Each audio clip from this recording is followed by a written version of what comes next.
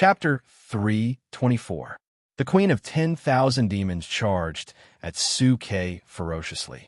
She did not care about the mortals around her at all. The power she unleashed shattered most of the objects within a few hundred meters of her. Zhou Jie knew that he would not be able to take care of the mortals around him when he was fighting the Queen of 10,000 Demons. Therefore, he did not care about the mortals around him. Instead, he unleashed the sixth transformation of the star's transformation. Dawn. As the Queen of 10,000 Demons was charging at Zhou Jie, she could not dodge the attack at all. Therefore, she took the full brunt of Zhou Jie's kick. The Queen of 10,000 Demons thought that she had the advantage in a surprise attack. Moreover, her physical strength was much stronger than Zhou Jie's. Therefore, she could definitely injure Zhou Jie in close combat. However, Zhou Jie had cultivated the 9 transformations of the stars. His physical strength had reached an unimaginable level. He was even stronger than the celestial emperor demonic ape. Therefore, how could the Queen of 10,000 Demons defeat him? Therefore, the strength of Zhou Jie's kick sent the Queen of 10,000 Demons flying back to her original form. The Queen of 10,000 Demons in her original form was thousands of meters long. However, she was sent flying hundreds of meters away by Zhou Jie's kick. The buildings along the way were flattened, and countless mortals were killed or injured. Seeing this, Zhou Jie could not help but frown. The battle between him and the Queen of Myriad Demons in Anyang City was simply a nightmare for Anyang City. No matter how careful he was, Anyang City would not be able to avoid being destroyed because of this. However, Zhou Jie did not have time to think about this. The Queen of 10,000 Demons had already flown back to her. She opened her mouth and spat out a colorful poisonous wind at Zhou Jie, blocking his vision. Originally, Zhou Jie could have dispelled the Queen of 10,000 Demons' poisonous gas with the leaf fire formation. However, since he was in Anyang City, he had to be careful. Therefore, he immediately set up an energy shield to protect himself and Kakashi. The Queen of 10,000 Demons quickly approached Zhou Jie under the cover of the poisonous gas. She circled around Zhou Jie and shook her body. Whoosh, whoosh, whoosh. In an instant, countless gigantic scales that were shining with colorful light shot out from the surface of the Queen of Myriad Demons' body. They split into 3 groups and shot toward Zhou Jie. Zhou Jie's priority was to protect Lung Shui. Without any hesitation, he manipulated the 6 Meridians bracelet, and the 6 swords turned into a dazzling light net that covered dozens of meters around him, mincing the scales that were shooting at him into nothingness. However, the Queen of 10,000 Demons had only used her scales to attack Zhou Jie. She had yet to unleash her true attack, but she had already identified the opportunity. In the blink of an eye, the Queen of 10,000 Demons unleashed all the energy that she had gathered in her body. A dark green light beam was shot out from her mouth and hit Zhou Jie and his companions directly below her. The Queen of 10,000 Demons' attack was indeed powerful. At that time, Zhou Jie's senses were severely affected by the poisonous mist and the attack of the scales. Therefore, he could not react in time. Therefore, when the light beam came down on him, Zhou Jie's expression changed. He immediately leaped into the sky and surrounded his body with astral energy. He mainly relied on his physical strength to resist the light beam. Boom! The impact of the collision was so terrifying that Anyang City was reduced to nothingness in an instant. Even so, Zhou Jie did not forget to protect Kakashi and Lung Shui and push the impact away. However, the Queen of 10,000 Demons had been waiting for this moment. She coiled her body around Zhou Jie and his companions. At that moment, Zhou Jie was still in midair. The Queen of 10,000 Demons took advantage of the chaos and swept her tail at Kakashi and Lung Shui. If the Queen of 10,000 Demons' escaping speed was already impressive to Zhou Jie, then the speed of her tail was something that even Zhou Jie could not catch up with. However, Zhou Jie had sensed the Queen of 10,000 Demons' attack in advance. Shocked, he quickly counterattacked and tried to stop the Queen of 10,000 Demons' attack. If the tail hit Kakashi and his companions, Kakashi would be fine, but Long Shui would definitely be killed instantly. Boom! Zhou Jie pointed his finger at the Queen of 10,000 Demons and released a burst of energy that contained the law of plundering yin and yang. It slowed down the Queen of 10,000 Demons' attack and successfully intercepted it. When the attack collided with the tail was less than 10 meters away from Kakashi and Long Shui. However, even though the tail was knocked back by Zhou Jie, the impact of the collision was not something that Long Shui could withstand. Immediately, she and Kakashi were sent flying. What happened next, however, made Zhou Jie's pupils contract. A faint light flashed and disappeared directly into Long Shui's body. It was so fast that even Zhou Jie could not stop it. In fact, it was not because Zhou Jie's reaction was slow. It was because the 7 forms of the sacred snake was a special weapon that contained the law of poison. In terms of level, it could be considered an imperial weapon.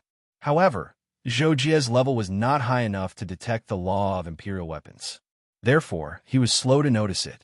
Seeing that Long Shui was hit by an unknown attack, Zhou Jie thought that she was definitely going to die.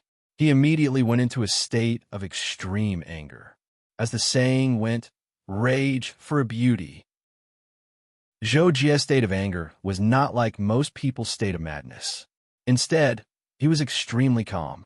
However, in this state of calmness, Zhou Jie could only think of one thing, and that was to kill the Queen of 10,000 Demons.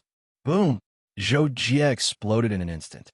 He activated the 6 Pulses legendary sword and transformed it into a blazing white sword ray that was filled with extremely pure energy. At the same time, the energy in the heavens and the earth began to converge with each other, forming an oppressive force. His main target was the Queen of 10,000 Demons. When the Queen of 10,000 Demons saw that her attack was successful, she was about to feel proud. However, she suddenly realized that Zhou Jie had suddenly unleashed an oppressive force. She was shocked and knew that the situation was not good. Therefore, she immediately chose to retreat. However, Zhou Jie's furious attack would not allow the Queen of 10,000 Demons to escape so easily. Immediately, the Queen of 10,000 Demons was suppressed by the power of the heavens and the earth. She tried her best to escape, but her speed was much slower than before. Zhou Jie had only prepared his killer move for a second. When the Queen of 10,000 Demons finally reacted and began to escape, she had only flown a few hundred meters into the air. Zhou Jie activated his killer move at the right time. The blazing white sword ray and the power of the heavens and the earth combined to form a terrifying sword formation that covered an area of more than 100 miles. The sword formation charged toward the Queen of 10,000 Demons with an overwhelming force. This was Zhou Jie's strongest move other than the cycle of life and death. The moment he used this move, the heavens and the earth changed color. Any law field that was below the level of an imperial emperor would be crushed, leaving no room for the enemy to fight back. The Queen of 10,000 Demons was also shocked by Zhou Jie's move. While she was panicking, her survival instinct made her unleash all her strength. The scales on her body instantly turned dark purple. Her body also shrunk significantly to reduce the surface area under the attack and increase her resistance against the attack. The reason why she did not transform into her human form was that her human form would restrict her strength. Therefore, in a life-and-death battle like this, the Queen of 10,000 Demons always transformed into her true form. Boom! At the moment of the collision, the sky seemed to have been flattened. A huge hole was pierced through the clouds and scattered in all directions. The Queen of 10,000 Demons let out a cry and rolled away at an even faster speed. Soon, she was nowhere to be seen. Zhou Jie immediately kept his sword and calmed the waves on the battlefield at the same time. He did not choose to pursue the Queen of 10,000 Demons. Firstly, he was not confident that he could catch up with her in the current situation. Secondly, he originally thought that he could kill the Queen of 10,000 Demons with one move. Unfortunately, the power of his move was still not enough. He only managed to severely injure the queen of 10,000 demons. However, when Zhou Jie kept his sword, he sensed that Long Shue's aura was still there. He was pleasantly surprised. Immediately, he turned around and flew down to Kakashi and Long Shui. It turned out that when Kakashi and Long Shui were swept away by the aftershock, Kakashi stood in front of Long Shui. Moreover, the aftershock itself was not strong enough to kill Long Shui. Therefore, Long Shui was only slightly injured. However, Zhou Jie was curious about the ray of light that entered Long Shui's body. Therefore, he immediately asked Long Shui about her physical condition. At the same time, he had no choice but to check on Long Shui's body. "I'm fine, Jocko." Long Shui saw that Zhou Jie was worried about her. Although her injuries were not light, she could heal herself very quickly. Therefore, she did not want Zhou Jie to worry about her. Therefore, she said so. At this time, Zhou Jie had also finished checking on Long Shui's body. At that time, he could not help but be stunned. This was because he did not find where the ray of light that entered Long Shui's body went. However, Zhou Jie did feel that the ray of light had entered Long Shui's body. Zhou Jie did not believe that the queen of 10,000 demons would do something for no reason. In fact, no one would do something for no reason. However, where did the ray of light go? Are you really not feeling unwell? I mean, other than the injuries caused by your injuries. Zhou Jie thought for a while and asked again. This time, it was Long Shui's turn to be puzzled. She did not know that the ray of light had entered her body. Therefore, she was very curious why Zhou Jie did not care about her injuries and asked about other things instead. However, since Zhou Jie asked this, Long Shui still carefully sensed her body and tried to activate the energy in her body. However, at this time, Long Shui suddenly felt a little dizzy. It was as if countless lights and shadows flashed past her eyes. Among them, there were many images, most of which were about Zhou Jie. Therefore, Long Shui unconsciously exclaimed. Her body trembled slightly, and she almost fell to the ground. Fortunately, Kakashi's eyes were sharp and his hands were agile. He hugged her thigh. Seeing this, Zhou Jie could not help but be shocked. "Shui, what's wrong?" At this time, the lights and shadows in front of Long Shui's eyes disappeared. The dizziness also disappeared. Therefore, she was puzzled for a second, shook her head, and said, "Nothing, it's just so strange. Just now it seemed like my imagination. What happened to me just now?" Seeing Long Shui like this, Zhou Jie finally frowned. He knew that Long Shui's sudden change must be related to that ray of light. However, the question was, what was that ray of light? Also, why did he not notice it? Chapter 325. Zhou Jie couldn't help but ask Long Shui, "What did you say just now? What did you see?" Long Shui suddenly frowned when Zhou Jie asked her again. She hesitated for a moment before saying, "Jocko, I think I lost control of my soul." "What did you say?" Zhou Jie couldn't help but be shocked when he heard this and blurted out subconsciously.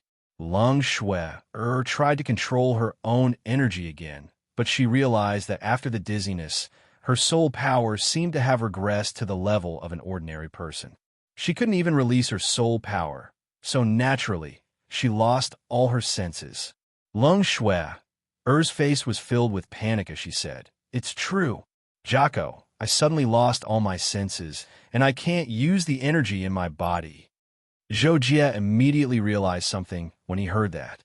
However, he thought that the battle between him and the Queen of Demons might have attracted outsiders. So he looked around the ruins of Anyang City and said, "We can't stay here for long. Let's find a place to hide first." After saying that, Zhou Jie directly took Kakashi and Long Shui into the sky and quickly disappeared into the horizon at the foot of a mountain about 500 miles away from Anyang City. Zhou Jie was doing a further check on Long Shui. "How did this happen? Can't you find a reason?" Zhou Jie checked on Long Shui's condition for a while and suddenly asked in confusion. It turned out that Zhou Jie had already discovered that Leng Shui-er's soul power was weakening. Not only that, her brain was weakening as well, but the speed was extremely slow. If it weren't for Zhou Jie's keen senses, he wouldn't have noticed it. However, Zhou Jie couldn't detect the reason for the weakening of Leng Shui-er's soul power and brain at all, which was why Zhou Jie was so surprised. "How is it, Jocko?" Leng Shui-er asked after seeing Zhou Jie's reaction. She couldn't help but worry about herself. Kakashi watched from the side for a while and couldn't help but facepalm as he said, "Jocko, is Miss Shui going to die? Don't scare me." Zhou Jie couldn't help but frown. Although he knew that Kakashi was just saying it casually, according to his diagnosis, if Leng Shui-er's slow brain failure continued, it would inevitably lead to her death.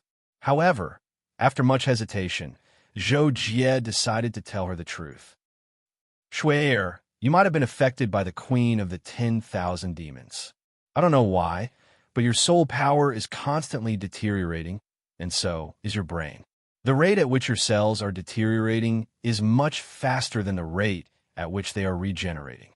I think that if this continues, you might not live for more than a few months." In fact, Zhou Jie didn't know how long Leng Shui-er could live according to the rate of brain failure. He was already being tactful when he said that she couldn't live more than a few months. Hearing Zhou Jie's words before Leng Shui-er could react, Kakashi exclaimed in surprise, "What?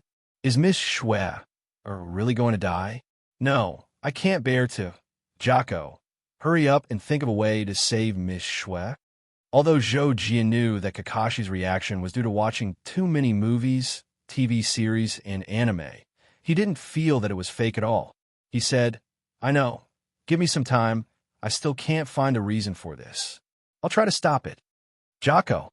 Leng Shui was about to say something when Zhou Jie interrupted her. "Shui-er, close your eyes and relax." Hearing Zhou Jie's words, Leng Shui suddenly felt as if her brain had been electrocuted. She quieted down in an instant. Leng Shui realized that this was the first time that Zhou Jie had spoken to her in such a warm tone. Then, Leng Shui came back to her senses and replied blankly, "Okay, so..." Leng Shui sat on a rock and closed her eyes. Seeing this, Zhou Jie came to Leng Shui's side and put one hand on her shoulder. He directly transferred a stream of pure energy into her body and continued to check the condition of her soul with his soul power. This time, Zhou Jie lasted for more than half an hour. Kakashi was almost dozing off. Zhou Jie suddenly put his hand on Leng Shui's shoulder. How could this be? Zhou Jie was puzzled and frowned. Obviously, his treatment failed, and he didn't even have a clue. At this time, Leng Shui opened her eyes. Seeing Zhou Jie's expression and hearing Zhou Jie's words, she immediately knew that her condition was very serious. She couldn't help but feel a little sad, but she didn't want Zhou Jie to worry too much, so she said, "It's okay, Jocko. I feel fine now. At most, I've become an ordinary person. Well, actually, my body is still much stronger than ordinary people." Leng Shui, who said the last sentence with a forced smile. Hearing this, Zhou Jie couldn't relax at all because he knew that in such a situation, he was afraid that he really had no choice but to watch Leng Shui die. That was an extremely painful thing for him. As for why it was so painful, Zhou Jie didn't think about it carefully. He only knew that he had a very strong desire at this moment, and that was to not let Leng Shui die. Queen of 1,000 monsters. Zhou Jie's face suddenly darkened, and he muttered the name subconsciously. Then he said to Leng Shui, "Don't worry, I'll bring you up to the 9 heavens and find an Imperial Emperor to save you. An Imperial Emperor will definitely have a way. But before that, Kakashi, you, and Shui go into the ship and wait for me," Zhou Jie suddenly said. He then released the ship and signaled Kakashi and Leng Shui to get on the ship. Onward to the realm of 6 paths. Zhou Jie transmitted his voice to Kakashi. Then he took out this 6 paths world and disappeared almost instantly. In the 6 paths pagoda, Zhou Jie met with Zhou Tianwu and asked him about Leng Shui's condition. After listening to Zhou Jie's description, Zhou Tianwu thought for a moment and said, "In this situation, your friend is probably poisoned by a soul poison. This soul poison is very special. It requires at least an imperial emperor who is proficient in the soul Dao to cure her. As for whether it can be cured, it depends on how strong the soul poison is. But according to your description, your friend's soul poison isn't acute, so it shouldn't be hard to cure her. Then what should I do to cure her? Should I ask Senior Jihuan for help?" After listening to Zhou Tianwu's words, Zhou Jie calmed down and asked hurriedly. However, Zhou Tianwu shook his head and said, "With our cultivation level, even if we don't understand the soul Dao, we can easily cure her. But we can't go out. Your friend doesn't have the bloodline of the Zhou clan or the mark recognized by the sacred land, so she can't enter here. So we can't help you. I'm afraid your highness can only ask the imperial emperors in the outside world for help. Or maybe you can ask Senior Jihuan. Maybe there's a way." After hearing this, Zhou Jie, who had just let out a sigh of relief. "Okay, I'll ask Senior Jihuan." In response to Zhou Tianwu's suggestion, he could only say, "Okay, I'll ask Senior Jihuan." Therefore, Zhou Jie went to the Divine Soul Dao Pagoda and met Zhou Jihuan. After Zhou Jie explained his intentions to Zhou Jihuan pondered for a few seconds before saying, "Your Highness, I'm afraid that you really can only find an Empyrean realm cultivator in the outside world for help. Although, I have a way to let you learn the method to cure the soul poison. Your Highness has never set foot in this field before. It will take a very long time to learn it. If your friend can't even live for a month, then even if your Highness is a genius, it will be difficult for you to learn the method to cure the poison in time." After receiving Zhou Jihuan's reply, Zhou Jie seemed to have lost some of his soul in an instant. He was stunned there for a long time, but in the end, Zhou Jie came back to his senses and nodded, "I understand. Thank you, Senior. I'll think of a way myself." When Zhou Jie entered the control room of Kakashi, he saw Kakashi take out a pile of snacks and put them in front of Lung Xuer. He continuously picked up a few of them and asked Lung Xuer if she wanted to eat, but Lung Xuer kept shaking her head and saying, "No. Kakashi, I really don't want to eat. You can eat by yourself. Jocko is here," Lung Xuer said at this time. Her voice was much weaker than usual, but her face looked normal. If Zhou Jie didn't know about her physical condition, he would even think that she was fine. "Ah, Jocko, do you want to eat?" Kakashi turned around and saw Zhou Jie and asked awkwardly. Zhou Jie knew that Kakashi usually couldn't bear to eat these snacks. If Lung Xuer wasn't in trouble, he probably wouldn't have taken him out. So he shook his head. "I don't want to eat. You can keep them for yourself." Then Zhou Jie looked at Lung Xuer, walked over, and said at the same time, "Xuer, you should have been poisoned by a kind of soul poison, which is the soul poison. You must find an imperial emperor to treat you. There's no time to lose. We'll go up to the 9 heavens and find an imperial emperor to cure you." "Only an imperial emperor can cure me?" Lung Xuer's countenance instantly turned pale when she heard Zhou Jie speak with such certainty, and the trace of hope she had was obliterated. She couldn't help but look at Zhou Jie and ask, "But there's so few imperial monarchs. Moreover, would they be willing to lend me a hand?" In response, Zhou Jie went silent for a few seconds. Then, he looked at Lung Xuer calmly and said, "Don't worry. I naturally have a way to get an imperial emperor to save you."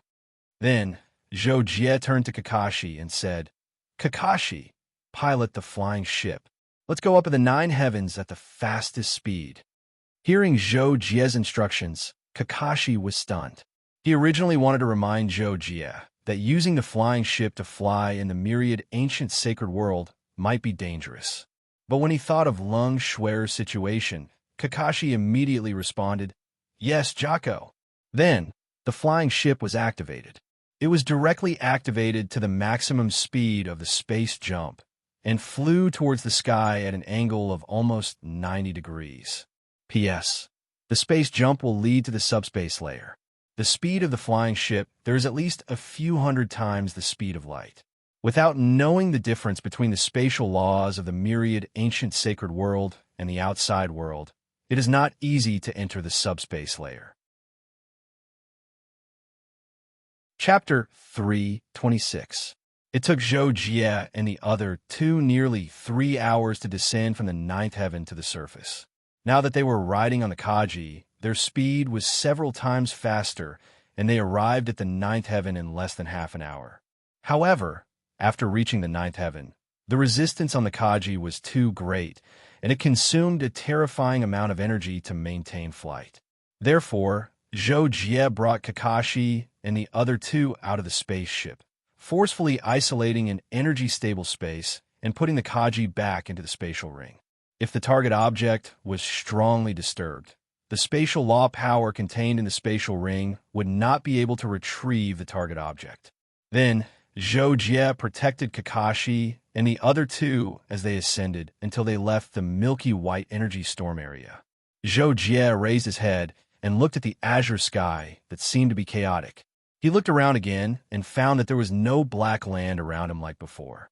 He couldn't help but frown and feel a little at loss.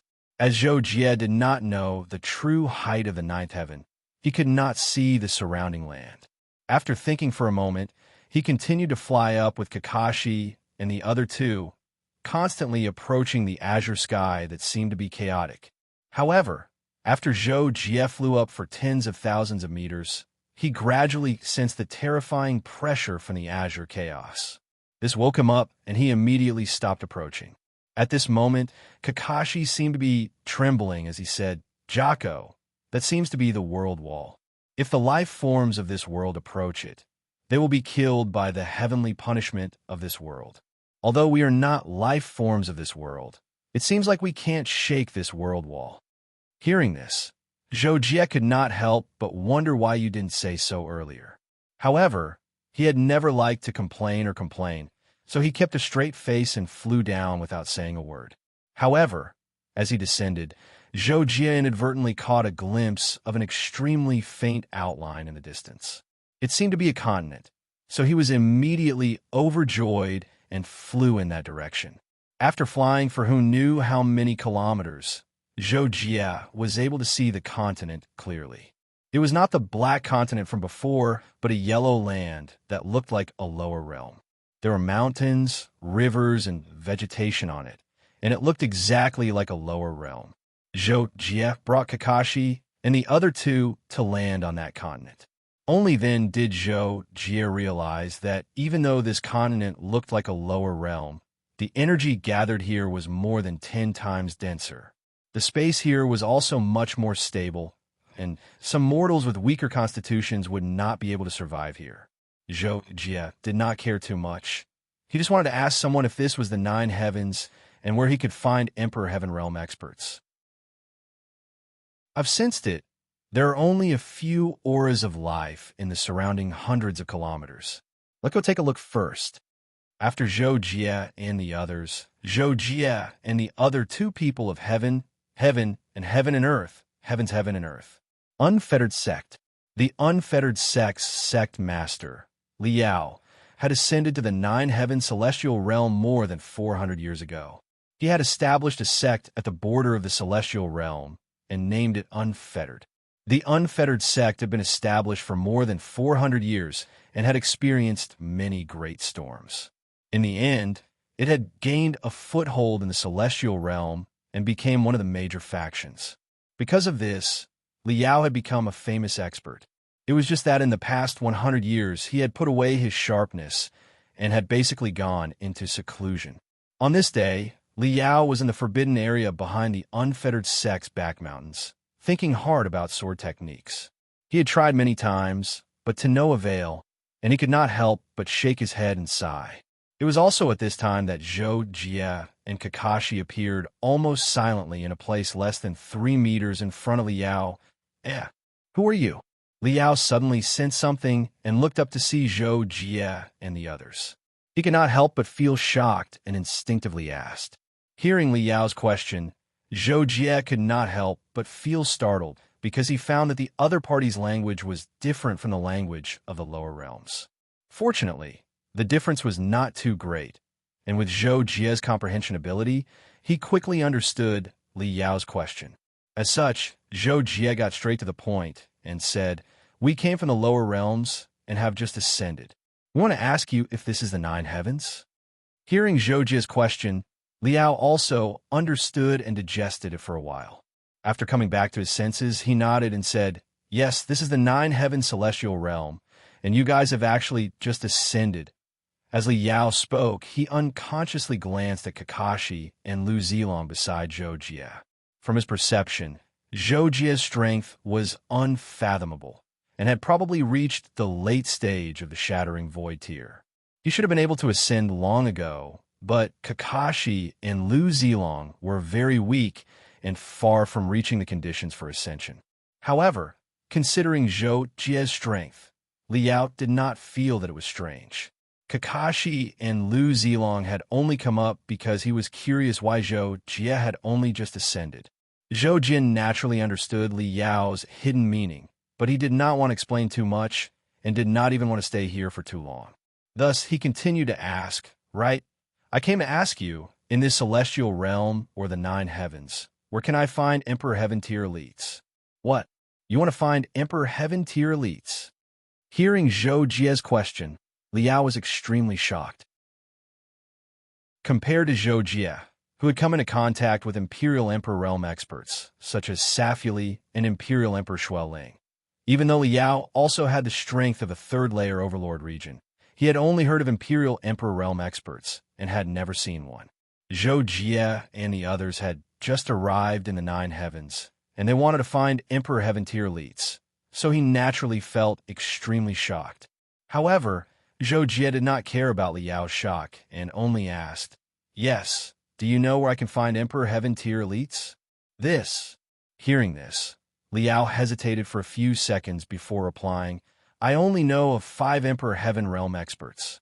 3 of them are the legendary immortal Emperor Pangu of the Celestial Realm, the Nether Demon Dragon of the Demon World, and the 10,000 Tentacles King of the Demon God World. The other 2 are the Celestial Realm's Empress Heartless and Immortal Emperor 100 Slashes. However, I'm not sure where I can find them. I only know that Empress Heartless seems to be in a place called the Soundless Realm. P.S. The Celestial Emperor Demon Ape, Heaven-Piercing Giant, and the Gourd said that the Devil Beast World was called the Beast God World because tens of thousands of years ago, the Beast God almost ruled over the Devil Beast World. However, to the people of the Celestial Realm, the Beast God World was still called the Demon God World." Hearing Liao's words, Zhou Jie could not help but frown. Even though Liao said that there were 5 Emperor Heaven realm experts, Zhou Jie did not consider the 3 Emperor ancestors, and Liao did not know much about the other 2. In other words, Empress Heartless seemed to be the only one he could find. However, just knowing that Empress Heartless was in the Soundless Realm was incredibly difficult to find. After all, Zhou Jie was completely unfamiliar with the Celestial Realm, and apart from asking for directions, he had no other way to find the Soundless Realm. As such, he needed to learn as much as possible from Liao. As such, Zhou Jie started to ask Liao about Empress Heartless. More than a minute later, Liao generously told Zhou Jie all the information he knew about the Heartless Empress. However, Zhou Jie could not help but have a headache after listening to it. It turned out that Liao had only heard about Empress Heartless from others and did not know where the Soundless Realm was. He did not even know the general direction. What was even worse was that the reason why Empress Heartless was called Heartless was because she was extremely cold and emotionless. Moreover, it was rumored that she had set up a test and said that those who passed the test could find her to fulfill a wish. However, it was not certain if she would be willing to help. It was said that many people had passed the test and met Empress Heartless. They had expressed their wishes, but they had been mercilessly rejected and chased away. For such a situation, Zhou Jie naturally had a headache, because if he passed the test and Empress Heartless did not help him, then not only would he be embarrassed, but Lung Xuer would also be finished. However, after a short period of worry, Zhou Jie decided to make a Hail Mary effort. He was pressed for time and did not have time to find other options. Therefore, he could only ask Empress Heartless for help. As for whether Empress Heartless would be willing to help, Zhou Jie felt that he had a good chance of persuading her. After Zhuqiu Hong gave the 10,000 beasts record to Zhou Jie, Zhou Jie believed that with an emperor weapon, it would not be a problem for Empress Heartless to just dispel the soul poison. However, Zhou Jie could not help but worry about another more fatal point. That was if Empress Heartless could not dispel the soul poison in Long Schwenner's body, then Zhou Jie really could not do anything. After knowing all the information he could get, Zhou Jie immediately took his people and left the Xiaoyao faction. He only had about a month, so he did not want to waste any time. "Jocko, where are we going to find Empress Heartless?" Kakashi asked Zhou Jie as soon as they were on the road again. "I don't know. Let me ask around first," Zhou Jie replied casually. Then he thought of something and slowed down. He said to Kakashi, "Kakashi, why don't you go back to the space ring first? I have to take Schwerer to find a doctor. You can stay outside." "Okay, I know." Kakashi heard that and understood immediately. He immediately became listless. Thus, Zhou Jie put Kakashi away and continued to take Long Schwerer to ask around. Just like that, Zhou Jie spent more than 5 days and went to 9 large factions that were not inferior to the Xiaoyao faction. He asked the leaders of these factions about Emperor Heaven Realm experts. In the end, none of these leaders had come into contact with Emperor Heaven Realm experts and had only heard about them. Moreover, the Emperor Heaven Realm experts they knew did not surpass the Emperor Heaven Realm experts. Only one of them mentioned the immortal Emperor 10,000 Swords, but he had already fallen. However, there was one thing that made Zhou Jie happy, and that was that he found out the general direction of the Soundless Realm from one of them. Chapter 327. After finding out where the Soundless Realm was, Zhou Jie rushed over as fast as he could, but he did not forget to ask about the Emperor, mainly Empress Heartless, and the Soundless Realm. After traveling for 6 days, Zhou Jie finally found out the exact location of the Soundless Realm from the leader of a sect. This made Zhou Jie overjoyed, but what made Zhou Jie feel even more relieved was that he found that he had not gone in the wrong direction and was not too far away from the Soundless Realm. During the 10 or so days in the Celestial World, Zhou Jie had spent most of his time traveling, flying over millions of kilometers. This allowed Zhou Jie to have a decent understanding of the Celestial World. He found that the Celestial World's continents were all mountains and rivers, and there were almost no kingdoms or cities. Compared to the boundless Celestial World, there were very few people in the Celestial World. Most of them were gathered in sects and clans, and there were some villages and towns attached to them. The Carefree sect and the other dozens of factions that Zhou Jie had visited were all like this. However, things were different for the Soundless Realm. Because it was established by Emperor Heaven Realm experts, there were clear borders that were guarded by formations. This caused the environment inside and outside of the Soundless Realm to be very different. This was what Zhou Jie had heard from others. However, on the day that Zhou Jie was about to arrive at the Soundless Realm, when Zhou Jie was flying with Long Schwerer, he found that Long Schwerer's body had become dehydrated. This gave Zhou Jie a big fright, because he had never thought that such a thing would happen. After all, with Long Schwerer's cultivation, she did not need to drink water.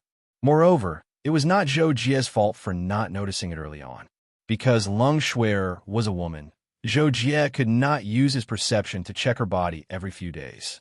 At the start, it had taken a few days for Zhou Jie to check her body a second time with Long Schwerer's approval. Recently, it had been once a day, and it had only been half a day since Zhou Jie had checked her last time. At that time, Long Schwerer's condition had been normal compared to ordinary people.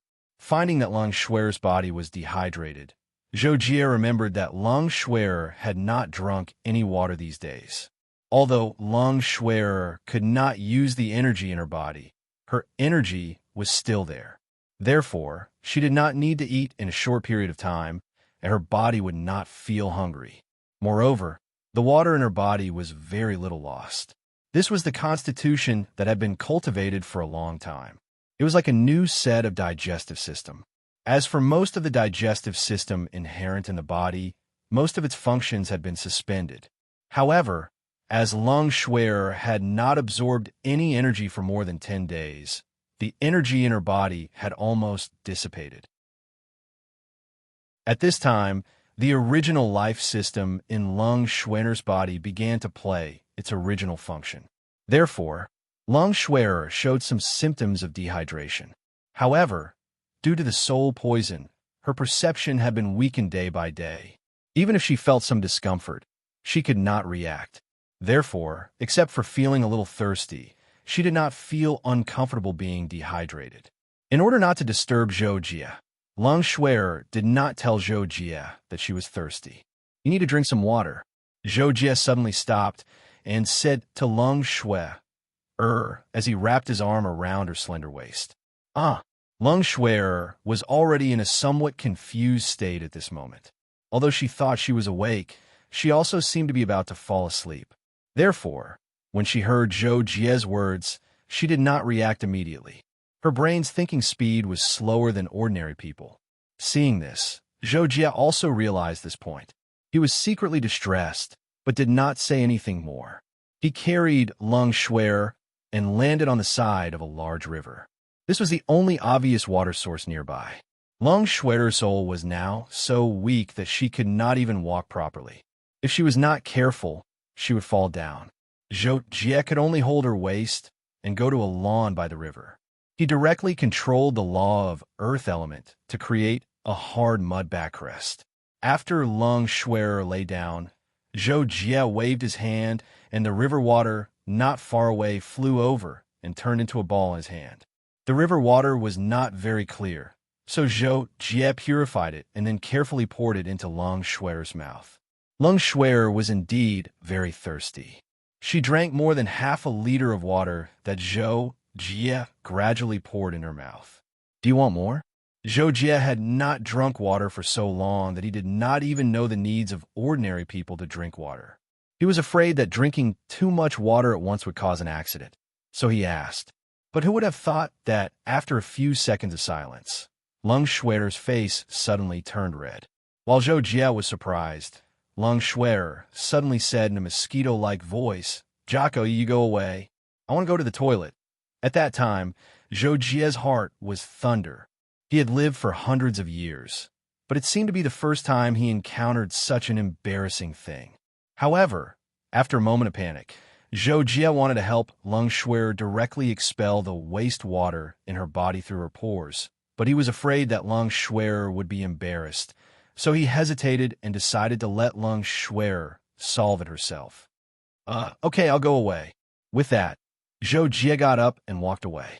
At the same time, he erected a mud wall between Lung Schwerer and himself. After a while, Lung Schwerer finished relieving herself and walked out from behind the wall a little shakily. Her face was still a little red. Zhou Jie did not think much of it and quickly went forward to help her. But the moment Lung Schwerner's hand was held by Zhou Jie, her face suddenly darkened. Zhou Jie quickly noticed this and asked, "What's wrong, Schwerer? Are you not feeling well?" Hearing this, Lung Schwerer could not help but confide, "Jocko, I think I'm really going to become an ordinary person. In that case, I think I'll be a lot of trouble for you. If I don't shower, I'll stink. I still need to eat, drink, and it's okay, don't say any more." Zhou Jie suddenly interrupted Lung Schwerer. "I can use energy to help your body metabolize the waste. You don't have to worry so much. It's just, I'm sorry for offending you." Hearing Zhou Jie say, "I'm sorry for offending you," Lung Schwerer could not help but blush. However, she was very happy in her heart.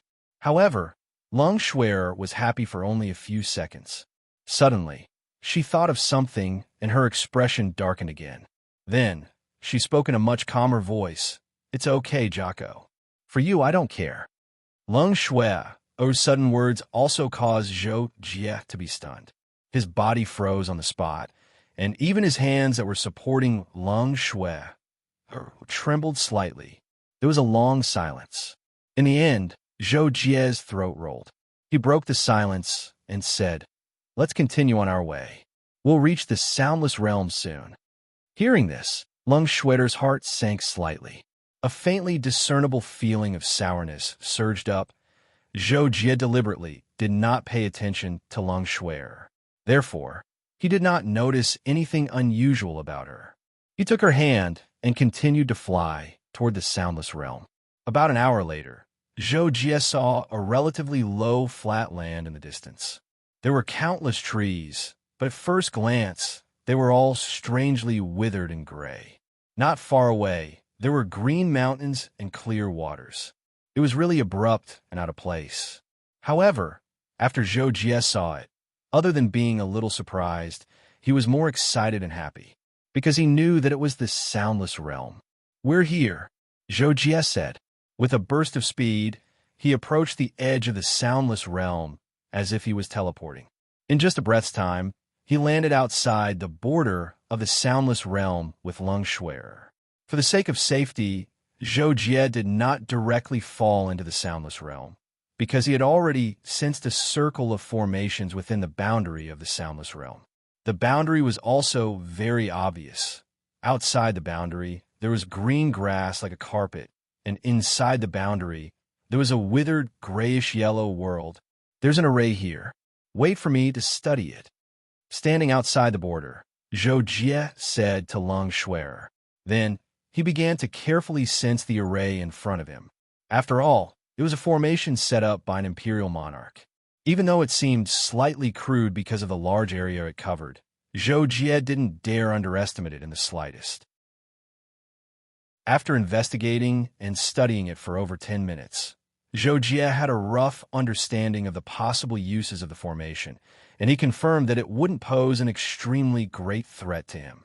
In this way, Zhou Jie was relieved and stepped into the soundless realm with Lung Shuer. However, as soon as he entered the soundless realm, Zhou Jie frowned. At the same time, he understood why the plants in the soundless realm were in a withered state. The oxygen content in the soundless realm was extremely low, and it was filled with the stench of rotting creatures. The environment could be said to be very bad. Therefore, Zhou Jie immediately made an energy shield to filter the dirty air before sucking it into the shield. Now that Lung Shuer was equivalent to an ordinary person, she could not bear such a bad environment. "Let's go find Empress Heartless. As long as we ask her to help, you should be saved." Zhou Jie held Lung Shuer's hand tightly and tilted his head to say to her. Lung Shuer was still sleepy at this moment. Hearing this, she nodded weakly and said weakly, "In." Seeing this, Zhou Jie knew that Lung Shuer would not be able to hold on for more than half a month.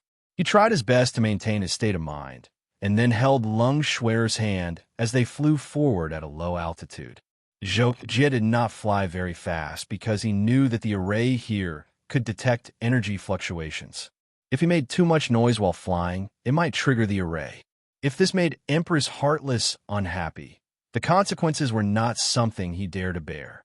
Flying at a low altitude, Zhou Jie found that other than the withered forest, there were also mountains and rivers in the soundless realm. However, the mountains were barren, and the water was dead and did not flow. It was not until more than 10 minutes after entering the soundless realm that Zhou Jie realized why the soundless realm was called Soundless Realm. Everything in the soundless realm was silent. It could be said that everything was dead. There were no animals or plants here. Even the mountains and rivers were dead. Finally, I'm going back to school tomorrow. Chapter 328. After flying for a long time, Zhou Jie finally saw a huge building in the distance after going around a mountain. It was a base of dark silver stairs as high as a mountain. There was a house on the base, but because the base was too high, Zhou Jie could only see the outline of the house from his angle. That should be the place where the Heartless Empress lives. Zhou Jie was quite excited, but his voice was still very calm. Hearing this, Lung Shuer nodded but did not say anything. She was still sleepy and seemed to have lost interest in everything around her. Seeing this, Zhou Jie did not say anything more. He held Lung Shuer's hand and flew to the top of the base of the stairs. But what Zhou Jie did not expect was that when he was about a kilometer away from the base, he felt a huge pressure, and the higher he went, the more terrifying the pressure was. Because he had to take care of Lung Shuer, Zhou Jie needed more energy to resist the pressure. Soon, he felt it was strenuous, which made him frown. Then he thought that this should be the law set by the Heartless Empress to prevent people from flying directly to the top of the base. So in order to avoid offending her, Zhou Jie decided to fly down and try to go up the stairs. However, when Zhou Jie was about to land on the first step of the stairs, he heard a cold female voice. "Outsider, if you have a request for me, then let the 9,000 steps seal your cultivation. Come up to see me with a kowtow every step, otherwise get out." After hearing this voice, Zhou Jie was a little stunned. He did not know whether this voice came from the power of the law or the Heartless Empress had just transmitted it to him. But since the Heartless Empress said so, it was obvious that this was the rumored test for the Heartless Empress. In the face of such a test, Zhou Jie hesitated for a moment. As the saying goes, a man has gold under his knees, and Zhou Jie was a monster. Although he was calm and not arrogant, he was very strong in his bones. It was too much to ask him to kowtow every step, not to mention to have his cultivation sealed. Lang Shui also heard the Heartless Empress voice transmission, and she suddenly sobered up a little. Then she could not help but look at Zhou Jie and say, "Jocko." Zhou Jie looked at Lang Shui, and knew why she called him. Zhou Jie immediately made up his mind, so he said to Lang Shui, "It's okay. Saving you is more important." "You." Hearing Zhou Jie's words, Lang Shui wanted to say something, but in the end, her lips trembling, and she could only spit out one word. Zhou Jie didn't care about Lang Shui's actions. After walking to the side and putting Lang Shui on the ground, he summoned Kakashi. "What's wrong, Jocko?" Kakashi asked as soon as he came out, looking around curiously. Zhou Jie said, "Kakashi, we are now in the Soundless Realm. I want to go up to see the Heartless Empress. Take care of Shui for me." Oh. Kakashi was a little confused by Zhou Jie's words, but he knew that this was not the time to ask. He just needed to do as Zhou Jie said, so he agreed. Then Zhou Jie turned and walked up the stairs, stepping on the first step. The 9,000 steps were very high, more than 3,000 meters. As the name suggests, there were a total of 9,000 steps, so each step was about 1 foot high. The moment Zhou Jie stepped on the first step, he felt a force seeping into his body, trying to seal his cultivation. Zhou Jie only resisted subconsciously at first, but soon let nature take its course. His cultivation was sealed by the power of law contained in the 9,000 steps. Standing on the first step, Zhou Jie hesitated for a moment, but in the end he still chose to kneel down and kowtow on the second step. Because the 2 steps were about 1 foot high, he didn't need to lean forward too much. So even if the steps weren't very wide, he didn't need to shrink his body too much. Damn! When Kakashi saw Zhou Jie standing on the steps for a few seconds, he actually knelt down and kowtowed. He was almost scared silly, so he immediately burst out curses. Then Kakashi couldn't help but ask Lang Shui, What's going on, Miss Shui?" When Lang Shui saw Zhou Jie kneel down and kowtow, she was also greatly shocked. Tears blurred her eyes in an instant. When she heard Kakashi's question, she said with difficulty, in order to ask the Heartless Empress for help, 1 step at a time, 1 step at a time, 1 kowtow at a time. Jocko, oh my God. Hearing this, Kakashi couldn't help but sigh. When he turned around and saw Zhou Jie had already reached the 5th step and kowtowed again, his heart was a little messy. After Zhou Jie went up the steps, his 5 senses weren't much stronger than ordinary people's. In addition, his attention was focused on the kowtow, so he didn't pay attention to the conversation between Kakashi and Lang Shui. He still went up the steps at a steady speed, kowtowed, got up, went up the steps again, and kowtowed again. He was meticulous like a robot. However, after going up dozens of steps, Zhou Jie felt that the pressure on his body was obviously greater than before. However, although Zhou Jie's cultivation was sealed, his physical strength was still extremely terrifying. In fact, every time Zhou Jie went up a step, the pressure around him would obviously increase for ordinary people. However, because of his physical strength, Zhou Jie could clearly feel it after going up dozens of steps. At first, Zhou Jie didn't care much about the increase in pressure around him. However, when he went up more than 1,000 steps, The pressure around him made Zhou Jie feel that something was wrong. Although the pressure was far from unbearable for Zhou Jie, compared to the first step, the pressure at this time was already very huge. It was equivalent to hundreds of times the standard gravity, and the first step probably only had a few times the standard gravity. If the pressure at the 1000th step increased by nearly 100 times, then the pressure at the 1000th step was really unimaginable. However, since Zhou Jie had already kowtowed to more than 1,000 steps, he naturally wouldn't turn back. What's more, this was related to Long Shui's death. Therefore, even if there were 10,000 more steps, Zhou Jie would still choose to go up to the top. One step, one kowtow. Until he went up more than 6,000 steps, Zhou Jie's footsteps were still steady. Except for some darker color on his forehead, there was no injury. 7,000 steps. Zhou Jie's footsteps were still very steady, but when he landed, there was always a dull sound of heavy objects falling to the ground. However, Zhou Jie's kowtow was still very light. 8,000 steps. Zhou Jie's footsteps were a little slower. When he knelt, he chose to support himself with one hand on the ground first. However, even so, when his knees touched the ground, there was a dull sound. When he kowtowed, there was also a sound of collision. Walking up more than 8,000 steps, Zhou Jie only felt that he was carrying several mountains on his back. Even with his strong body, he gradually felt tired. Moreover, with every step, Zhou Jie needed to adapt to the increased pressure and stabilize his body. Otherwise, if he was not careful, he might fall down a few steps. The consequences would be very bad. Unable to use most of the energy in his body, Zhou Jie's body began to sweat. Sweat kept dripping down and fell on the dozens of steps in a row. Soon, it was flattened by the pressure.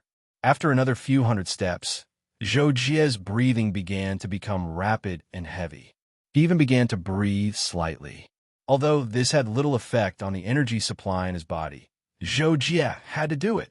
Just as Zhou Jie reached the 8,599th step, a shout suddenly came from not far behind him. "Jocko! Jocko! I'm here!" Zhou Jie immediately recognized this familiar voice and tone as Kakashi. This made him frown. I asked Kakashi to take care of Long Shui. Why did he come up? Wait, Zhou Jie suddenly realized something, and his expression became a little shocked. He turned his head and saw Kakashi flying in front of him.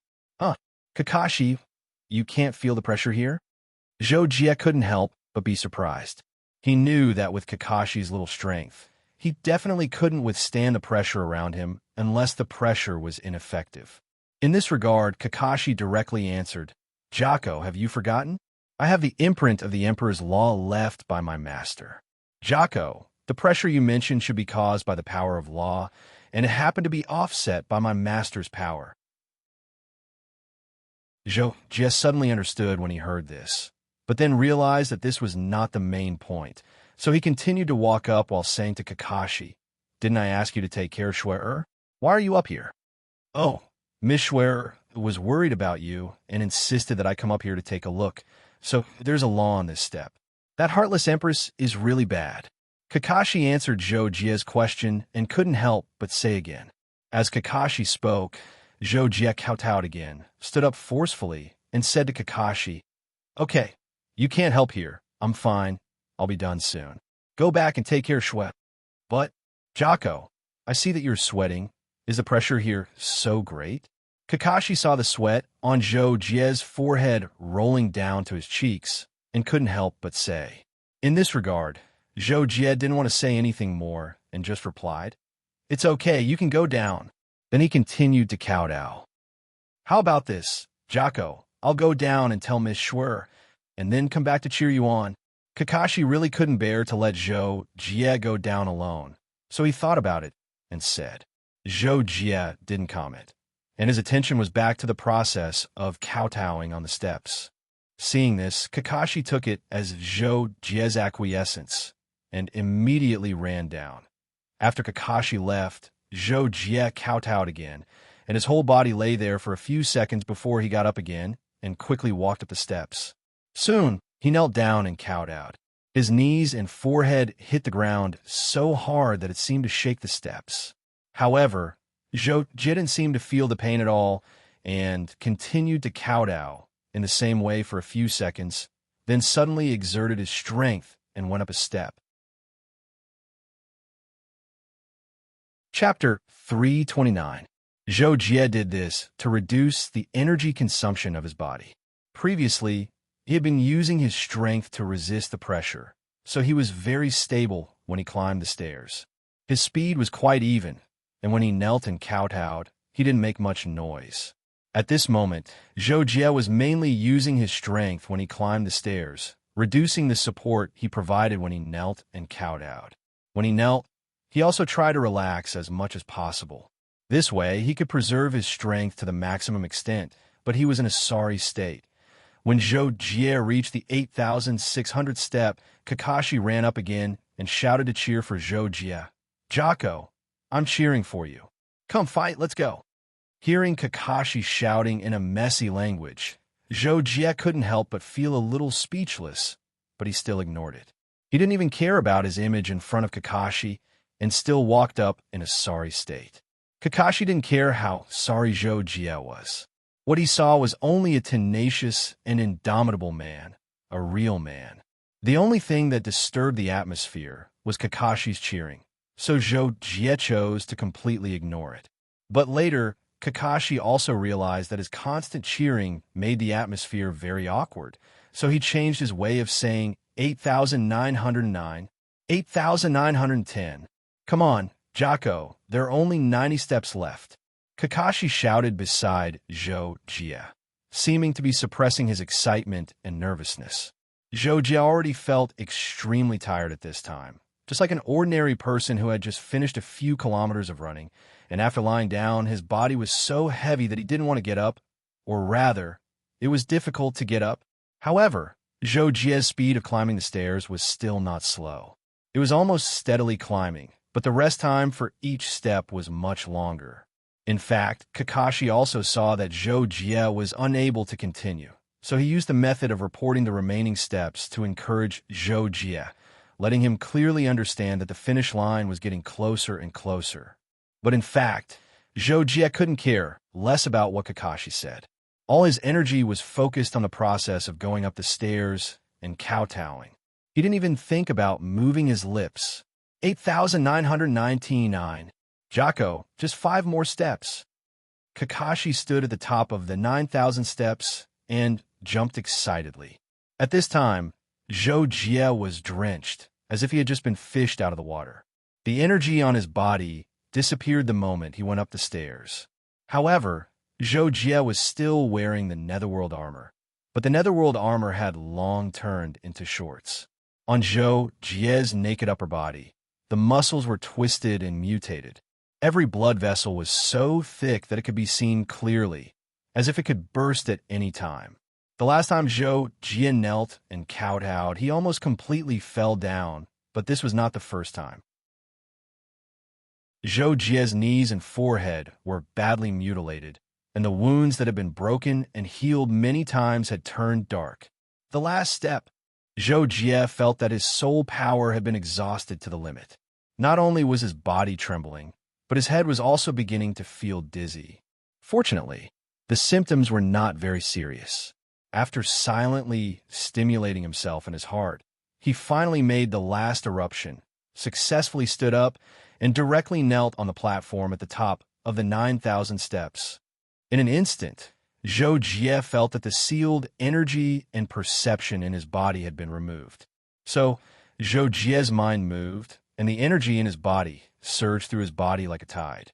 In the blink of an eye, his physical fatigue was eliminated, and his broken forehead and knees began to recover at a speed visible to the naked eye. "Oh, Jocko, you did it!"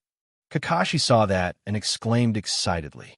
Zhou Jie quickly stood up, cleaned his body, and changed his clothes. Then he looked forward.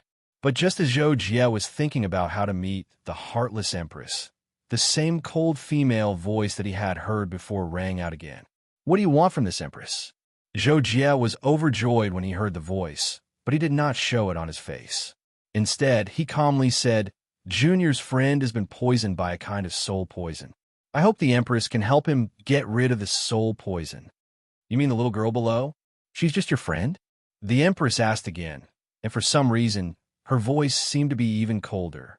Although Zhou Jie was a little surprised by the Empress' second half of the sentence, he quickly answered, "Yes, I beg the Empress to help." However, the Empress' next answer stunned Zhou Jie. "No, you can take her away." The Empress' voice was cold and resolute. "What? Why not?"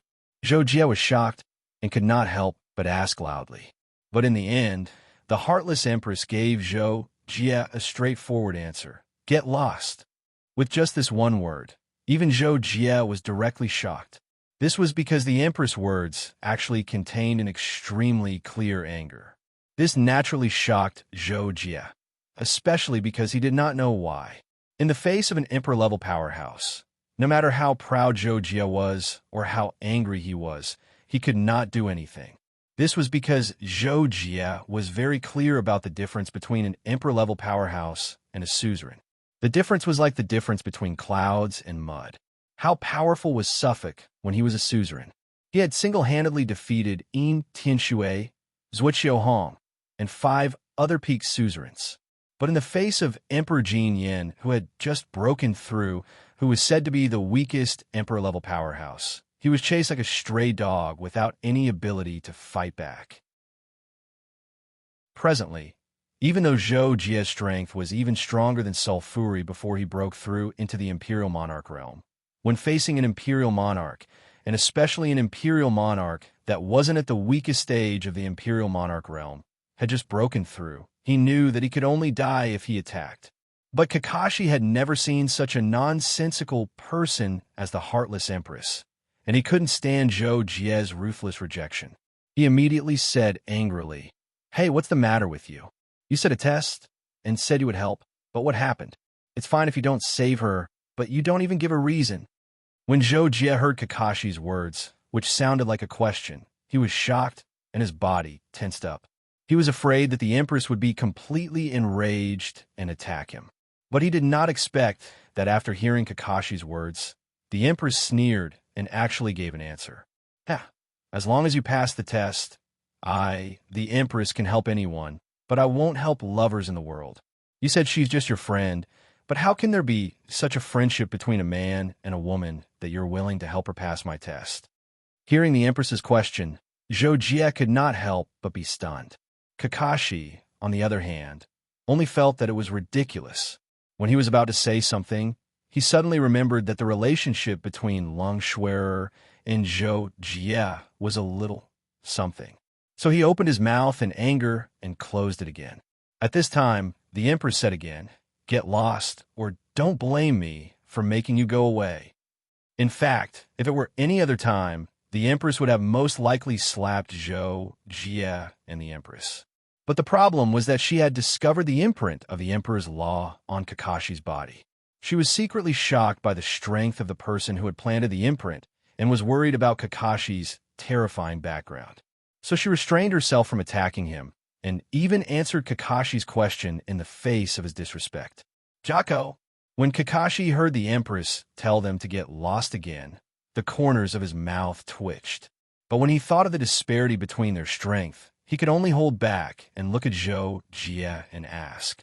In response, Zhou Jie clenched his fists, but he still turned around and said, "Let's go."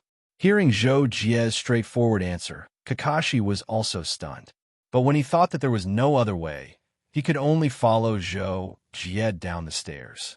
In fact, Zhou Jie was prepared to give the 10,000 beasts record to the Empress and ask her to help him. But the reason given by the Empress made him realize that even if he gave her the 10,000 beasts record, the Empress would definitely not help Lung Xuerer detoxify the poison. Instead, it was very likely that she would directly take the 10,000 beasts record and even kill Zhou Jie and the other two. After weighing the pros and cons, Zhou Jie finally chose to turn around and leave directly. He did not make any more unnecessary requests. At the same time, in a house at the top of the 9,000 steps, a beautiful woman was taking a bath in the warm pool in the middle of the house. She was the Empress Heartless. Sensing Zhou Jie's departure, the Empress Heartless suddenly burst into laughter and said, "Another pair of damned lovers. Die, both of you go to hell."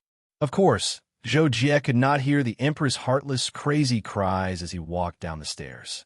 He quickly brought Kakashi to Lung Xuer. Jocko. When Lung Xuer saw Zhou Jie, she subconsciously showed a surprised expression. But then she noticed that Zhou Jie and Kakashi were both sullen. Her slow brain made her understand the situation after a second. Sure enough, Lung Xuer saw Zhou Jie squatting in front of her. He looked into her eyes and said, "Xuer, I'm sorry. Empress Heartless can't save you. Let's leave here first." After saying this, Zhou Jie did not immediately act. Instead, he waited for Lung Xuer's reaction. In the end, Lung Xuer only smiled miserably and said softly, "It's okay, Jocko. I'm satisfied that you're willing to take the test for me.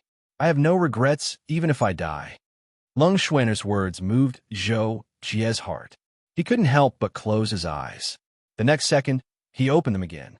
Then, Zhou Jie lowered his head slightly and said, "Maybe there's a way. Don't give up on yourself. I'll take you out of here first." After saying this, Zhou Jie picked up Lung Xuer and flew out of the soundless realm quickly. Of course, he did not forget to take Kakashi with him. When Zhou Jie flew out of the soundless realm with Lung Xuer in his arms, Lung Xuer suddenly said in Zhou Jie's arms, "Jocko, I actually have something to say to you. I thought it was impossible before, so I didn't tell you. But now, I'm about to die, so it doesn't matter. I still want to tell you." "What?"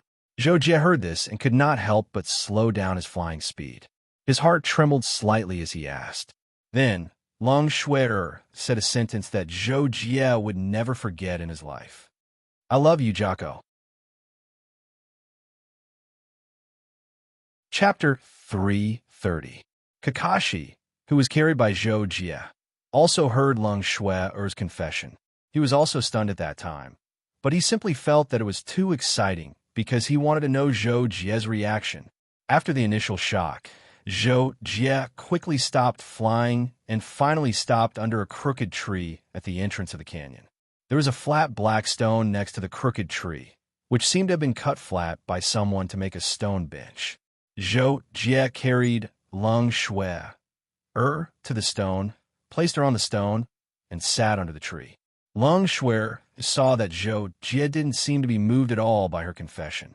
Her whole body tensed up, and her face was pale and ugly, like a child who had lost all her toys. Zhou Jie squatted down at this time. Seeing Lung Xuer's ugly face, he suddenly became nervous, and the words he had just prepared suddenly changed. "Xuer, what's wrong with you? Are you okay?" Facing Zhou Jie's sudden anxious concern, Lung Xuer was a little confused, but her mind was already very slow, and she couldn't think too much, so she followed his thoughts and said, "I'm fine, Jocko. I'm sorry, I know I'm thinking too much, but I still don't regret it." Zhou Jie heard Lung Xuer's words and felt confused. He couldn't help but frown. "What are you talking about, Xuer?" While speaking, Zhou Jie suddenly hugged Lung Xuer into his arms, and their ears touched. Zhou Jie mustered up his courage and said softly, "I love you too, Xuer. In fact, it's my fault. I shouldn't have told you earlier. I shouldn't have let you say it at this time. It turns out that people will only feel that something is precious when they are about to lose it."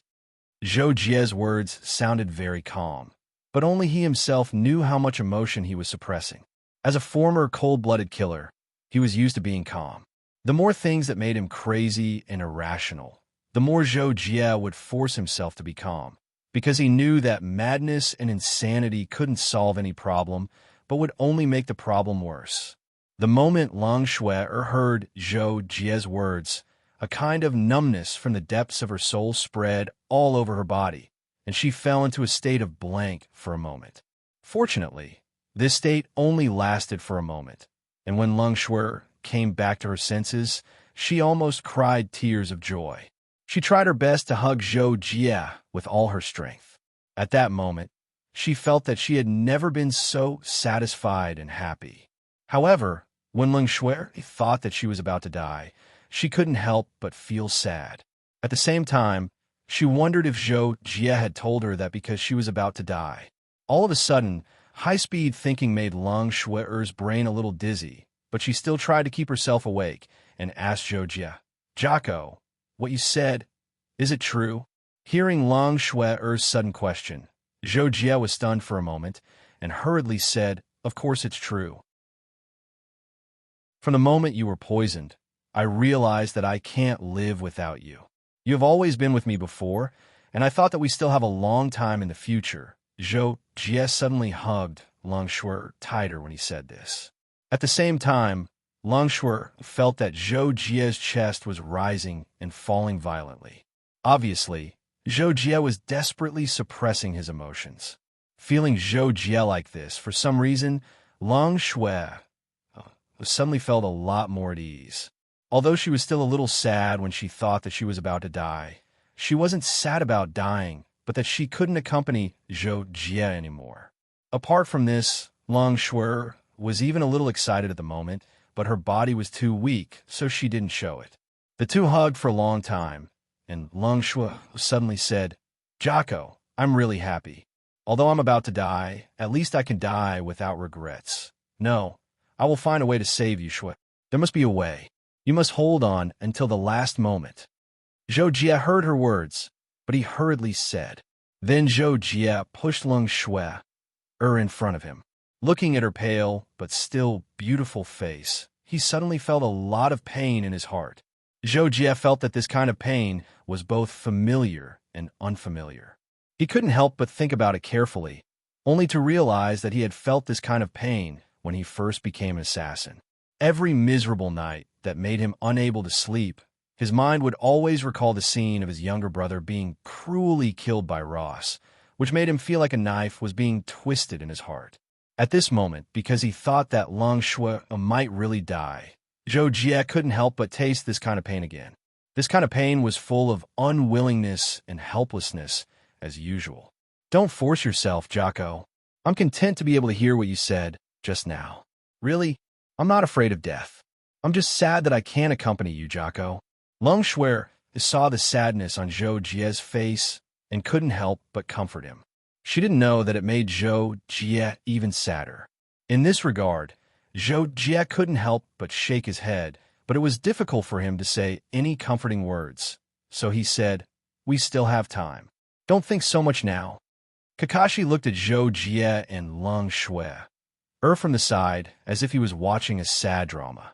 He sobbed seriously and wiped the non-existent tears on his face with his hand from time to time. At this moment, Zhou Jie kissed Lang Shui's forehead one last time and said to her, "I'll think of another way. You and Kakashi get on the spaceship and wait for me." After that, Zhou Jie stood up and released Kaji again. Kakashi also quickly stood up and volunteered to Zhou Jie. "Jocko, you go. Miss Shui, oh no, sister-in-law, just leave it to me." However, Zhou Jie seemed to be worried about Kakashi. He directly ignored Kakashi's words and said, "No need." Then he carried Lang Shui and flew into Kaji, leaving Kakashi there in the wind. "Oh no, now that sister-in-law is here, my position in Jaco's heart will be gone." Kakashi couldn't help but grumble in his heart. Then he also boarded Kaji. Not long later, after making arrangements for Kakashi to take care of Lang Shui, Zhou Jie entered the Six Paths world and went straight to the Divine Soul Dao Tower. Zhou Jie quickly showed up, and Zhou Jihuan quickly explained his intentions.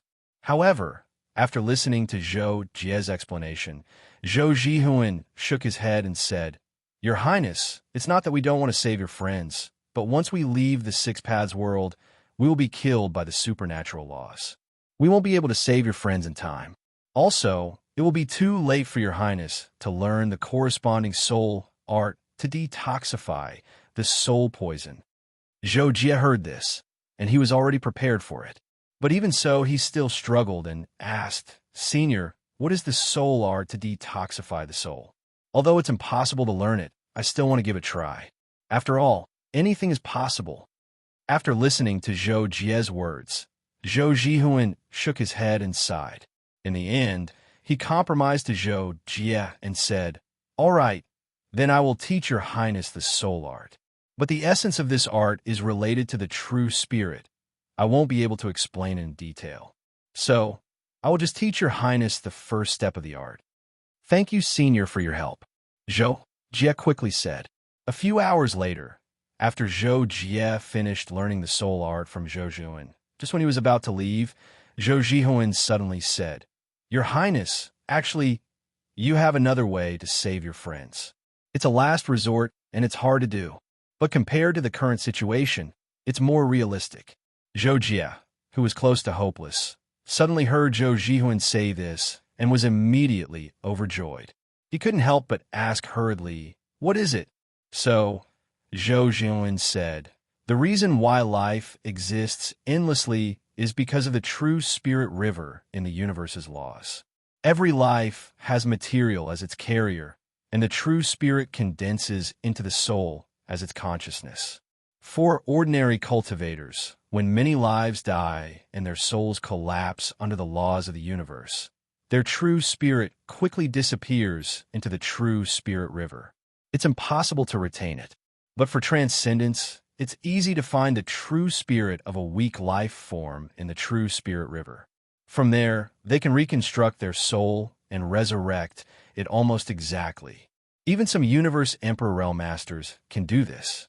So, Your Highness, do you understand what I mean?" After listening to Zhou Zhihuan's words, Zhou Jie suddenly fell into a somewhat sluggish state. After a long time, he seemed to come back to his senses and nodded, "I understand. But to reach the Universe Emperor Realm, how long does Senior think it will take me?" If Zhou Jie had asked such a question normally, he would have felt that it was stupid. After all, everyone's talent and opportunities were different. Whether or not he could reach the Universe Emperor Realm was already a question. Asking how long it would take would make him speechless. But fortunately, Zhou Zhihuan was aware of Zhou Jie's soul fluctuations and could completely understand his feelings at the moment. She pondered for a moment before answering. "Your Highness has a strand of Universe Emperor Realm Saint Blood. Although it's rare, the strength of the Saint Blood is still unimaginable. As long as Your Highness awakens the Saint Blood one day, you'll have a great chance of breaking through to the Universe Emperor Realm. So, Your Highness, don't be discouraged. Your chances are very high." Hearing Zhou Zhihuan's words without answering his question directly, Zhou Jie couldn't help but realize how difficult it was to reach the Universe Emperor Realm. Because even Zhou Zhihuan couldn't give a time frame for Zhou Jie to reach the Universe Emperor Realm, it was obvious that the time frame was very long and full of variables. However, Zhou Jie wouldn't be displeased by Zhou Zhihuan's answer.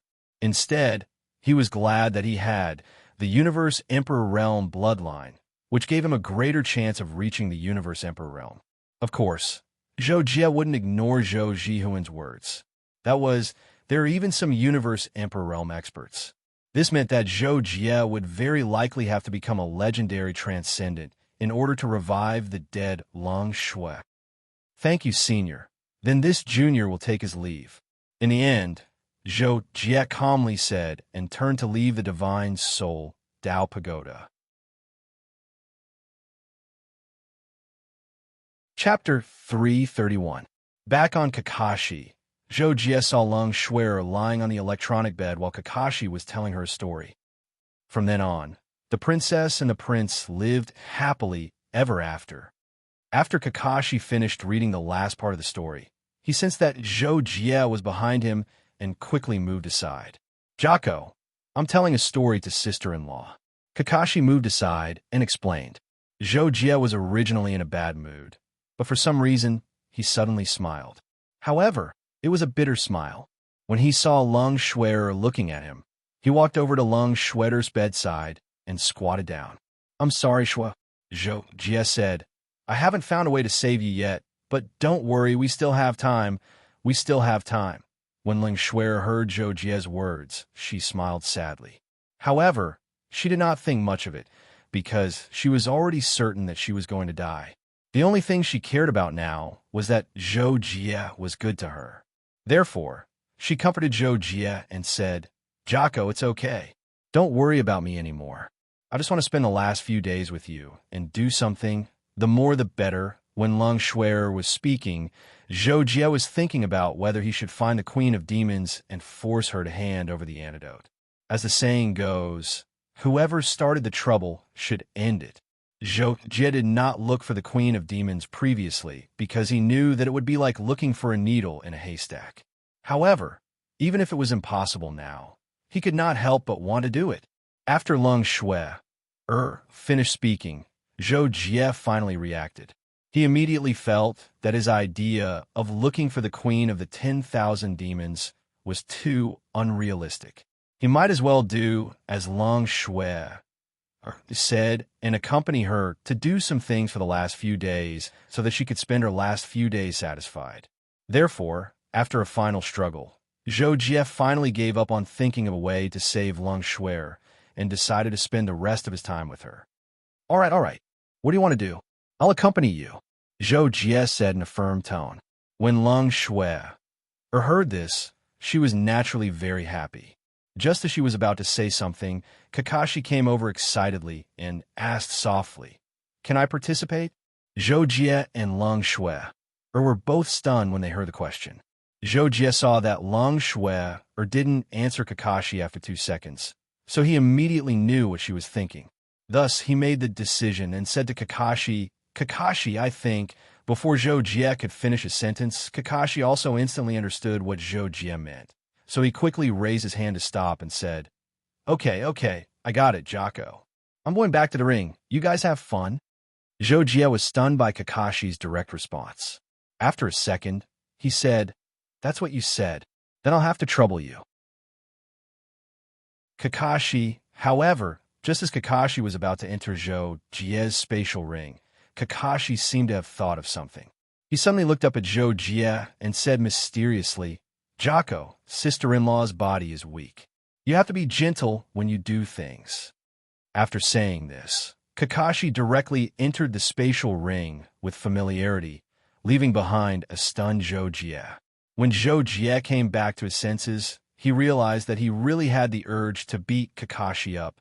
He immediately understood why Kakashi ran away so quickly after saying that. Of course, Zhou Jie didn't take such a joke seriously, but when he turned to look at Long Shui, he found that her pale face was a little rosy. Zhou Jie, Long Shui, quickly noticed Zhou Jie's stiff expression and couldn't help but blush even more. Realizing this, she quickly asked, "Jocko, let's go to the top of the mountain to watch the sunrise, okay?" "Okay." Zhou Jie immediately agreed. But then Zhou Jie thought of something and said to Long Shui, "But do you want to sleep first? I'll help you adjust your body while I'm at it." Okay. Long Shui obediently agreed and closed her eyes. Thus, Zhou Jie used his soul power and universal energy to carefully clean Long Shui's body. He also removed the waste in her body and replenished all kinds of necessary substances.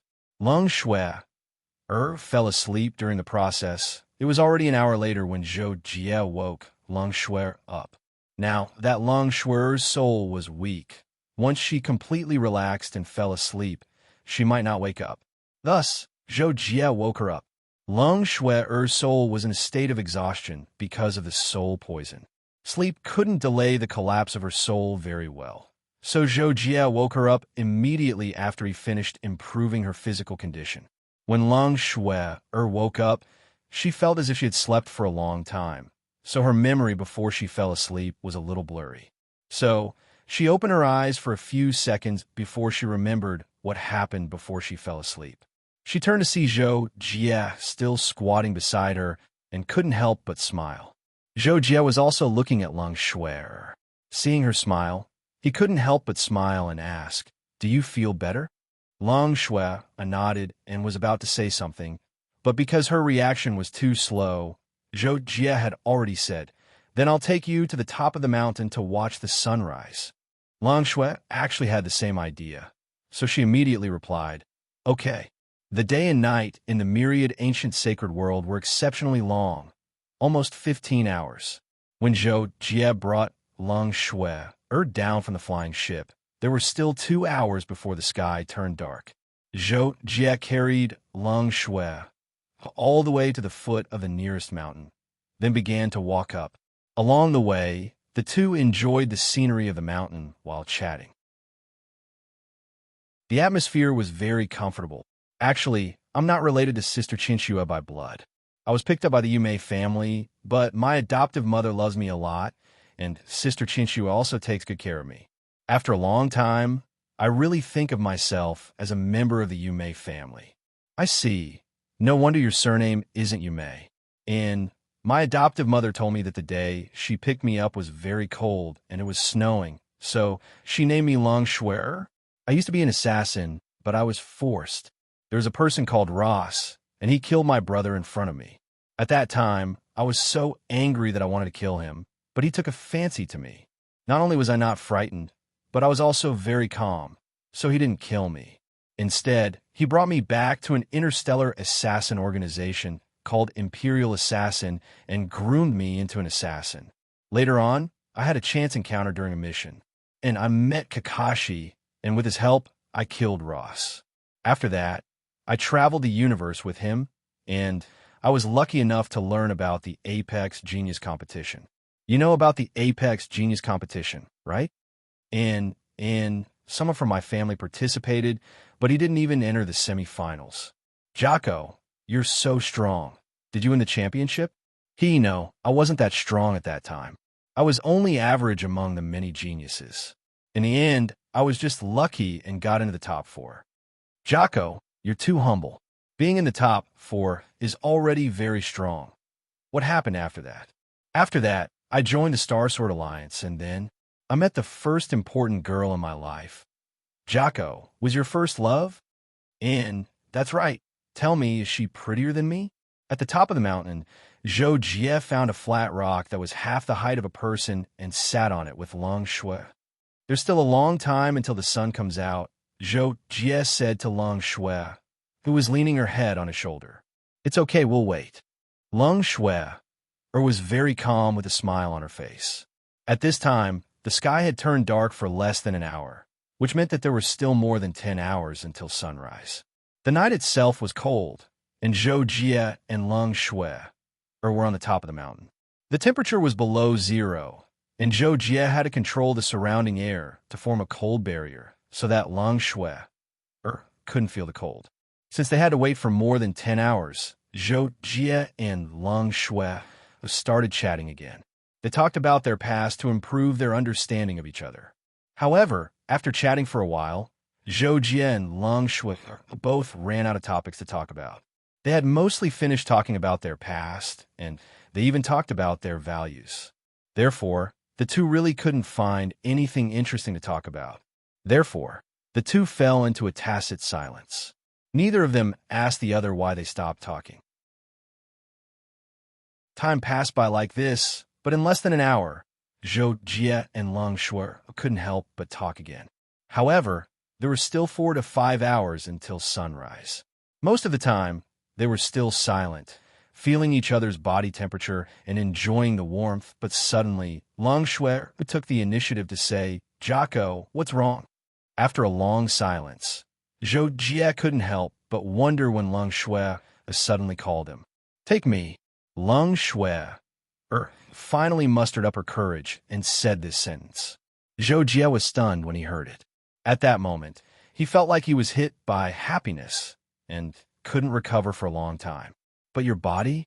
Zhou Jie came back to his senses and couldn't help but worry about Long Shui's weak body, so he asked. Long Shui suddenly became slightly shy. She hugged Zhou Jie's shoulder, buried her head in his chest, and said in a mosquito-like voice, Be gentler. Therefore, Zhou Jie couldn't help but think of Kakashi's before leaving, and he didn't know whether to laugh or cry. Okay. In the end, Zhou Jie agreed, but before he could move, Long Shui kissed him on the lips. Following that, the two of them flirted with each other, making love with each other. The sun has risen. Zhou Jie saw the dawn on the horizon and couldn't help but tilt his head to say to Long Shui. Long Shui looked a lot weaker after just going through a big battle, but she still had a smile on her face. Zhou Jie looked at Long Shui and suddenly felt a little sad. The sun had risen, but it was also about to set. Chapter 332. Lung Shui. Er's reaction was really a bit slow. About 2 seconds after Zhou Jie spoke, she only responded with a hum. Looking at the light in the distant horizon, her eyes were a bit dazed. Zhou Jie saw all of this. His eyes were full of pity, but he still looked very calm.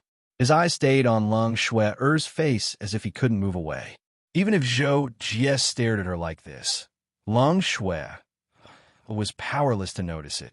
Looking at the dawn on the horizon, the smile on her mouth became bigger, but her eyes became more and more unfocused, as if she could fall asleep at any time. Zhou Jie suddenly realized that although Lung Shui-er's soul power was enough to support her for a few days, the continuous collapse of her soul power would cause her to fall into a deep sleep in the last period of time, and she would never wake up again until she died. Looking at Lung Shui-er's current situation, she was very close to falling into a deep sleep. Zhou Jie didn't consider this before, so he thought that he could accompany Lung Shui-er for a few more days. Until now, he realized that Lung Shui might be no different from dying soon after dawn. However, Zhou Jie didn't have the heart to tell Lung Shui this. After all, Lung Shui might already know it in her heart, and all he could do was to quietly accompany her before she closed her eyes on the other side. Lung Shui realized that her head was getting heavier and heavier. She did think that if she fell asleep, she might really not wake up, so she suddenly struggled to move her body away from Zhou Jie's body. As if using all her strength, she said to Zhou Jie, "Jocko, I suddenly thought of something. Can I marry you?" Zhou Jie couldn't help but be surprised that Lung Shui suddenly had the strength to move away from him. When Lung Shui asked if she could marry him, Zhou Jie was naturally stunned, but more than that, he was actually pleasantly surprised. "Of course, I forgot. I should propose to you." Zhou Jie was also a little excited at the moment. But then Zhou Jie remembered that he needed a ring to propose, so he continued, "Oh right, you also need a ring. Shui, what kind of ring do you want?" Lung Shui struggled to prop herself up. Hearing Zhou Jie's question, she couldn't help but think for a moment. She then said with a rather cute look, "There's definitely no diamond ring here. Jocko, how about you weave one for me with grass? I'll make one for you too." When Zhou Jie heard this, he felt a headache coming. He didn't know how to weave a grass ring. What if it looked too ugly? However, since Lung Shui said so, Zhou Jie decided to bite the bullet and quickly found 2 long grass suitable for weaving. "Jocko, you don't know how to weave grass rings, do you?" "No problem. I'll teach you." For some reason, Lung Shui, who was about to fall asleep, suddenly became a lot more energetic and spoke a lot faster. In the face of Lung Shui-er's mystery, Zhou Jie could only nod with a bitter smile and learn how to weave grass rings from her. However, Lung Shui was about to fall asleep. After about a minute or so, she couldn't hold on anymore and almost fell down at the last step. Fortunately, Zhou Jie was paying attention to Lung Shui and immediately supported her. The last step, Jocko. After being supported, Lung Shui forced a smile and said. Then she forced herself to weave the grass ring in her hand.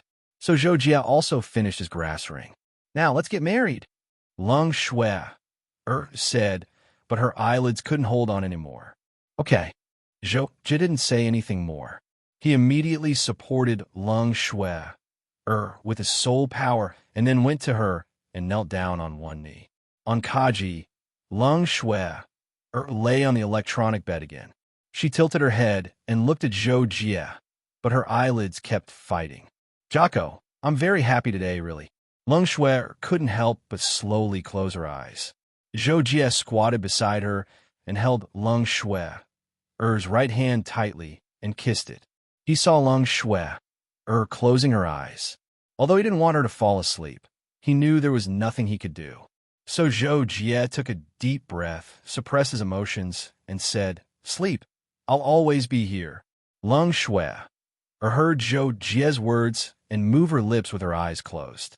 She wanted to say something, but in the end, she couldn't make a sound and fell asleep. Zhou Jie watched Lung Shui sleep peacefully at the head of the bed. He didn't move for a few hours. In the end, Zhou Jie leaned against the head of the bed and sat on the ground.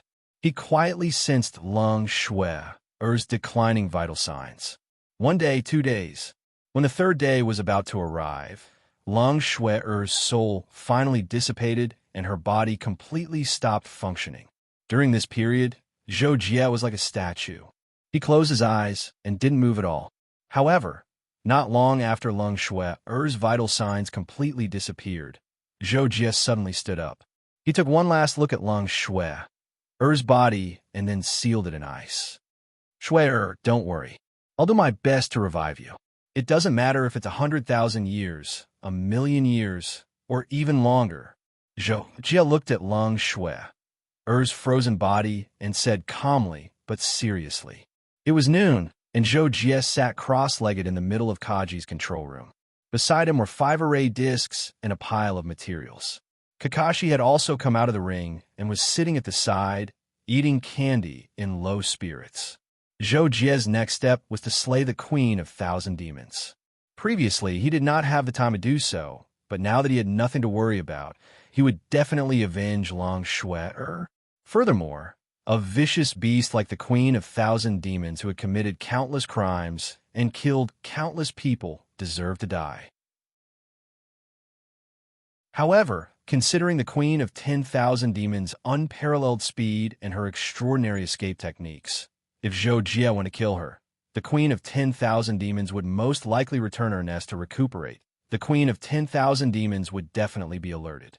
Once she escaped, Zhou Jie could only look on helplessly. Therefore, Zhou Jie felt that it was better to create some formation plates first to prevent the Queen of 10,000 Demons from escaping. Only then would he have a chance to kill her. After spending more than 3 months, Zhou Jie finally finished the 3 design discs. He also made some improvements to the 2 design discs that he had already made. Finally, he did some simple experiments.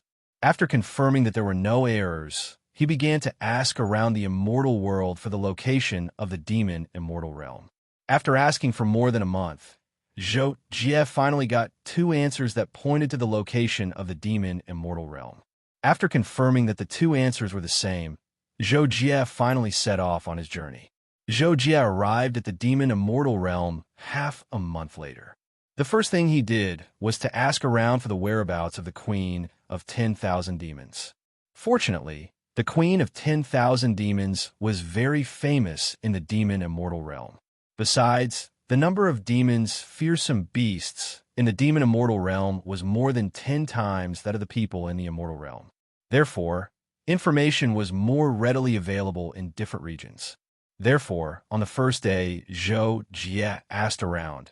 He found out that the Queen of 10,000 Demons lived in the Enchanted Snake Mountains.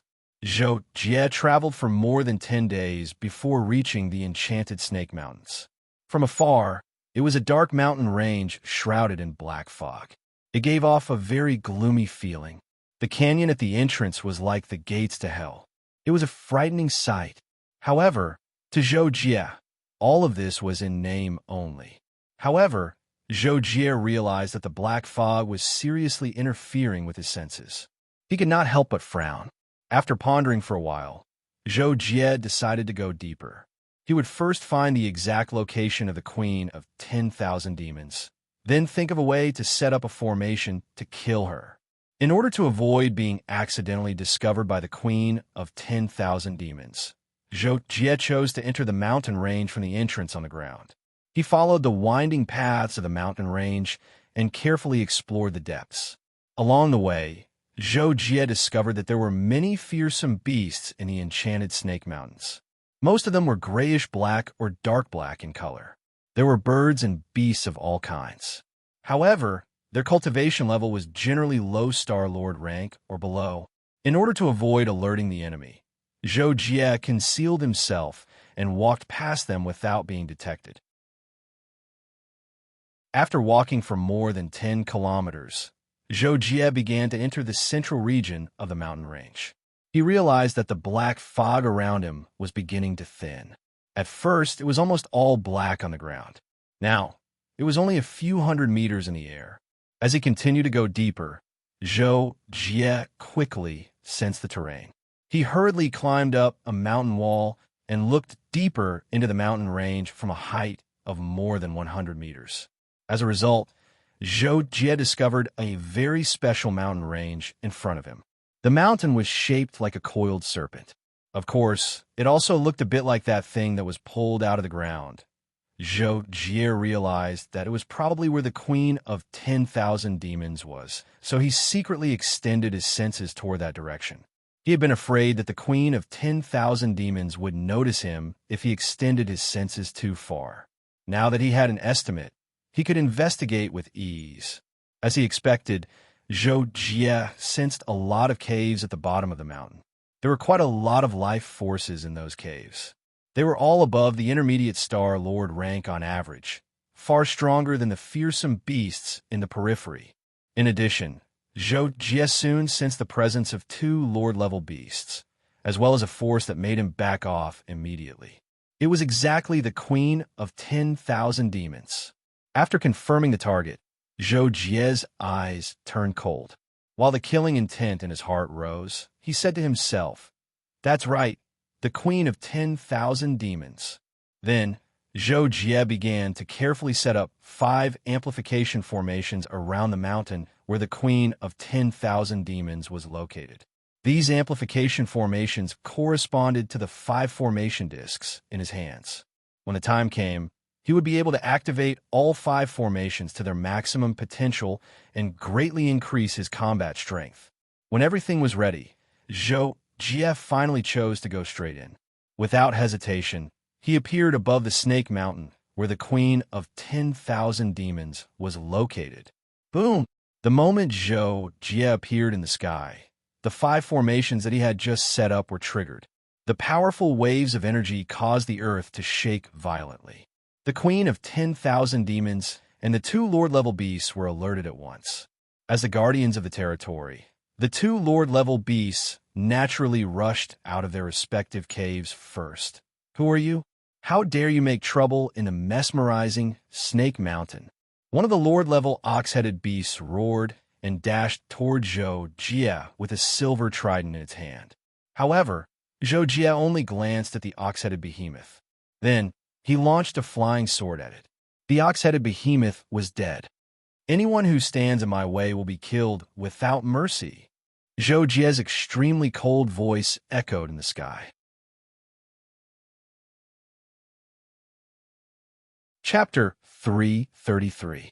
Seeing that Zhou Jie had killed the Lord-tier Minotaur giant beast in an instant, the Lord-tier ferocious beast that was half a beat slower was secretly glad that it was not the first one to attack. Without another word, it turned around and ran away. Zhou Jie was not a bloodthirsty person. Even though he was in a state of rage, he still did not want to involve the other beasts in the mesmerizing Snake Mountains. Therefore, when the Lord-tier ferocious beast turned around and ran away, Zhou Jie did not even look at it. Naturally, he did not kill it. At the same time, in the depths of a cave in the Snake Mountain, the Queen of Myriad Demons had also heard Zhou Jie shout. Immediately, her beautiful face turned pale. "Oh no, it's that human. Why is he only here now?" The Queen of Myriad Demons could not help but be surprised. Naturally, she had expected that Zhou Jie would come to her door, but she did not expect that Zhou Jie would take so long to come to her door. Previously, she had been hiding outside for a long time, waiting for her injuries to recover before returning. Naturally, the Queen of Myriad Demons did not expect that Zhou Jie did not know the layout of the 9 heavens at all. Therefore, she had been going in the opposite direction. In addition, she had spent a lot of time accompanying Long Shuer. "Queen of Myriad Demons, come out and face your death." Zhou Jie flew to the top of the Snake Mountain and looked down at the cave where the Queen of Myriad Demons was hiding. His voice was as loud as thunder. The Queen of Myriad Demons was already panicking when she knew that it was Zhou Jie. When she heard Zhou Jie's shout again, she was even more frightened because she knew that she was no match for Zhou Jie. Therefore, she could only choose to run away. However, the entrance of the cave would definitely be guarded. Therefore, she urgently needed to think about where to run to. "Screw it, with my speed, this human won't be able to catch up with me." After thinking for a long time, the Queen of Myriad Demons could not choose a direction to run to. In the end, She gritted her teeth and chose a mountain behind her. She transformed into her original form and directly broke through it. Rumble. The queen of myriad demons broke through the mountain wall and flew out from the back of the snake mountain. Like a snake-shaped lightning bolt, she flew 1,000 meters away in a flash. However, Zhou Jie had already activated the 5 great formations. When the 5 great formations combined into one, they gathered the power of the universe. In other words, they had a huge suction force. Therefore, the queen of the 10,000 demons was horrified to find that her speed had dropped to a frightening level after flying for 1,000 meters. There was a huge force pulling her backward, and there were also waves of impact crashing into her from the front. If she did not try her best to resist, she would not even be able to move a meter forward. Although Zhou Jie was confident that he could stop the queen of 10,000 demons from escaping with the 5 formations, he was worried that the queen of 10,000 demons might have other tricks up her sleeves. Therefore, when the queen of 10,000 demons' speed was drastically reduced, Zhou Jie also activated the lightning haste. Leaving behind a flash of lightning, he appeared right above the queen of 10,000 demons' head. The queen of 10,000 demons was trapped by the 5 formations. She immediately tried her best to break free. She quickly shrunk her body, and the scales all over her body stood up. A terrifying cutting force burst out from her body, and she really managed to shake the whirlpool of the formation. Her speed suddenly increased, and she was about to rush out. Naturally, Zhou Jie would not allow the queen of 10,000 demons to escape so easily. Therefore, he instantly made 2 preparations. First, Zhou Jie controlled the queen of 10,000 demons to charge toward the Mountain Gen formation. He activated the formation's power and created a supergravity force to further restrict the queen of 10,000 demons' speed. Then, Zhou Jie activated the 6 legendary swords and the 6 pulses deity bracelet to form a sword formation. After half a second of charging up, he finally charged out. 6 pulses deity sword. Asterisk boom boom boom. Asterisk the sword formation formed by the 6 terrifying sword rays turned into a thick ray of light. In an instant, it flew above the queen of 10,000 demons' head and slashed down, distorting the air around it. The queen of 10,000 demons' speed was greatly restricted. Therefore, she could not dodge the attack at all. Therefore, she screamed and chose to block the attack. Asterisk boom. Asterisk the queen of 10,000 demons lashed out with her snake tail and collided with the 6 pulses deity bracelet multiple times. It was difficult to determine the winner. Upon seeing this, Zhou Jie could not help but frown. This was because he knew the power of the 6 pulses deity bracelet. Even the celestial emperor demonic ape could barely withstand it. Previously, the queen of 10,000 demons would not have been able to withstand it all. However, now that she had shrunk her body size, the strength of her snake tail was much stronger than before. Zhou Jie wondered if it was because her snake tail was especially powerful or because she had used some kind of secret skill. Of course, this only surprised Zhou Jie a little. At this moment, Zhou Jie was determined to kill the queen of 10,000 demons. He would not hold back at all. Multiply. Therefore, Zhou Jie said coldly. Wherever he pointed his sword, the 6 pulses deity bracelet instantly split into thousands of sword rays. They absorbed the energy of heaven and earth to strengthen each sword ray. Then, they all flew toward the queen of 10,000 demons at the same time. This move of Zhou Jie's was the same move that had rendered the celestial emperor demonic ape helpless. The continuous display of power was much more powerful than the 6 pulses deity bracelet's single burst of power. The queen of 10,000 demons already knew that she was no match for Zhou Jie. Therefore, when the queen of 10,000 swords was unleashed, she was even more terrified. She did not hesitate to use the sacred elixir that she had been keeping for a long time and gulped it down. However, while the sacred elixir was in effect, the queen of 10,000 demons was being slashed by the countless sword rays. Although she tried her best to roll and resist the attack and tried to escape from the formation, she was still severely wounded. She then fell to the ground and was completely trapped in the Mountain Gen formation. However, the body of the Queen of 10,000 Demons suddenly glowed red. Most of the wounds on her body were healed in the blink of an eye. Her aura, which had dropped slightly, also rose to a height that it had never been before. Screech! After the sacred elixir took effect, the Queen of 10,000 Demons suddenly rose to her feet as if she had been injected with chicken blood. She opened her mouth wide and let out a roar towards the sky. A dark red ripple that was visible to the naked eye spread out from her mouth, causing Zhou Jie's 10,000 swords to slow down. When Zhou Jie saw this, he could not help but frown even more. Obviously, he did not expect this to happen. The Queen of 10,000 Demons actually had the power to resist his flying swords. Although the Queen of 10,000 Demons hated Zhou Jie to the core, she was not reckless. She knew that even if she could resist Zhou Jie after consuming the sacred elixir, she would not be able to kill Zhou Jie in his formation. Moreover, if she continued to fight, the sacred elixir would not last for long. If she could not kill Zhou Jie by then, she would definitely die. Therefore, after the Queen of 10,000 Demons shouted at the sky, she, who was originally planning to fight back, chose to run away instead. Whoosh! With a twist of her body, the Queen of 10,000 Demons shot out like an arrow. She wanted to get out of the range of Zhou Jie's formation as soon as possible. When Zhou Jie saw this, he could not help but feel nervous. This was because he knew that if the Queen of 10,000 Demons escaped from the range of the Mountain Gen formation, he would not be able to kill her. He had to kill the Queen of 10,000 Demons before she came out of the formation. Zhou Jie immediately made up his mind. He immediately controlled the Mountain Gen formation with all his might to limit the Queen of 10,000 Demons' escape speed. In a flash, he caught up with the Queen of 10,000 Demons. His flying swords continued to transform into tens of thousands of sword rays. He wanted to exhaust and stop the Queen of 10,000 Demons as much as possible. When the Queen of 10,000 Demons sensed Zhou Jie's murderous intent, she did not dare to let her guard down. Immediately, she used the flying serpent body movement skill to dodge Zhou Jie's flying swords.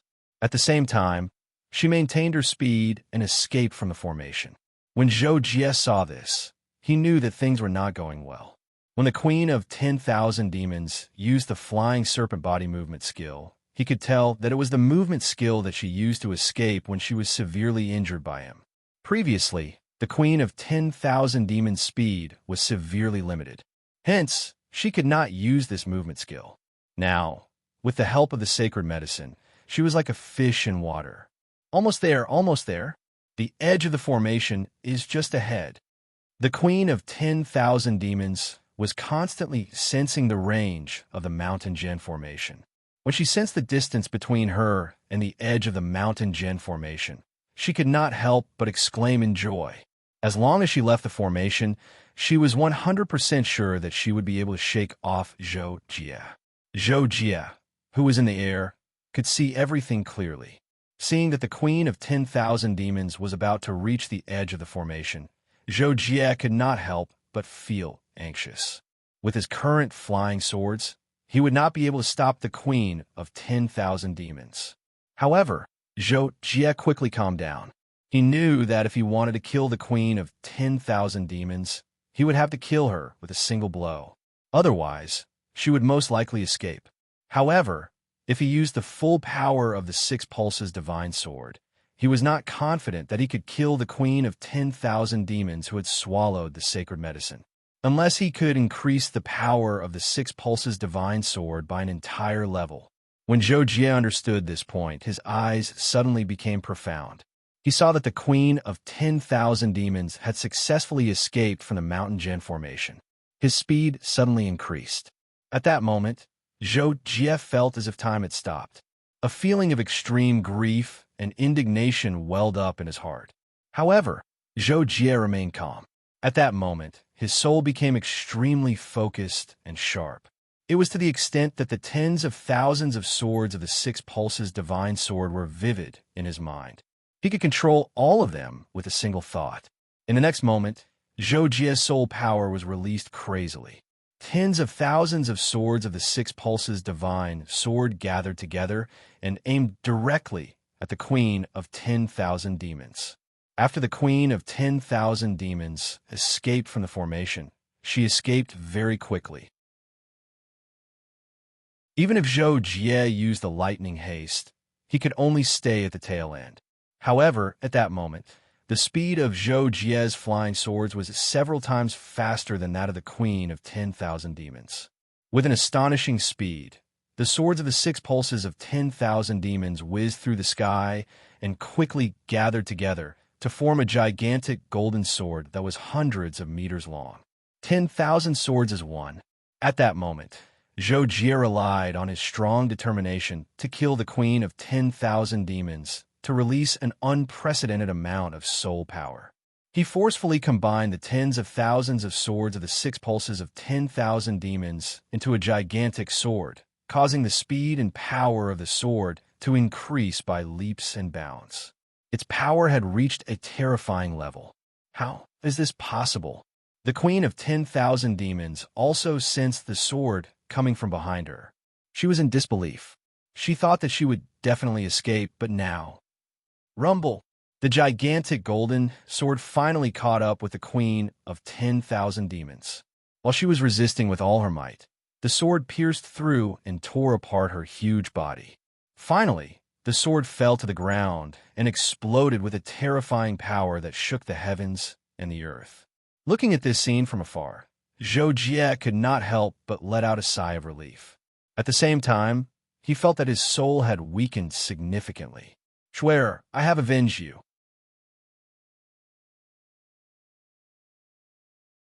Chapter 334. After Zhou Jie confirmed that the 10,000 Devil Queen was dead, he did not stay any longer and left the bewitching Snake Mountain Range.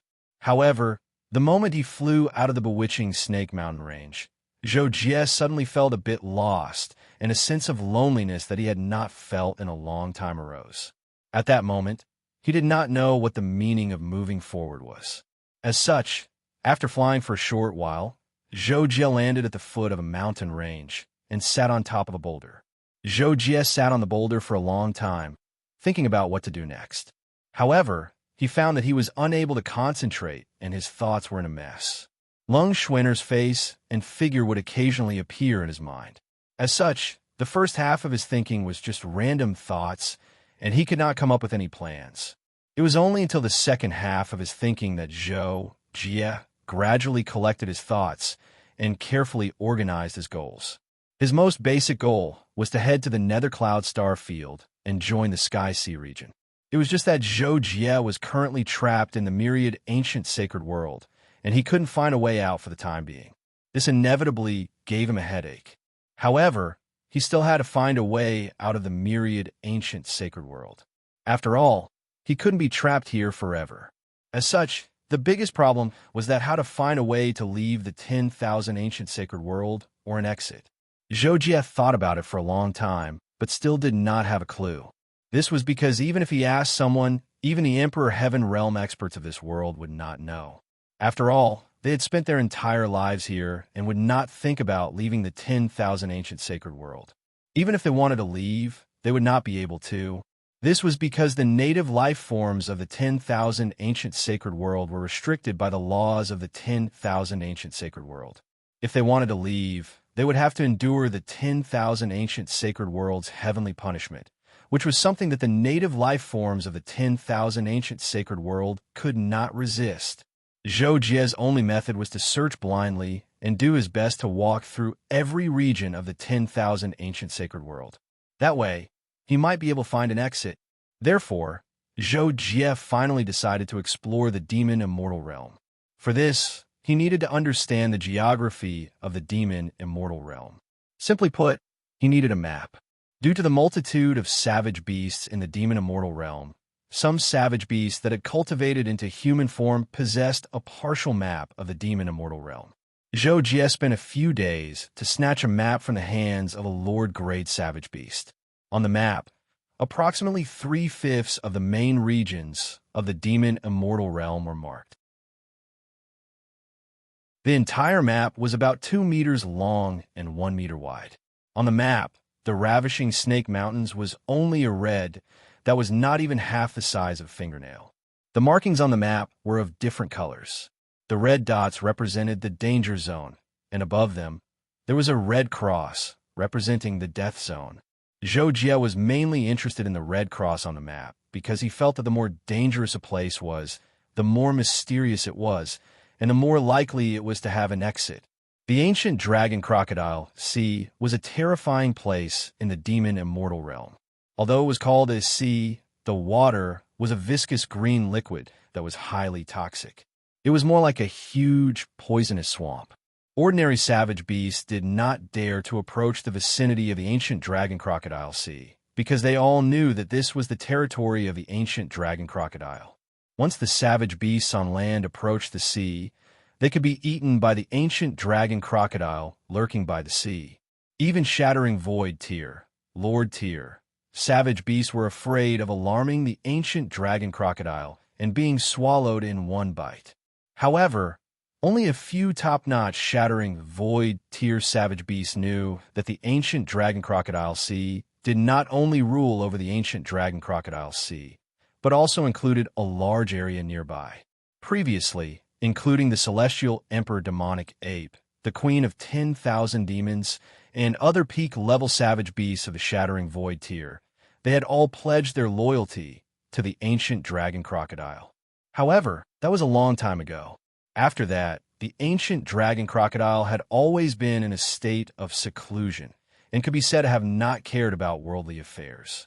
Thus, when the queen of 10,000 demons found out that her husband had been killed, she did not think of asking the ancient dragon crocodile for help.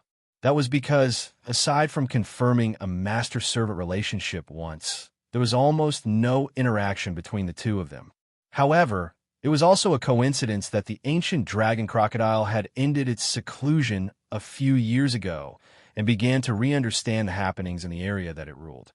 Recently, the ancient dragon crocodile had just finished the situation in its own sea region, and the subordinates that it had sent out not long ago to understand the situation of the land nearby had also returned. Among them, one of the savage beasts brought back the situation of the queen of 10,000 demons being killed. Human, actually daring to kill that little snake of 10,000 demons in this emperor's territory. Truly despicable. The ancient dragon crocodile said angrily in the language of demonic beasts. Then, it said to the savage beast that brought back the news, "Give me the order to arrest this person. Once you find him, report it immediately." Zhou Jie followed the map that he had obtained and rushed all the way to the nearest Red Cross area, the ancient dragon crocodile sea. The ancient dragon crocodile sea was only a few 100,000 miles away from the mesmerizing Snake Mountain range. Zhou Jie flew at a constant speed and arrived nearby in just 3 days. As it was the forbidden land of death that was much more dangerous than the mesmerizing Snake Mountain range, Zhou Jie did not dare to barge in recklessly. Therefore, when he saw the ancient dragon crocodile sea from afar in the sky, he landed and changed to exploring on foot. However, after taking a few steps, Zhou Jie felt that there should not be an exit here. After all, the entrance that he had seen was in the sky. How could this exit be in the sea? At the same time, on a mountain peak that was 10,000 meters away from Zhou Jie, a man in white was looking at the ancient dragon crocodile sea that was extremely far away. Suddenly, he frowned slightly and said, "Oh no." The next moment, the man in white suddenly disappeared. On the other side, Zhou Jie was about to turn around and leave. Human, a voice that was almost like a roar shook the heavens and the earth. At the same time, an enormous crocodile that was the size of a mountain crawled out from the ancient dragon crocodile sea. It opened its bloody mouth and bit down at Zhou Jie at an unbelievable speed. Zhou Jie reacted at the first possible moment and intended to dodge. However, he noticed that he was restrained by a terrifying and invisible force, and it was extremely difficult for him to move as if he was in a swamp. He was utterly unable to dodge the attack. Therefore, Zhou Jie chose to instantly erupt with power. At the same time that he tried his best to move horizontally, the six-pulse divine sword exploded out to meet the attack. Bang! At that moment, Zhou Jie thought that his life would be in danger, because he'd realized that it was probably an Imperial Monarch realm ferocious beast that attacked him at the moment of collision. Even if he was able to block this sneak attack, he would definitely be injured. After that, the possibility of him escaping was very low and practically zero. However, to Zhou Jie's surprise, he actually didn't feel any impact after the collision. Instead, he felt that he was lifted up by an invisible force, and even the pressure that he was originally under had directly disappeared. What entered his eyes was a dazzling white light. This allowed Zhou Jie to know that the collision had still occurred, and an enormous amount of energy had erupted. The light caused him to be unable to look directly at it, and his perception was isolated by some kind of force, so he couldn't release it. At this moment, Zhou Jie was both delighted and shocked. He was delighted because he seemed to have been saved, and he was shocked because the current situation really shocked him. Exactly what kind of force could easily protect him in a battle at the Imperial Monarch realm? Who is it? The heavens and the earth shook again. It was the ancient dragon crocodile's exclamation. In the next second, Zhou Jie realized that the scene before his eyes had returned to calm. The energy shockwave from the collision just now seemed to have vanished in a thin air, and only the clouds and wind remained. This terrifying scene couldn't help but make Zhou Jie turn pale with fright. Then, he raised his head to look at the sky in front of him. There was a white-robed man standing in the air. At this moment, the white-robed man was calmly looking at the ancient dragon crocodile. In the face of the ancient dragon crocodile's exclamation, he smiled indifferently and said something that instantly terrified the ancient dragon crocodile. Ancient dragon crocodile, is it? If I remember correctly, I was bitten by you a long time ago when I came here. Later on, I was so angry that I used you as a mount to travel around. It's you. Hearing the white-robed man's words, the ancient dragon crocodile's eyes instantly widened as he spoke in a terrified voice. At this moment, he also knew who the white-robed man in front of him was.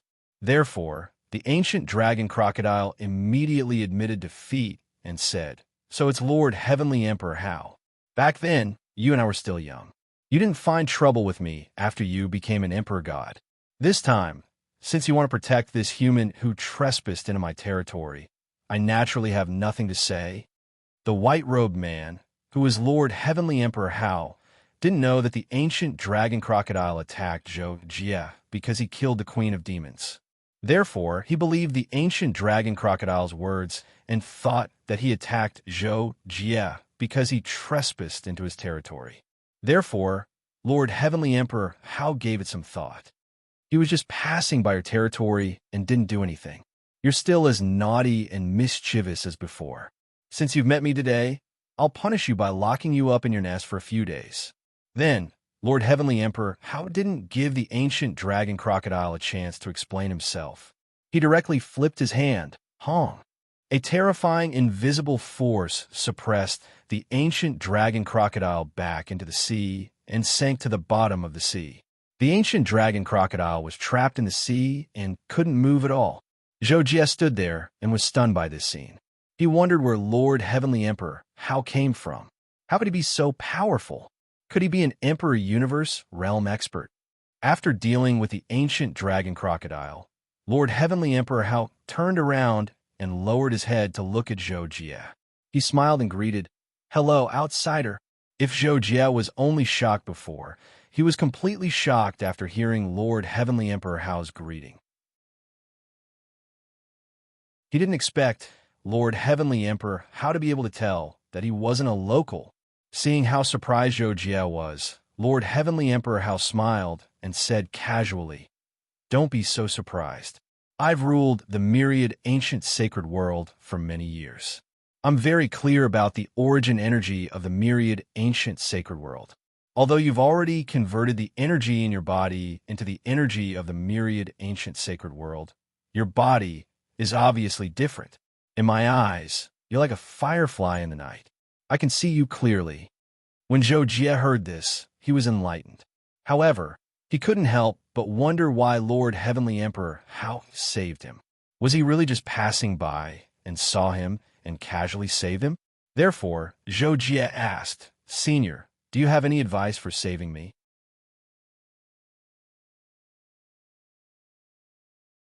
Chapter 335. Hearing Zhou Jie's question, Heavenly Emperor Hao replied, Actually, I've been paying attention to you since not long ago. I happened to be strolling in the demon immortal realm and sensed the vibrations of your battle with the Queen of Demons. From there, I sensed you.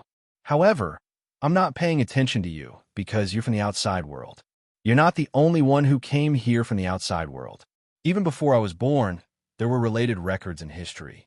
I'm paying attention to you mainly because I noticed the fate on you. It's really shocking because I've never seen someone with such great fate. Even when I was at my peak, my fate paled in comparison to yours. Fate? Zhou Jie heard Heavenly Emperor Hao's words and could not help but be puzzled. This was because he had never heard of fate. Heavenly Emperor Hao saw this and explained, "You're not from the myriad ancient sacred world, and your cultivation level is not high enough. It's normal that you don't know. This so-called fate is actually an illusory concept. However, at my cultivation level, I can clearly sense it. Perhaps it can also be called karma of heaven! Hearing this, Zhou Jie could not help but be speechless. This was because before he heard the explanation, he felt that he understood a little. However, after hearing Heavenly Emperor Hao's explanation, he was completely dumbfounded. Heavenly Emperor Hao saw Zhou Jie's stiff expression and could not help but understand. He laughed and said, "It's fine if you don't understand. You just need to know that I saved you in order to form karma with you. Perhaps in the future, your achievements will surpass mine. At that time, if you're willing, you can come back and free me." Free? Zhou Jie heard this and could not help but be stunned. Seeing Zhou Jie's confusion, Heavenly Emperor Hao explained patiently, "Since ancient times, I'm not the only one in the myriad ancient sacred world who has reached the Emperor God realm. This realm can be said to be the limit of the myriad ancient sacred world. The one before me spent his entire life and tried everything he could, but he still could not surpass it. In the end, he was trapped by the myriad ancient sacred world and chose an extreme method to break through. However, he failed in the end and fell into a trap that he designed. He was sealed and had been in a deep sleep until I discovered and accidentally woke him up. When he woke up, he told me everything and wanted to rule the myriad ancient sacred world again.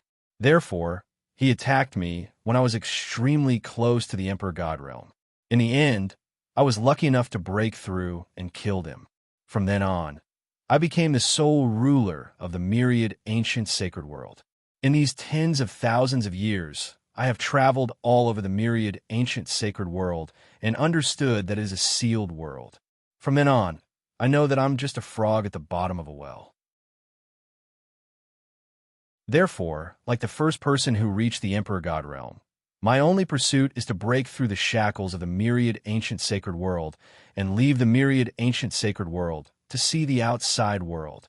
The freedom I mentioned just now is that I hope that if you are successful in the future, you can come back and guide me. Perhaps I will have a chance to leave the myriad ancient sacred world." Heavenly Emperor Hao looked at Zhou Jie as if he was hoping that Zhou Jie would agree. Zhou Jie understood after hearing this. Therefore, he nodded seriously and said, "I see.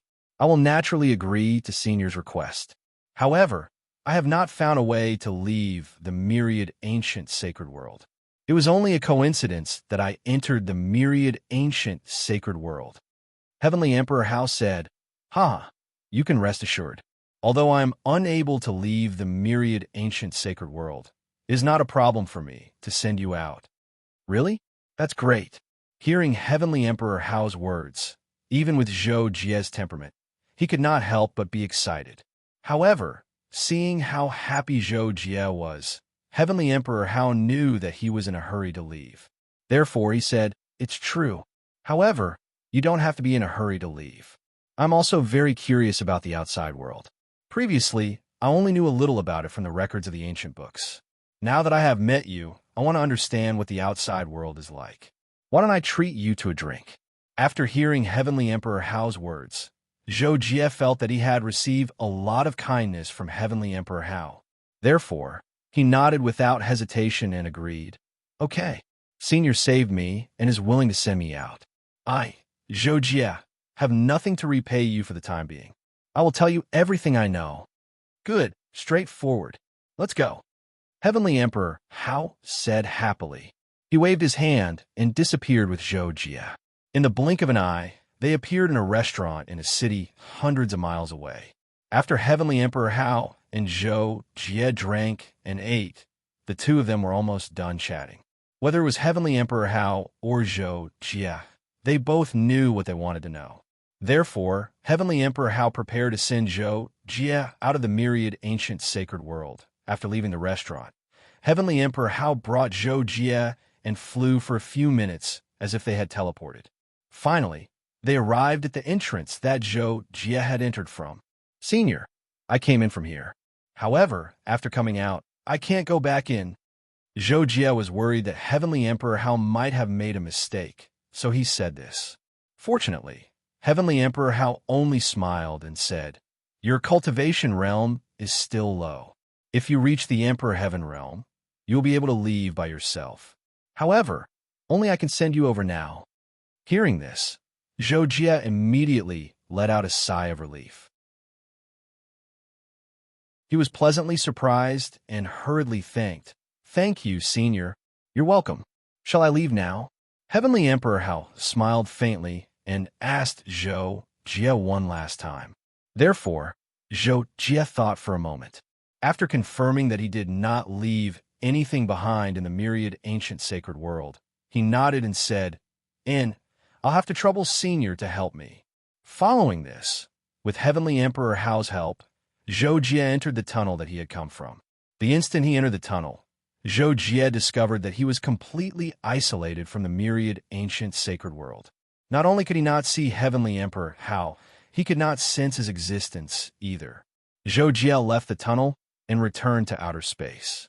Looking at the familiar pitch-black surroundings, he could not help but think back to before he entered. At that time, Long Schwerer was still by his side. At that moment, Zhou Jie suddenly realized that he had not obtained anything from exploring the myriad ancient sacred world. Instead, he had lost the most important person in his life. Thinking about this, Zhou Jie could not help but feel emotional. However, he knew that he had to pull himself together. He still had a long path of cultivation to walk. Putting everything else aside, only by reaching the Emperor Universe realm would he have any hope of reviving Long Schwerer. After leaving the myriad ancient sacred world, Zhou Jie had Kakashi re-navigate the direction of the Nether Cloud Star Field Sky Sea region. Then, he headed straight for the destination. In the blink of an eye, a few decades had passed. The Kaji ship had already entered the Nether Cloud Star Field's Sky Sea region. However, the Sky Sea region was extremely large. Back then, Monarch Xueling was unable to give the exact location of its headquarters. Therefore, Zhou Jie still needed to spend some time to ask around. After that, Zhou Jie and Kakashi found a life planet. After staying on it for a few days, they had a preliminary understanding of the Sky Sea region. The Sky Sea region was one of the three peak forces in the Nether Cloud Star Field. It was further divided into 7 main galaxies and dozens of secondary galaxies. The main galaxies were a branch that governed the secondary galaxies. The life planet that Zhou Jie and the others were on was located in one of the main galaxies, the Thunderfire Galaxy. Even so, the planet's manager did not know anything about the Sky Sea region's headquarters. He only told Zhou Jie that the Thunderfire Galaxy's branch headquarters was on the Thunderfire planet. Therefore, Zhou Jie and Kakashi quickly headed towards the Thunderfire planet. The Thunderfire planet was extremely large. It was practically the largest life planet that Zhou Jie had ever seen.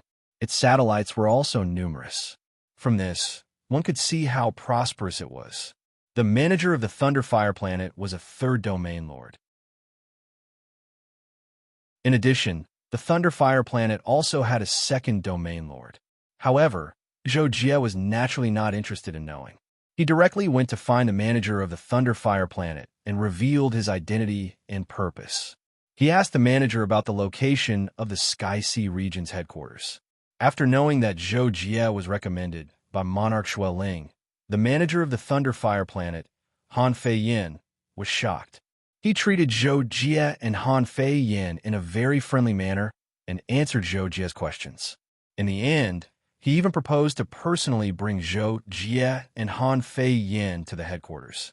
He also said that this would save Zhou Jie and Han Fei Yin some trouble. Regarding this, Zhou Jie was naturally very happy to agree. Therefore, on the second day, Zhou Jie and Han Fei Yin followed Han Fei Yin to the headquarters of the Sky Sea region, the Dust Continent. The Dust Continent was quite similar to the Starsword Continent. The land area was smaller, but in the sky above the continent, there were many life planets, which greatly made up for the smaller land area compared to the Starsword Continent.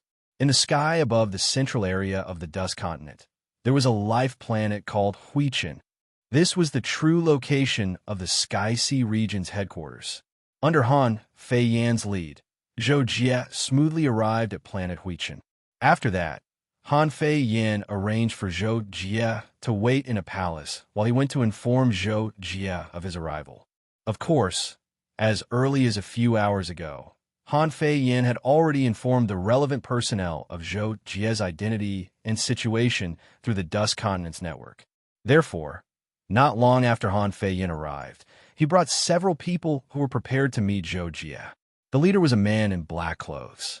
At first glance, Zhou Jie felt that he was very gloomy. However, when the man in black clothes approached Zhou Jie, he squeezed out a somewhat wretched smile and said with a flattering tone, You must be Senior Zhou Jie, right? My name is Gyuk. My master is the second disciple of Emperor Xueling. Master asked me to wait for your arrival. Today you are finally here.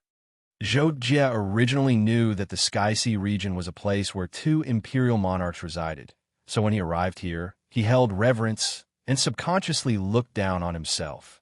But who would have thought that when he saw the person who greeted him, the other party would repeatedly address him as Sir? This inevitably caused Zhou Jie to feel uncomfortable, so he hurriedly said, Just call me Zhou Jie. You don't have to be so polite.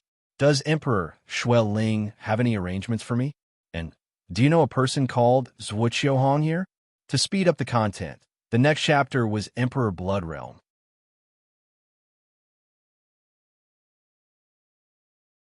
Chapter 336. You mean the Left Hall Master. He's in a Moon Dust Hall. He's now the Hall Master of the Moon Dust Hall. If you want to see him, I'll take you there in a moment. However, according to Emperor Xueling's instructions, I need to make some arrangements for you first. Guka said, Arrange what? Zhou Jie could not help asking curiously when he heard this. Guku immediately replied, It's like this. Emperor Xueling has already instructed that when you come, you'll immediately take up the position of Sky Sea Region's Deputy Region Master. Together with the current 2 Deputy Region Masters, you'll be in charge of the Sky Sea Region's 10 halls. Among them, you'll be in charge of the 9 Phoenix Hall. I'm the Hall Master of the 9 Phoenix Hall, so you'll be my immediate superior in the future. Upon hearing this, Zhou Jie immediately understood why Guku was so attentive to him. It turned out that he was going to be his immediate superior. At this time, Zhou Jie also probed Guku.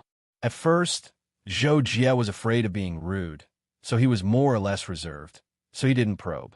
He found that Guku's cultivation was a 5th region master, which was quite impressive. It was no wonder that he could become a hall master. However, with his status, it was somewhat strange that he was specially sent to welcome him. However, Zhou Jin naturally didn't know the reason. I see. Well, I'll have to trouble Hall Master Gu to make some arrangements for me first. Zhou Jie thought for a moment and said politely. Upon seeing this, Guka couldn't help but smile and said, Deputy Region Master, you're too serious. This is what I should do. Then, please follow me. I'll take you to your future residence to take a look. There's also a document about your rights and responsibilities. You can take a look at it yourself. If you have any questions, you can ask me at any time. Seeing that Guku's attitude was extremely good, Zhou Jie couldn't help but nod in response with a relaxed expression. Therefore, after a while, Guku brought Zhou Jie to a floating island in the air and introduced, Deputy Region Master, this island was specially built for you. It's set up with an energy-gathering formation that's helpful for your cultivation. There are also several layers of defensive formations. The token that controls the formations is placed in your room. I'll take you to see it. As Zhou Jie listened to Guku's introduction, he overlooked the entire floating island. He couldn't help but sigh at the generosity of the Sky Sea region because he found that the formations on this island were not weak. They were perfectly compatible with the island itself, as if they were embedded. In addition, the island itself, there were many precious plants planted on the island itself and could absorb the spirit chi of heaven and earth. After that, Guku brought Zhou Jie to the residential area in the center of the island. After a warm introduction, Zhou Jie used the token that Emperor Xueling had given him to exchange for the token that represented his identity as the Deputy Region Master. After Zhou Jie completed the ownership of the token under Guku's guidance, Guku gave Zhou Jie an electronic watch and told him that there were documents in it that Zhou Jie needed to read carefully. Zhou Jie looked at the contents of the documents in the electronic watch. They were nothing more than the rules and rights that he had to abide by as the Deputy Region Master. Finally, Guku said to Zhou Jie, Deputy Region Master, if there's nothing else, I'll take my leave. I still have to do some publicity for your appointment. Well, that's all. Go ahead. At this time, Zhou Jie did not have any other ideas, so he nodded and sent Guku off. After Guku left, Zhou Jie's attention fell on Kakashi, who was not far away. He saw that the latter was walking around beside the garden that was full of precious plants. Although Zhou Jie could not see the expression on Kakashi's face, he knew that Kakashi was coveting those precious plants. If Zhou Jie was not paying attention one day, these plants might be pulled out and eaten by Kakashi. So, Zhou Jie helplessly said to Kakashi behind his back, Don't look. I'm telling you, don't have any ideas about them. If you want to eat snacks, buy them yourself. As soon as these words were spoken, sure enough, Kakashi turned around and looked at Zhou Jie with a bitter expression, and his expression seemed as if he was saying, Jocko, you don't love me anymore. But Zhou Jie paid no attention to Kakashi. After he familiarized himself with his residence, he followed the direction Guku told him and headed towards Moondust Hall to look for Zhuqiuhong. Earlier, Guku had said that he wanted to bring Zhou Jie there, but he was tactfully refused by Zhou Jie. Moondust Hall was a palace that floated in midair. To be precise, it should be called Moondust Palace because there were actually 8 palaces there. 7 were small, and 1 was large. The largest palace in the center was called Moondust Hall, whereas the other 7 palaces didn't have names written on them. Zhou Jie was stopped by the guards at the entrance of Moondust Hall, and Zhou Jie displayed his identity token to allow the guards to go report his arrival. Before long, before the guards came out, 2 men in white robes flew out from the depths of the palace. Haha, Zhou Jie, you've finally come. Junior brother, you've finally come. The 2 white-robed figures spoke one after the other, and their voices seemed to be rather excited. They were precisely Zhuqiuhong and Luo Feng. Master, senior brother. Zhou Jie was similarly very happy when he saw the 2 of them, and he revealed a smile as he shouted, and then he gave Zhuqiuhong and Luo Feng a bear hug. This caused the guards at the entrance to be dumbstruck. Zhou Jie had revealed his identity earlier, and he was the newly appointed Vice-Region Lord. Vice-Region Lords were peak experts at the Lord level, yet not only did such an existence call Zhuqiuhong as Master, he actually called a Lord-level Lord of the 3rd level region as Senior Brother. This situation couldn't help but caused the guards to be extremely shocked. But Zhou Jie's group of 3 paid no attention to the guards, and Zhuqiuhong and Luo Feng escorted Zhou Jie into the hall. With regards to Zhou Jie's arrival, Hong, and Luo Feng naturally set up a banquet to entertain him, and the three of them sat around the table and chatted as usual. First, it was naturally inevitable that Zhou Jie would narrate some of the situation when he came. Zhou Jie basically told the truth, including some of the things he had seen and heard in the myriad ancient sacred world, but he concealed the matter of himself and Lang Shuer, mainly because he didn't want to cause unnecessary worry for others. After he spoke, Hong and Luo Feng would have to comfort Zhou Jie, but that was of no use, and Zhou Jie naturally didn't want to listen, so he simply didn't speak. Then, Hong began to talk about the situation in the headquarters of the Heavenly Sea region in the past 100 years. As a result, after coming here, I found that my life here was not much different from that in the unfettered Sea Star region. At most, it was a bit easier to cultivate, but for me who was stuck at the threshold of the Imperial Emperor realm, I couldn't break through it all. Previously, I thought that I could leave the unfettered Sea Star region and experience some exciting adventures. But now, my life is exactly the same as before, or even worse. It's really a bit depressing. After saying that, Hong let out a sigh as he raised his glass and took a big gulp of wine. At this moment, Luo Feng nodded and said, "Yes, Master is right. Life here is even more boring than when I was in the unfettered Sea Star region. The main reason is that I have nothing to do, and I only have an idle position. Apart from cultivating every day, I only accompany one and Master. Although the cultivation environment is better, I feel that I lack the motivation to cultivate compared to before. In the end, my cultivation speed hasn't increased much, and I haven't broken through to the 4th domain yet." When Zhou Jie heard this, he couldn't help but be speechless. He had just arrived here, and he originally had some expectations for his new life. But now, after hearing what Hong and Luo Feng said, he suddenly felt that his future life might be a little too optimistic. Indeed, it was as Hong and Luo Feng had said. In this foreign land, they were restricted by forces, so it wasn't good for them to go anywhere. They could only stay at home and cultivate. Moreover, in this case, Zhou Jie felt that it wasn't even as exciting as traveling by himself. However, when Zhou Jie thought about it, he didn't need to rely on dangerous opportunities or stimulation to break through like Hong. He was entirely capable of cultivating stably for a long period of time in the future, and he could rely on this to pass through the 16th level of the supernatural tower. At that time, he would be able to charge into the Imperial Monarch realm with all his strength. Thus, Zhou Jie could only console Hong and Luo Feng before changing the topic to a more relaxed and pleasant topic. After they finished eating, Hong was excited and wanted to spar with Zhou Jie. Zhou Jie couldn't refuse, so he agreed.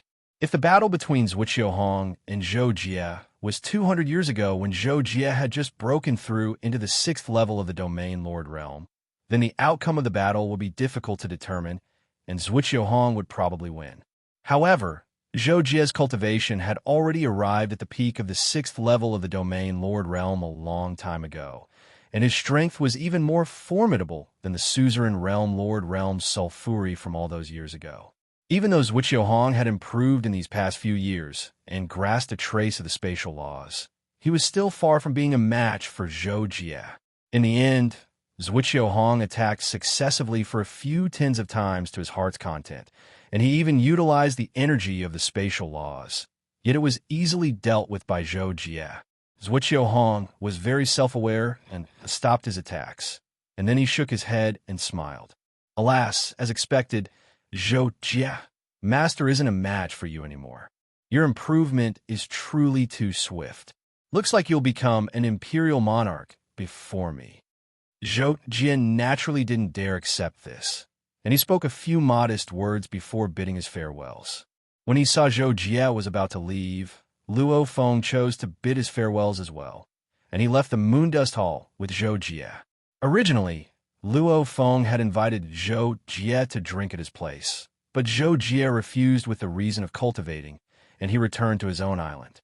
After he returned, Zhou Jie sat in his room and pondered for a long time. In the end, He decided to enter into closed-door cultivation and strive to be able to touch the threshold of the imperial monarch realm as soon as possible. Thus, Zhou Jie notified Kakashi before entering the realm of the Six Paths, and this caused the people that came to visit Zhou Jie in the following 2 days to come for nothing. It wasn't until over 190 years later that Zhou Jie came out of the realm of the Six Paths. Zhou Jie had never entered into closed-door cultivation without stopping for almost 200 years, and it was obvious how much determination he'd put into his closed-door cultivation this time and what sort of goal he'd set. This was also because Leng Shui's death had greatly stimulated Zhou Jie, and it made him want to attain the Universe Emperor realm as soon as possible so that he could revive Leng Shui.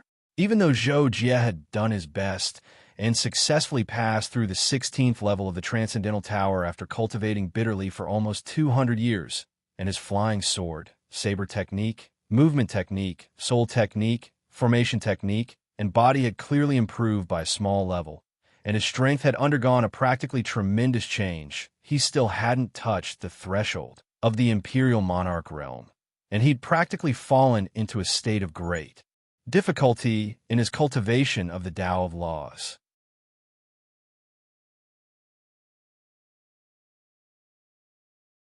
Chapter 337. Moreover, this was under the circumstances that he had the Divine Universe Stone. Thus, Zhou Jie couldn't help but sigh with admiration at the difficulty of attaining the Imperial Monarch realm. It was truly much more difficult than he'd imagined. It was no wonder that Zuiqiu Hong and the others had been trapped for so long and still didn't have the confidence to break through until now. However, Zhou Jie knew that many things couldn't be accomplished overnight, especially on the path of comprehension of the laws. It could only be done step by step. It was like solving a math problem. Once you had a train of thought, you could proceed. If you didn't have a train of thought, then you would be stuck there and be unable to write anything. Thus, after Zhou Jie ended his closed-door cultivation, he temporarily put the matter of cultivation aside, and he intended to go out and take a look and adjust himself before making any plans. Zhou Jie walked out of the quiet room and noticed that Kako was sitting on a stone bench in the courtyard outside the room, and he was eating with relish while holding a bowl of instant noodles in his hand. Zhou Jie was naturally accustomed to this, and he casually asked Kakashi, "Kakashi, did anyone come to look for me while I was in closed-door cultivation? Nothing major happened, right?" When Kakashi heard this, he slurped down half of the noodles in the bowl and swallowed it without even chewing. After that, he turned his head and answered, "Nothing major seemed to have happened. However, Jocko, quite a few people came to look for you. There was one a few days when you started your closed-door cultivation and one a few decades ago." Zhou Jie was very indifferent when he heard this, and he walked over to the stone table where Kakashi sat and sat down before asking, "Do you know who they were?" "I do." They introduced themselves. Kakashi continued, "Two of them were deputy region masters, and they came together. One was called Modia, and the other was called Wuyi. When I asked them what they wanted, they said that they had specially come to visit you, Jocko. After knowing that you were in closed-door cultivation, they even asked me to inform them when you came out. Alas, how troublesome. Not long after that, 3 more hall masters came one after another. They didn't say their names, but their purpose was the same. They came to visit you, Jocko. After learning that you were in closed-door cultivation, they all left. One of them came over 40 years ago again. This time, he said that he had something to discuss with you, Jocko. But when he heard that you were still in closed-door cultivation, he left again and didn't say anything." Kakashi finished speaking here. After hearing this, Zhou Jie frowned slightly. He naturally felt a little curious about the hall master who came to him for the second time. He didn't know him and had never even seen him before. Why did he have something to discuss with him the second time he came to him? However, Zhou Jie didn't intend to look for this person in turn. After all, Zhou Jie believed that if he came to him for something at that time, he might not necessarily come to him for something now. Moreover, if the other party still had something to ask of him, there was an 80 to 90% chance that he would come to him again. Therefore, Zhou Jie quickly threw these thoughts to the back of his mind. He had Kakashi take out a pile of precious food, and he took out 2 bottles of wine and started eating and drinking on the spot. Although Kakashi regarded food as a part of his life, it was rare for Zhou Jie to eat him, so he chose to be generous and ate to his heart's content with Zhou Jie. Well, it meant that he ate as much as he could, and ate as much as he could. Zhou Jie didn't mind at all. He mainly focused on drinking.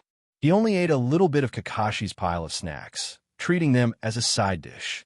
When they were almost done drinking, Zhou Jie suddenly said to Kakashi, who was still eating wildly, "Kakashi, my cultivation has temporarily reached a bottleneck, and I can't make any progress for the time being. Therefore, I plan to find a secret realm in the underworld star field to explore." When Kakashi heard the word explore, not only was he not afraid, he nodded excitedly and said, "Good, good. These days are so boring. It's not much different from being on the spaceship. Exploring is still more fun." In fact, Zhou Jie just suddenly thought of exploring and casually mentioned it to Kakashi. After all, Kakashi was hiding in the space ring most of the time. The so-called exploring was completely for Zhou Jie himself. Kakashi would at most call it a sightseeing tour. Therefore, it didn't make a difference whether he mentioned it to Kakashi or not. After that, Zhou Jie casually chatted with Kakashi about the exploring. He planned to go out for a stroll, maybe go to Luo Feng's place for a drink or something. But at this moment, something happened that made Zhou Jie's expression change abruptly. At that moment, Zhou Jie suddenly felt his forehead burning. A strange fluctuation was transmitted to his soul realm. It felt like an alarm bell was ringing in his soul realm. As for why Zhou Jie felt the alarm bell ringing and not some other feeling, even he couldn't explain it clearly. It was like a person suddenly thinking of something. It could happen without any warning or reason. Divine secret mirror. What surprised Zhou Jie was not that he suddenly felt like he was being attacked, but because of the thing that made him feel this way. That's right, the thing that made Zhou Jie's forehead burn and his soul realm feel the alarm bell ringing was the mysterious Emperor Universe grade treasure that Zhou Jie had obtained in the Sky Ocean Secret Realm, but had never used before, the Divine Secret Mirror. Zhou Jie still remembered the general's description of the Divine Secret Mirror's function. It was probably to seek good fortune and avoid harm, similar to the effect of divination. However, in reality, even the Dark Shadow Emperor didn't fully grasp the Divine Secret Mirror and understand its function and power. Needless to say, Zhou Jie didn't have the qualifications to use it. The Divine Secret Mirror was a support-type Emperor Universe grade artifact. It could be fully activated before reaching the Emperor Universe realm, but that was only at the later stage of the Emperor Universe realm. But then again, Zhou Jie only needed to know that the Divine Secret Mirror had the function of protecting its master according to fate and seeking good fortune and avoiding harm. In that case, what did it mean for the Divine Secret Mirror, which hadn't reacted for a long time, to suddenly remind Zhou Jie of something? Whether it was when I faced the Horde Lord when I was a Star Lord or when I faced Sulfuri before, the Divine Secret Mirror never reacted. But this time it actually, could there be a great danger nearby? Zhou Jie had many thoughts flashing through his mind. He suddenly stood up and said to Kakashi, "There might be danger. It might be dangerous. Return to the spatial ring first." As soon as Zhou Jie finished speaking, he sensed someone approaching from outside the island. Soon, the person flew above his head. However, Zhou Jie only felt a little surprised and not frightened. At this time, Kakashi couldn't help but feel nervous and puzzled by Zhou Jie's sudden words. "What's wrong, Jocko?" Zhou Jie didn't answer the question. He only saw that the visitor in the sky was slowly descending. He frowned slightly and transmitted his voice to Kakashi. "Forget it. It's fine. We'll talk later." At this time, the visitor also landed in the courtyard and said in a clear voice, "Lord Deputy Region Master, I've finally found you this time." Hearing the visitor's words, Zhou Jie couldn't help but look at Kakashi. Seeing this, Kakashi immediately said, "Jocko, this is the person who came to look for you twice." Zhou Jie understood when he heard this. He stepped forward and said to the visitor, Your Excellency has come to look for me twice. What is the matter? The visitor was a fair-skinned and handsome man. He wore a green robe and had long dark green hair that reached his waist. He had a rather feminine air. If it were an ordinary person, it would be normal to mistake him for a woman. In response to Zhou Jie's inquiry, the visitor said, "Let me introduce myself first. I'm Luo Qingsheng, the Starlight Palace Master. I've come to look for Lord Deputy Region Master because I have a request." Hearing this, Zhou Jie nodded slightly and said, "Yes, I know. What is it?" Seeing that Zhou Jie was so forthright, Luo Qingsheng smiled and explained the purpose of his visit. "It's like this, Lord Deputy Region Master. Hundreds of years ago, I found an unexplored secret territory. Unfortunately, there were a large number of formations around it, causing me to almost get lost in it. Therefore, I didn't dare to go deep. All these years, I've been looking for people who can break those formations. I've heard that Lord Deputy Region Master's attainments and formations are exceptional, so I've come to ask for your opinion. Are you willing to explore that secret territory with me?" Hearing Luo Qingsheng's words, Zhou Jie couldn't help but feel a little surprised. He had just wanted to find a secret territory to explore, and now someone had specially delivered a secret territory to him. This was really a coincidence. However, Zhou Jie suddenly thought of the reminder from the Tianji mirror. He didn't know if it had anything to do with this exploration, so he couldn't help but feel hesitant. Seeing that Zhou Jie didn't answer for a moment, Luo Qingsheng's expression was slightly awkward, but he quickly continued, "How about this, Lord Deputy Region Master? If we get the treasure together, you can take the bigger part, and I can take the smaller part. Generally speaking, it's 40-60. We can make an oath by law. What do you think?" Hearing this, Zhou Jie couldn't help but glance at Luo Qingsheng. Luo Qingsheng said this because he was also a six-layer lord. He believed that his strength wasn't much worse than Zhou Jie's, and he might be a threat to Zhou Jie. If they encountered a fight over the treasure, he was afraid that Zhou Jie would hesitate because of this. However, in fact, Zhou Jie was very confident in his strength compared to others of the same level. He didn't take Luo Qingsheng's strength seriously at all. However, since Luo Qingsheng said so, and Zhou Jie had a strong desire to go, he nodded and agreed. "Okay, I can go with you, but you have to tell me about the situation of the Mystery Land first. And how did you know that I'm proficient in formations?" In response, Luo Qingsheng smiled embarrassedly and said, "I'll explain the situation of the Mystery Land to Lord Deputy Region Master in a while. As for how I know you're proficient in formations, it's because I have some friendship with Hall Masters Wuqiu Hong, and I accidentally learned about it when I was drinking with him." In fact, Zhou Jie already knew that this would be the answer. Hearing this, he nodded and continued, "Then tell me about the Mystery Land. Is there anyone else with you?"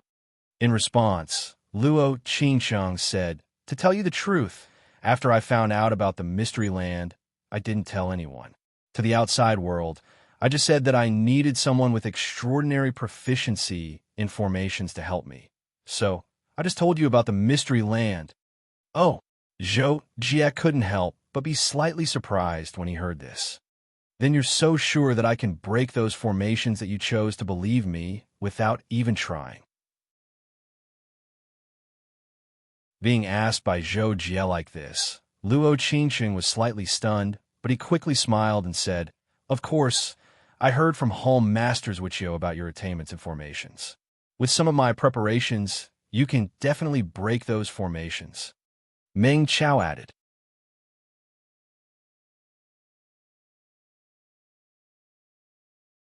Chapter 338. Zhou Jie was silent for 2 seconds, and then said, "Okay, tell me about the secret realm." Luo Qingsheng nodded and began to say, "I found this secret realm by chance. It's very hidden, but I also said that I didn't go very far before I was blocked by layers of formations. Not only that, there were many strange creatures. Or rather, they weren't creatures. It's more appropriate to call them evil spirits." Evil spirits? When Zhou Jie heard this, he was also slightly surprised. He knew that this was a term ordinary people used for illusory spiritual creatures. However, in the eyes of cultivators like them, this kind of evil spirit did indeed exist. As for whether it was a creature or not, it was not in the scope of their concern. Yes, those creatures can't be seen with the naked eye, but you can sense their existence. They can mobilize the power of formations to attack, and they can also directly launch soul attacks. It was difficult for me to deal with the formations and so many evil spirits at the same time, so I quickly retreated. After that, I prepared to go in again, but I still felt that I couldn't break through those formations, so I retreated again. Luo Qingcheng said with a solemn expression. Zhou Jian nodded slightly to show that he understood. At the same time, he was confident that he could break through the formations at the entrance of the secret realm. Luo Qingcheng couldn't break through the formations mainly because of those evil spirits, which meant that those formations were not a real threat to Luo Qingcheng. How powerful was Zhou Jie? In addition, his attainments and formations were indeed extraordinary. How could the two of them be afraid that they couldn't defeat those evil spirits and break through those formations? Well, it's not a big problem. When does Hall, Master Luo plan to set off? Zhou Jie finally got to the point and asked. In response, Luo Qingcheng immediately replied, anytime. It's up to you, Deputy Region Master. When Zhou Jie heard this, although he had nothing to do at the moment and could immediately go to the secret realm with Luo Qingcheng, he couldn't help but want to know the reason for it when he thought of the strange movement of the divine mystery mirror. So he thought for a while and finally said, well, I also need to prepare. In a few days, I'll find you when I'm ready, and then we'll set off. How about that? Luo Qingcheng immediately said, of course, I'm free at any time. This is the location of my residence. I'll go back first and wait for your visit. As he spoke, Luo Qingcheng casually outlined a map in the void, showing the way to Zhou Jie's residence on the island. Zhou Jie looked at the map and memorized it. Then he nodded and said, well, that's it. Do you want to stay for a drink? In the end, Zhou Jie pretended to be polite, but in fact, he didn't like to drink with strangers.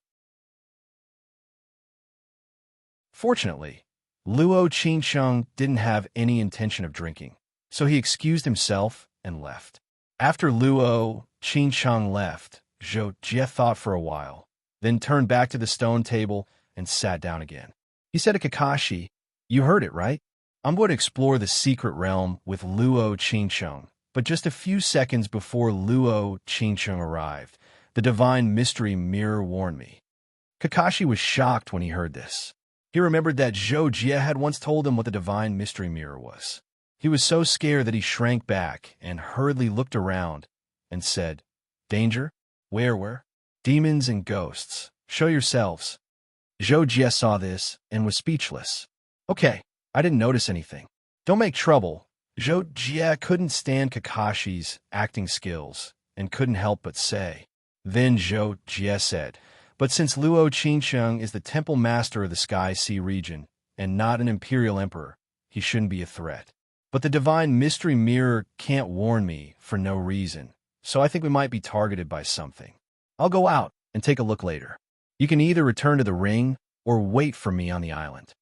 Zhou Jie said this to Kakashi purely to inform him. But it had to be said that Zhou Jie was treating Kakashi more and more seriously now. If it was a long time ago, he would definitely let Kakashi return to the ring and do his own thing. But now, he still let Kakashi live outside most of the time, and he would inform him in time if something happened. When Kakashi heard Zhou Jie's words, he naturally chose to return to the ring without hesitation. This was in line with his timid as a mouse character. After that, Zhou Jie left the island and flew around in the sky above the Sky Sea region.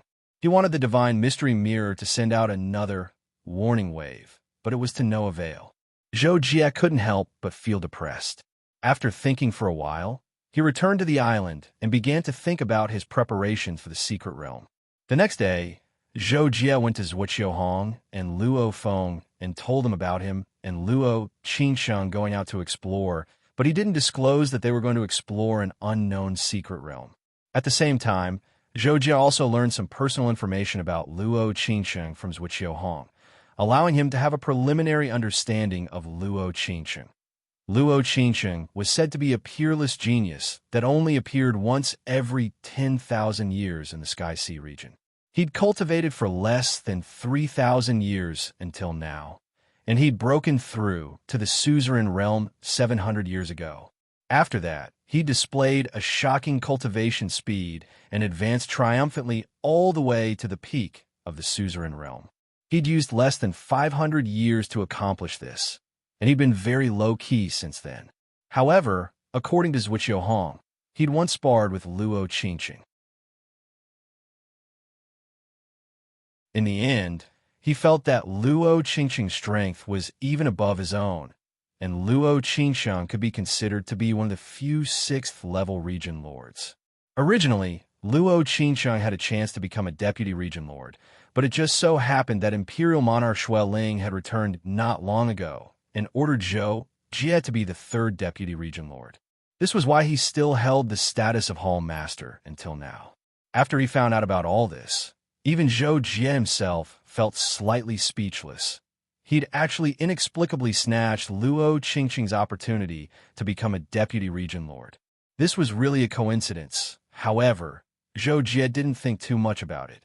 He headed to the Starlight Palace, intending to find Luo Qingsheng and explore the unknown secret realm with him. Luo Qingsheng had been waiting for Zhou Jie. Therefore, after Zhou Jie ordered the guards to report his arrival, Luo Qingsheng arrived outside the palace at the fastest speed possible. After happily greeting Zhou Jie and confirming Zhou Jie's intentions, he said, "All right, let's go."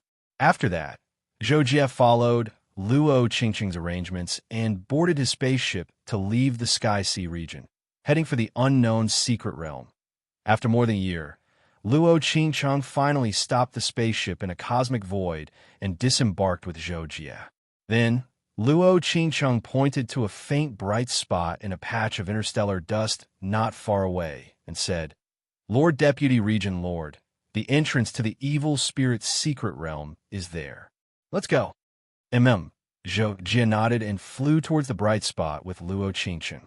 On the way, Luo Qingsheng couldn't help but tell Zhou Jie about the secret realm and officially named it the evil spirit's secret realm. Of course, Zhou Jie didn't care about the name of the secret realm, so the unknown secret realm was called the evil spirit's secret realm. Zhou Jie followed Luo Qingsheng closer to the bright spot. Only then did he see that the bright spot was actually the size of a house. The light it emitted wasn't weak either. It was just that from a distance, it was only a little bit. Moreover, this bright spot didn't emit any unusual fluctuations. Even if a spaceship passed by, it would be difficult to detect the abnormality here. It was no wonder that this secret realm wasn't known by others in the past. "Lord, let's go in." Zhou Jie and Luo Qingsheng stopped at the entrance for a second before Luo Qingsheng said impatiently. Zhou Jie didn't think too much about it and nodded. Luo Qingsheng took the lead and disappeared into the light, followed by Zhou Jie. After the familiar teleportation, Zhou Jie found himself and Luo Qingsheng on a pitch-black reflective platform. On the platform's ground, there were countless complicated and shiny patterns that were gradually dimming, and soon they were hidden and difficult to detect. Zhou Jie wasn't surprised by this. On the way, he had already heard Luo Qingsheng describe the scene after entering the secret realm in detail and was mentally prepared. However, when Zhou Jie looked around, he still frowned at the feeling the evil spirit's secret realm gave him. At this moment, the platform that Zhou Jie and Luo Qingsheng were on was actually the top of a black pillar of unknown length. It was about 10 meters in diameter, and the other end of the pillar disappeared into the black liquid that was hundreds of meters below Zhou Jie and Luo Qingsheng. As for the pillar that Zhou Jie and Luo Qingsheng were on, Zhou Jie could see no less than 100 of them at a glance. They were all inserted into the black liquid below, and the black liquid was like an ocean that filled a radius of several kilometers. In any case, one couldn't see the end of it at a glance. The light source of the entire secret realm came from the stars scattered in the air. These stars emitted a faint blue light, but because there were so many of them, they slightly illuminated almost every corner. As for the top of Zhou Jie and Luo Qingqing's heads, it was pitch black. According to Luo Qingsheng, it was some strange black energy. He tried to enter it, but when he was in it, he felt as if he was carrying several mountains on his back. It was difficult to move, and his perception was extremely limited. Therefore, he didn't dare to explore it all and quickly chose to leave. Also, as Luo Qingsheng said, there were multiple formations and so-called evil spirits here. The formations were actually made up of the many pillars in this space, the black liquid below, and those stars. As for the evil spirits, Zhou Jie had already sensed their existence. Evil spirits were invisible to the naked eye, but after extending his perception, Zhou Jie sensed that there were many extremely cold and evil things in the surrounding air that even made him want to vomit. Zhou Jie knew that these were evil spirits. He had also heard from Zhou Jie that sensing these evil spirits was a painful thing. Now, Zhou Jie finally understood what pain was. It was like facing the most unbearable food and being forced to eat it. The feeling was 10 times worse. Fortunately, Zhou Jie knew that he could use soul attacks to deal with these evil spirits.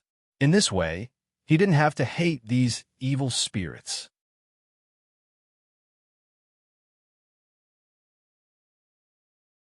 Chapter 339. While Zhou Jie was learning about the surrounding environment, Luo Qingsheng also confirmed whether there had been any changes in the secret realm. After confirming that there were no mistakes, he said to Zhou Jie, "My lord, can you see if you can break this array? Although I have some ideas, I think I'd better let you see for yourself first, so as not to affect you." "MHM," Zhou Jie nodded. Then he flicked his finger and shot out a beam of energy.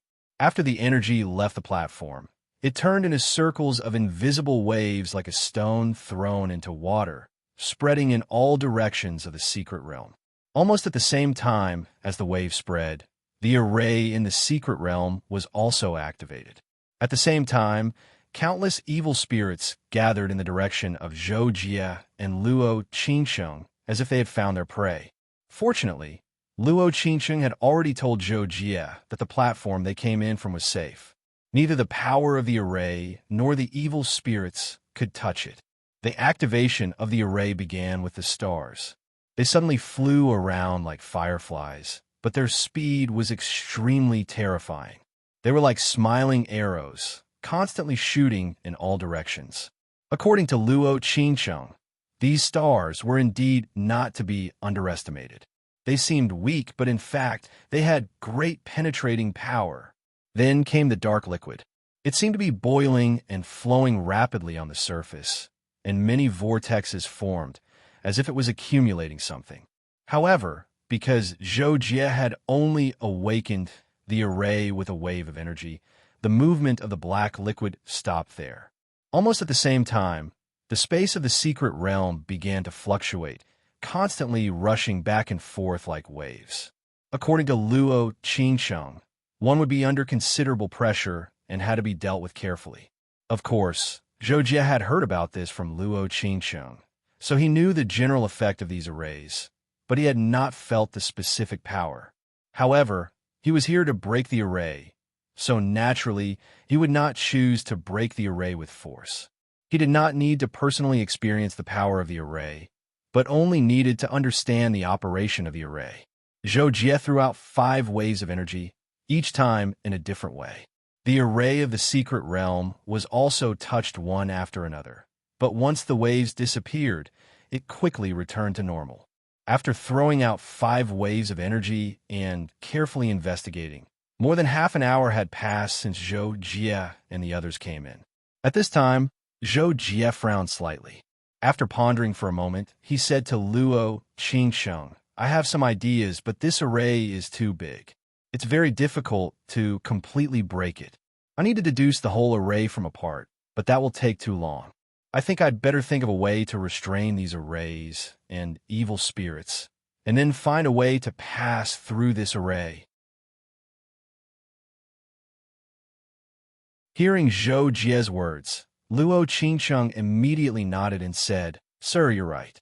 In fact, I also have the same idea. I said that I could help you break the formation because I have a treasure that can reflect attacks. If you want to break the formation, you must resist the formation. I can help you protect yourself. On the other hand, if we combine our strength, we may be able to resist the power of the formation with this treasure alone. The only problem is that my treasure can't resist those evil spirits. You actually have this kind of treasure? Zhou Jie could not help but be slightly surprised. Because from the reflection attack, the treasure mentioned by Luo Qingsheng must have an Imperial Emperor level law. If it was not like the treasures specially made by the Dark Shadow Emperor, it was very likely to be an Imperial Emperor level weapon. In particular, Luo Qingsheng said that it could resist the array of the secret realm with this treasure alone. It was basically an Imperial Emperor level weapon. After all, although Zhou Jie's crow's heart also had a reflection effect, the power of the law was limited. Even if he pushed it to the limit, it would be difficult for him to resist the array here. I got it by chance. It can be considered one of my trump cards. Faced with Zhou Jie's surprise, Luo Qingsheng smiled and did not seem nervous at all. Seeing this, Zhou Jie could not help but be surprised. Luo Qingsheng should know his strength more or less. But now he could be said to have announced his strength, as if he was not worried at all that Zhou Jie would kill him and steal his treasure. There was only one possibility, and that was that Luo Qingsheng was extremely confident in his strength, or at least his life-saving ability. Otherwise, he was not a fool. How could it be possible that he had an Imperial Emperor-level weapon and secretly came out to explore the secret realm with Zhou Jie without telling anyone else? It was also from this moment on that Zhou Jie became wary of Luo Qingsheng. He always felt that there was something wrong with Luo Qingsheng, but it could also be that Luo Qingsheng was so casual. Zhou Jie did not have any evidence and could not judge, so he could only stop thinking about it for the time being. Well, with the treasure you mentioned, we have a greater chance of breaking through this formation.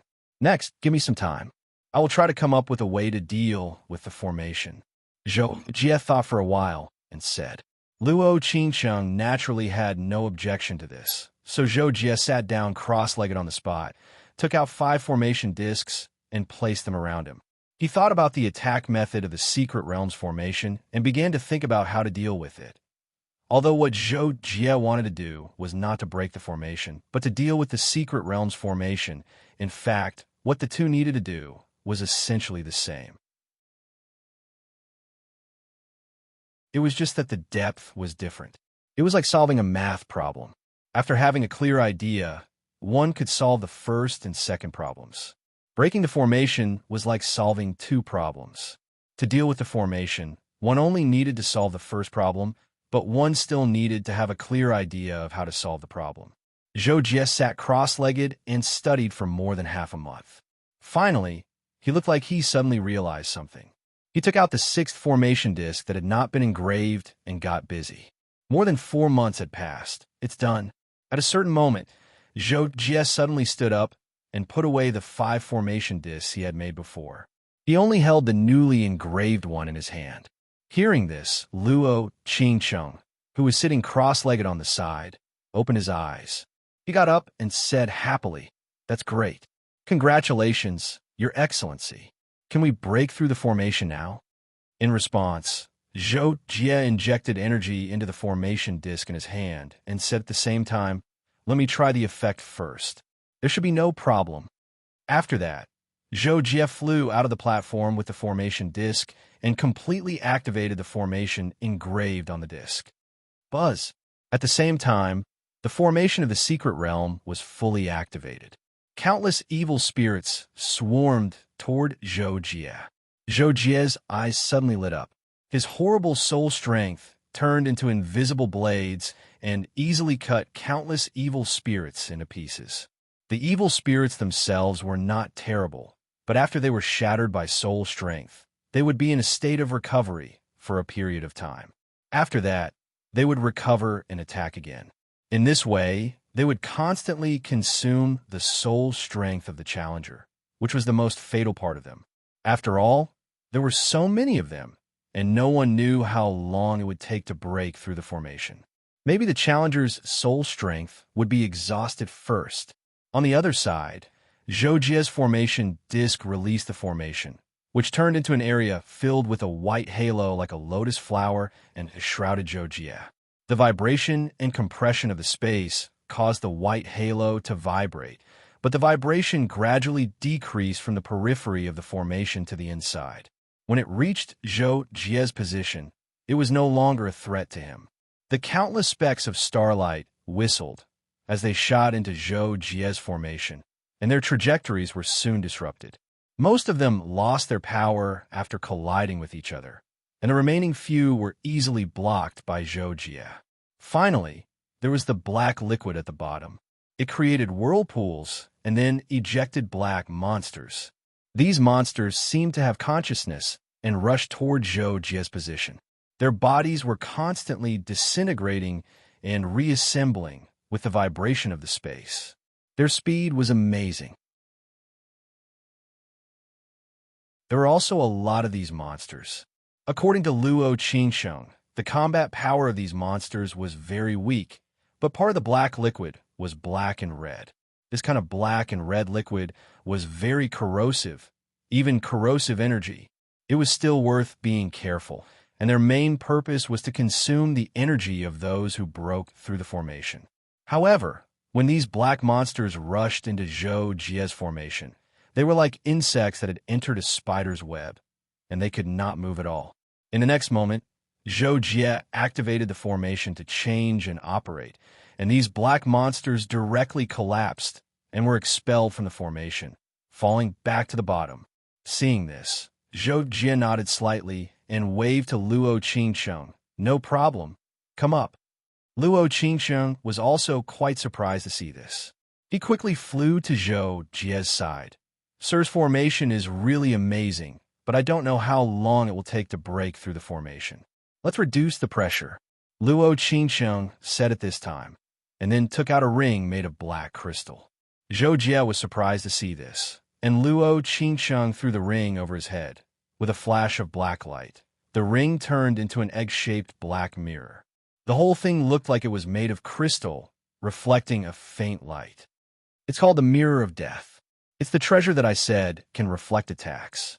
Together with Sir's formation, we should be able to pass through this secret realm's formation easily, Luo Qingsheng introduced. Zhou Jie took the opportunity to sense the Mirror of Death.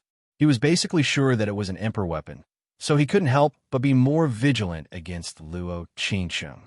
However, as Luo Qingsheng said, with the Mirror of Death to deal with the attacks of the fish that escaped the net, they didn't need to do much. They only needed to control the formation and the Mirror of Death.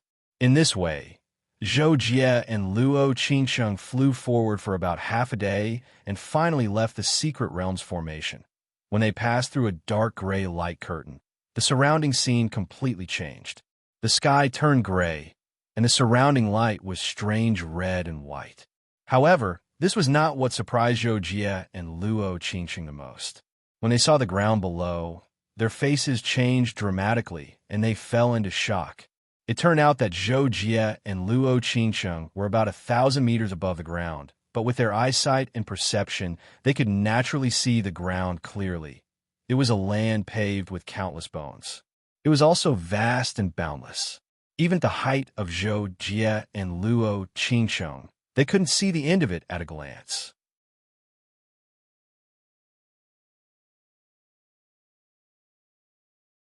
Chapter 340. There are actually so many corpses here, Luo Qingsheng exclaimed. Zhou Jie didn't say anything. He was still sensing the corpses below. At this moment, he realized that there were many complete corpses below. They weren't scattered on the ground, but stood there like sculptures. However, they were relatively scattered. Within Zhou Jie's sensing range, he discovered 42 standing complete corpses. A few seconds later, Luo Qingsheng also discovered this and couldn't help but say, "Sir, there are many complete corpses here, but they aren't human. There are even gutongs." Gutongs? Zhou Jie had never heard of this term before, so he couldn't help but ask. Luo Qingsheng quickly replied, "Gutongs are a rare cosmic creature. They have 6 arms and 3 legs, and they don't have a head. Their faces grow in their abdomens, and they can devour all kinds of energy and matter in the universe to strengthen themselves. Moreover, they are born with extremely long lifespans, and they can live for hundreds of thousands of years. They become stronger through this method, and the longer they live, the stronger they usually become because they have devoured countless cosmic energy substances over the long years. However, their digestion is extremely poor, so at any time, there will be a large amount of cosmic energy substances remaining in their bodies. These energy substances are often rare, so they are often hunted by human cultivators. After Luo Qingsheng finished speaking, he pointed at a huge skeleton in the distance and said to Zhou Jie, "Sir, that's the skeleton of Gutongs. Judging from its size, this Gutongs should have been close to the immortal emperor realm when it was alive. Generally, the bigger the Gutongs, the stronger they are." Hearing this, Zhou Jie nodded slightly. At the same time, he had a whole new level of respect for Luo Qingsheng. This was because he didn't expect the other party to be so knowledgeable, unlike himself. In his free time, he would drink a little wine and eat a little food. He rarely went to understand anything. Quite a lot. Zhou Jie couldn't help but praise him. In response, Luo Qingsheng only smiled and humbly said, "I only found out by accident." Since Luo Qingsheng said that, Zhou Jie naturally wouldn't continue this topic. He looked into the distance and said, "I'm afraid there's danger here. It's better to be careful. Let's continue flying forward." Hearing this, Luo Qingsheng responded and quickly followed Zhou Jie forward. After flying for a few minutes, Zhou Jie and Luo Qingsheng discovered that they still couldn't see the end of this land of skeletons. Zhou Jie couldn't help but exclaim inwardly, "Who knows how many skeletons were used to pave such a huge area of skeletons?" Moreover, according to Luo Qingsheng, those standing skeletons might have been at the Imperial Emperor realm when they were alive. So, it was obvious how terrifying the existence that built this place was. But just as Zhou Jie was thinking this, something unexpected happened. Rumble! The skeletons that were closest to Zhou Jie and Wang Chong were the first to come to life. They actually began to move. Zhou Jie had been sensing the area below. Before the sound came, he was shocked to find that a few standing skeletons had started to move. This made his expression turn grim. "Not good. Sir, be careful. There is indeed danger here." Luo Qingsheng also reacted at this time and reminded Zhou Jie to be careful. But for some reason, when Zhou Jie heard Luo Qingsheng's words, he inexplicably felt that he was acting. This was because Zhou Jie keenly sensed that when Luo Qingsheng spoke, his soul actually didn't fluctuate at all. It was as if he had already expected this situation. However, at this moment, the skeletons that were originally standing below started to move. The ones closest to Zhou Jie and Luo Qingsheng attacked them directly. They even emitted a terrifying aura that was enough to threaten them. Therefore, Zhou Jie didn't have time to think too much. He only shouted, "Run!" and took the lead to turn into a bolt of lightning and crazily fled forward. This didn't mean that Zhou Jie abandoned Luo Qingsheng just like that. It was just that he more or less knew Luo Qingsheng's strength, so he was sure that Luo Qingsheng could keep up with his speed. In fact, this was indeed the case. Seeing Zhou Jie turn into a bolt of lightning, Luo Qingsheng's eyes flashed with a trace of surprise. Then, he turned into smoke and disappeared in the air. Zhou Jie and Luo Qingsheng's reaction was not slow. However, the living skeletons below were scattered widely, and their speed was not inferior. Therefore, in less than a breath's time, the two of them were surrounded by more than a dozen skeletons in the air. They had no choice but to choose to fight back. Facing a huge humanoid skeleton blocking the way in front of them, Zhou Jie didn't say anything and swung his hand. The 6 meridians bracelet left his wrist and turned into 6 streams of light that rushed forward to kill. Pung, pung, pung. Unexpectedly, this skeleton knew how to dodge. Zhou Jie was caught off guard. Out of the 6 swords, it dodged 3 of them. The other 3 swords were blocked by its body and sent flying to the other side, brushing against another skeleton. However, to Zhou Jie's shock, his flying sword attack actually didn't cause much substantial damage to the skeleton, and it only left a few marks on the spot where it collided.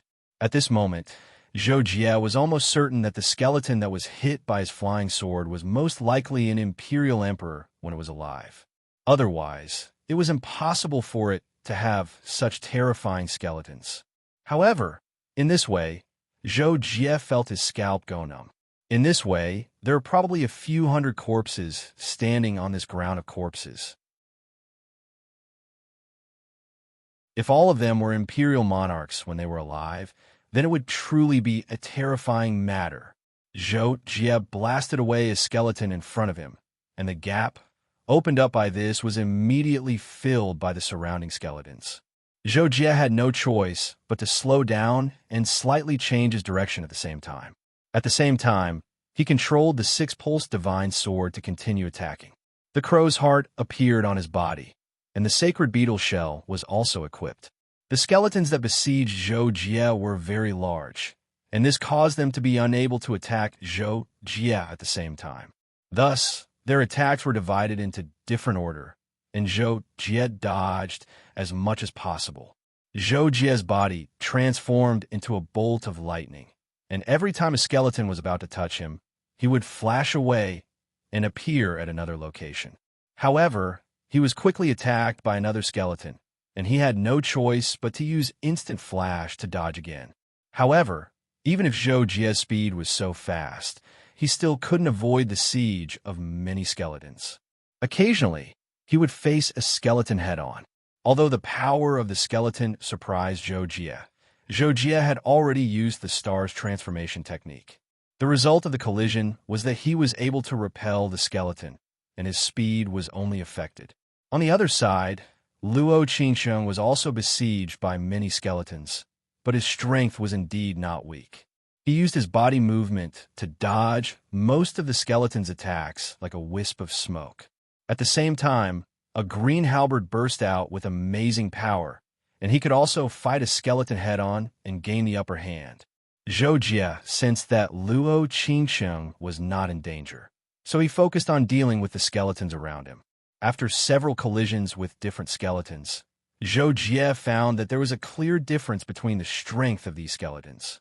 The weakest one was directly blown away by Zhou Jie's punch, and its arm bones were broken.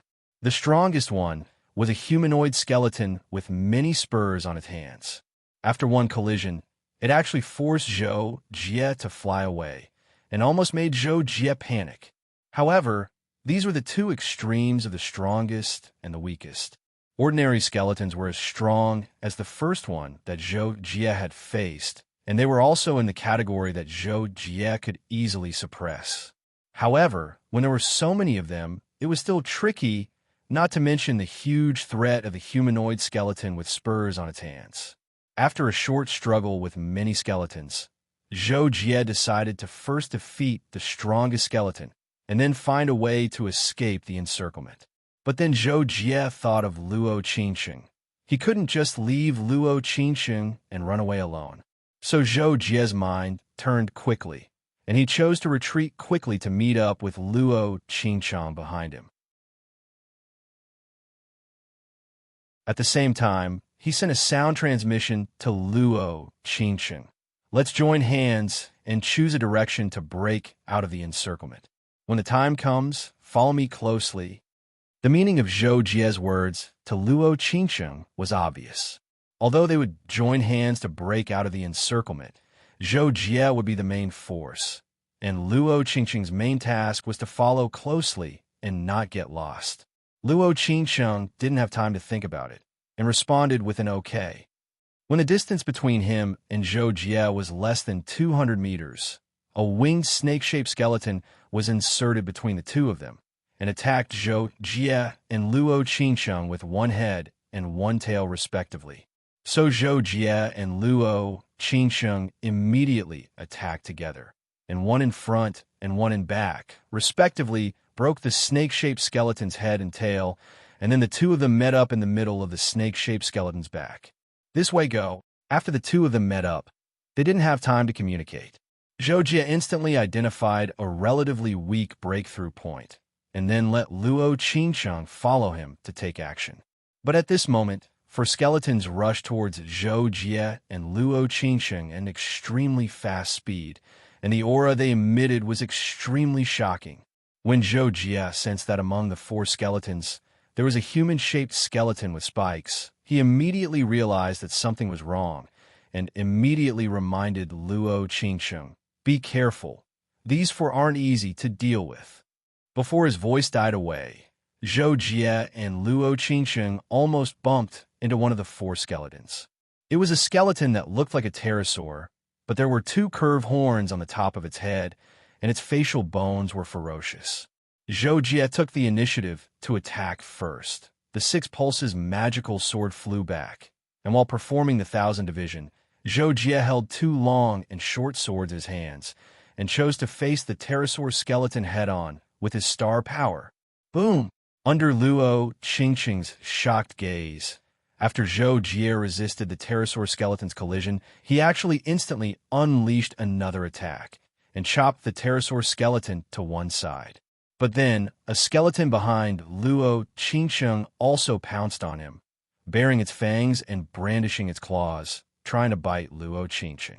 Just as Zhou Jie was worried that Luo Qingsheng couldn't resist it, and that he wouldn't be able to save him in time, his forehead suddenly became hot again, and the familiar alarm bell rang in his spirit realm again. Danger!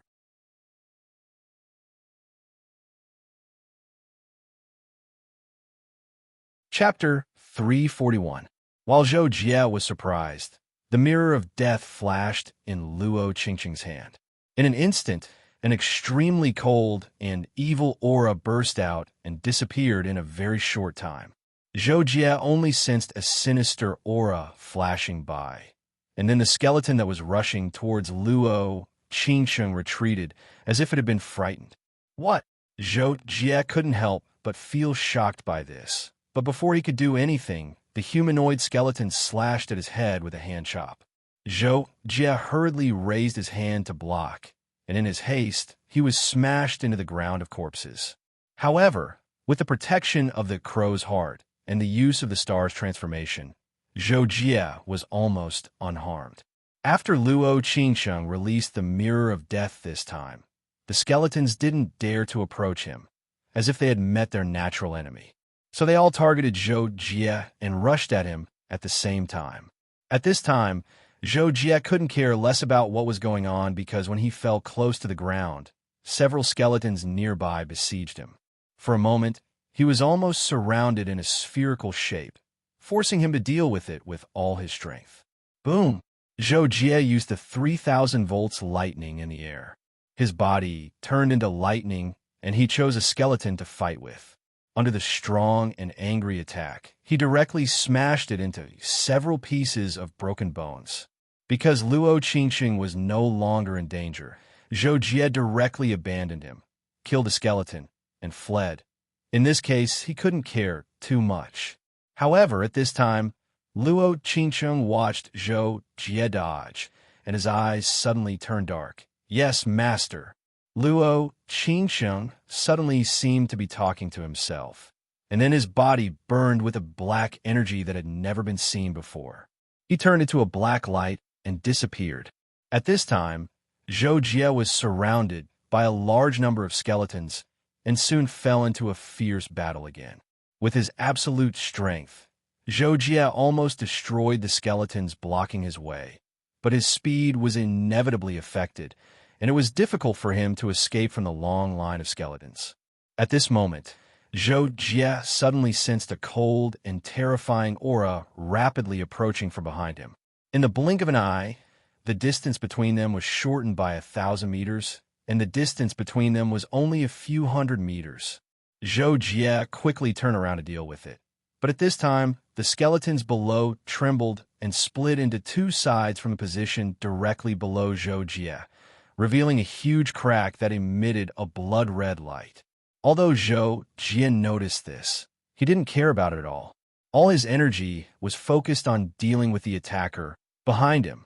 The long and short sabers slashed out one after another. Zhou Jie and a long spear collided, and a terrible shock wave suddenly burst.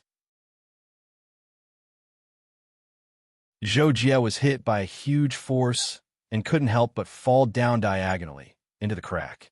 Zhou Jie fell into the fissure and immediately felt that something was wrong. He quickly stopped his falling momentum and wanted to rush up to the sky. But Luo Qingsheng didn't give Zhou Jie the chance to do so. His eyes were pitch black, and his entire body was burning with black flames. He actually managed to dissolve the impact first, and a spear carrying a terrifying might came crashing down on Zhou Jie. Luo Qingsheng. Zhou Jie saw that the person attacking him was Luo Qingsheng. While feeling furious, he couldn't help but wonder about the other party's current state. The energy on his body was extremely evil and obviously didn't belong to Luo Qingsheng. Could it be that he was inexplicably controlled by something just now? But Zhou Jie didn't have time to find out. Facing Luo Qingsheng's powerful attack, Zhou Jie couldn't dodge, and he didn't have time to use the flying sword killing move 10,000 swords in one. He collided with Luo Qingsheng's spear.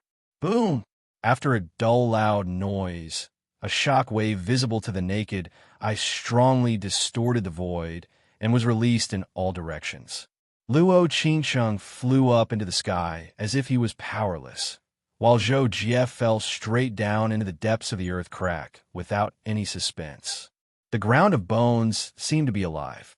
After Zhou Jie fell completely, it quickly healed. In the end, Zhou Jie watched the huge crack above close, but he didn't have time to rush out of the ground. Zhou Jie couldn't get out of the crack before it closed. When he rushed to the bottom wall of the ground, he naturally chose to destroy it, hoping to break the surface of the ground. In response, Zhou Jie directly used 10,000 swords in one. However, when the giant sword pierced the surface of the ground, it was like a wooden stick without a sharp tip piercing the surface of a balloon. After the giant sword sank upward for a certain distance, it could not advance any further. Then it exploded with a loud bang, blasting out a huge pit with mangled flesh and blood. When Zhou Jie saw this and thought about whether to attack again, he noticed that the huge pit was really like a body of flesh and blood. It wriggled and began to heal, and the speed was extremely fast. The huge pit shrank at a speed visible to the naked eye. At this time, Zhou Jie also recalled the thickness of the ground of bones. The depth of the pit he had just blasted was less than 1/10 of its total thickness. In addition, the ground below could automatically heal.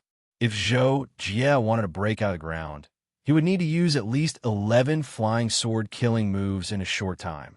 With Zhou Jie's current strength, this was still impossible. So after frowning, he chose to give up the idea of breaking out of the ground. Since he couldn't get out of the place he came from, Zhou Jie turned around and looked at the environment he was in at this moment. Overall, it was a dark red world. The top of his head and the ground below were made of dark red, wrinkled protrusions that looked like flesh and blood. It looked extremely disgusting. Moreover, when Zhou Jie quieted down at this time, he noticed the thick smell of blood in the air, mixed with a trace of a smell of flesh and blood rotting. It was enough to make ordinary people nauseous, but for Zhou Jie, this was considered a common occurrence. Don't forget that Zhou Jie's old profession was an assassin, and he had experienced many battles after leaving his assassin identity. At this time, Zhou Jie couldn't help but look up and carefully look at the dark red wriggling surface of the ground above, or the upper wall of this place. Is this the body of some kind of cosmic creature? Zhou Jie couldn't help but have such a guess, because from his exploration just now, he found that both the upper and lower surfaces of this area were alive. It was as if he was in the stomach of some kind of creature and cut a wound on the inner surface of its stomach, and it would automatically heal. Zhou Jie thought so and carefully sensed the surface below, but he didn't find any danger. This made him feel a little strange and more vigilant. He didn't believe that such a place was without danger. After all, the surface was already so dangerous. There was no reason for such a dangerous secret realm to send him to a relatively safe place. The most dangerous thing was the danger that couldn't be sensed. Zhou Jie was convinced of this, so he carefully flew at a height close to the upper surface to investigate. Zhou Jie flew for a while and found a pillar-shaped mountain peak in the distance. It was particularly prominent on the flat land that stretched as far as the eye could see. Out of curiosity, he chose to carefully approach the mountain peak. Not long later, Zhou Jie arrived at the foot of the mountain. The mountain was pillar-shaped, but the lower part was thicker and the upper part was thinner. It looked like it was made of flesh and blood, with a diameter of 100 meters and a height of over 1,000 meters. At the bottom of the mountain, there was a huge cave. The opening was so big that it took up almost the entire surface of the mountain. The cave entrance was about 30 meters tall, and from afar, it looked like a bloody mouth. Zhou Jie stood in front of the cave entrance and carefully sensed the inside of the cave. Just as he expected, his senses were cut off after a few dozen meters, and he couldn't go any further. According to Zhou Jie's guess, if this place was extremely dangerous, then the most dangerous place would be this mountain in front of him. Or to be exact, it would be the depths of this cave. But he didn't know where it led to. Therefore, after some consideration, Zhou Jie made a shocking decision. Enter the Six Paths realm and cultivate for a while first. And so, Zhou Jie took out the Six Paths world beside the cave entrance, activated it, and entered it. The Six Paths world naturally hid in the void. Even if ordinary Imperial Emperors came, they wouldn't be able to detect it. After entering the Six Paths realm, Zhou Jie immediately relaxed. He knew that this place was absolutely safe. After entering, everything that happened in the outside world would have nothing to do with him anymore. After relaxing, Zhou Jie couldn't help but think about the reason why Luo Qingsheng invited him to this secret realm.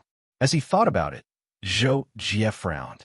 Back then, the Tianji mirror only warned me for a few seconds, and Luo Qingsheng appeared. I didn't suspect him at all, but now it seems like the reason why the Tianji mirror warned me was because of him. Zhou Jie suddenly thought of this and couldn't help but be shocked. He also found it hard to accept. After all, although Luo Qingsheng was strong, he was still not an imperial emperor. Even Sulfuri couldn't make the Tianji mirror warn him back then. What did Luo Qingsheng do?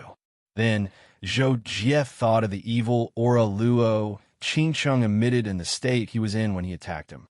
Zhou Jie was sure that there was a big problem with Luo Qingsheng. But at that time, Luo Qingsheng still didn't show the power of an imperial emperor. So what happened to him? Could it be that he was possessed by something terrifying? For a moment, Zhou Jie could only think of so much. But he couldn't deduce anything from the information he knew. So after a short hesitation, he chose to give up and headed to the Six Paths Pagoda without hesitation. Not long ago, in the sky above the land of bones, the burning black energy on Luo Qingsheng's body gradually faded away. At the same time, he revealed a complicated expression that couldn't tell whether it was pain or pleasure.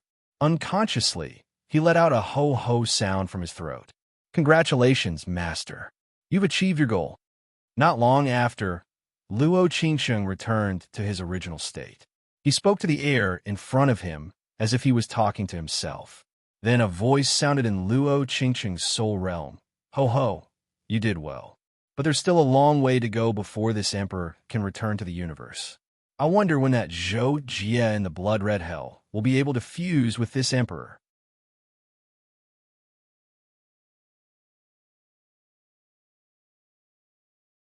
Chapter 342. With the trap set by Master, even if Zhou Jie is twice as strong, he won't have a chance to escape. He can only obediently become Master's new body. Luo Qingsheng hurriedly flattered. In response, the voice in Luo Qingsheng's mind also laughed. Haha, this emperor thinks so too. If nothing unexpected happens, the result will be out in, at most, one day. At the same time, Zhou Jie was telling Zhou Tianwu about his recent experience in the Six Paths Pagoda. Zhou Jie naturally explained the situation in the blood-red hell and the cause and effect. After listening to Zhou Jie's narration, Zhou Tianwu frowned slightly and said in a serious voice, "Your Highness, I'm afraid that Luo Qingsheng has been possessed by some kind of demon or made some kind of contract with it. Maybe the demon's origin is hiding in him at this time. He must want to use Your Highness to do something by asking Your Highness to go to the secret realm." Zhou Tianwu lived tens of thousands of times longer than Zhou Jie.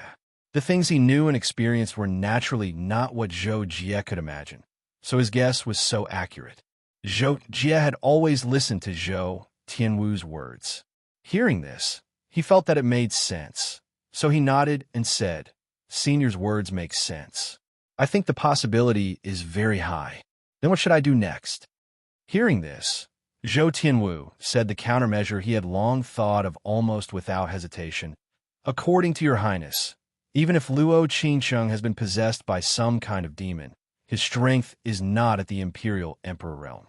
Therefore, he probably found that he couldn't do anything to Your Highness, so he forced Your Highness into the blood-red world, hoping that Your Highness would fall into the trap.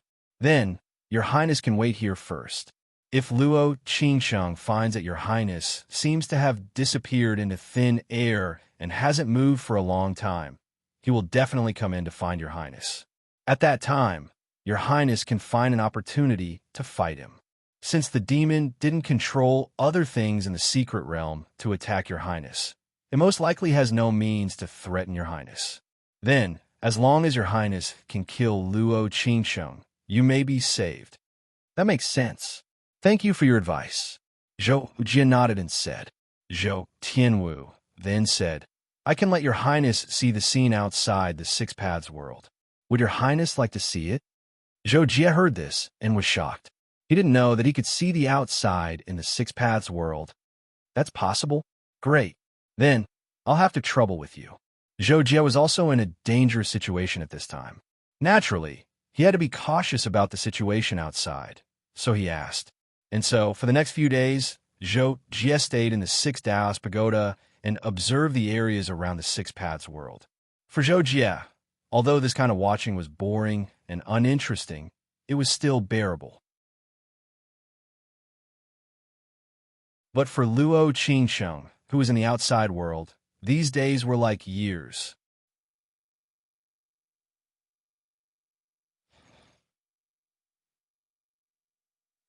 "Master, should I go down and have a look?" Luo Qingsheng said. Hearing this, the voice was silent for a moment before it finally said, "All right, that's the only way.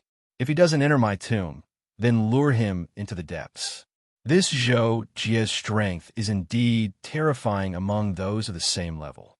He has the demeanor of this emperor from back then. Even if this emperor helps you, you may not be able to take him down. So don't fight him head on.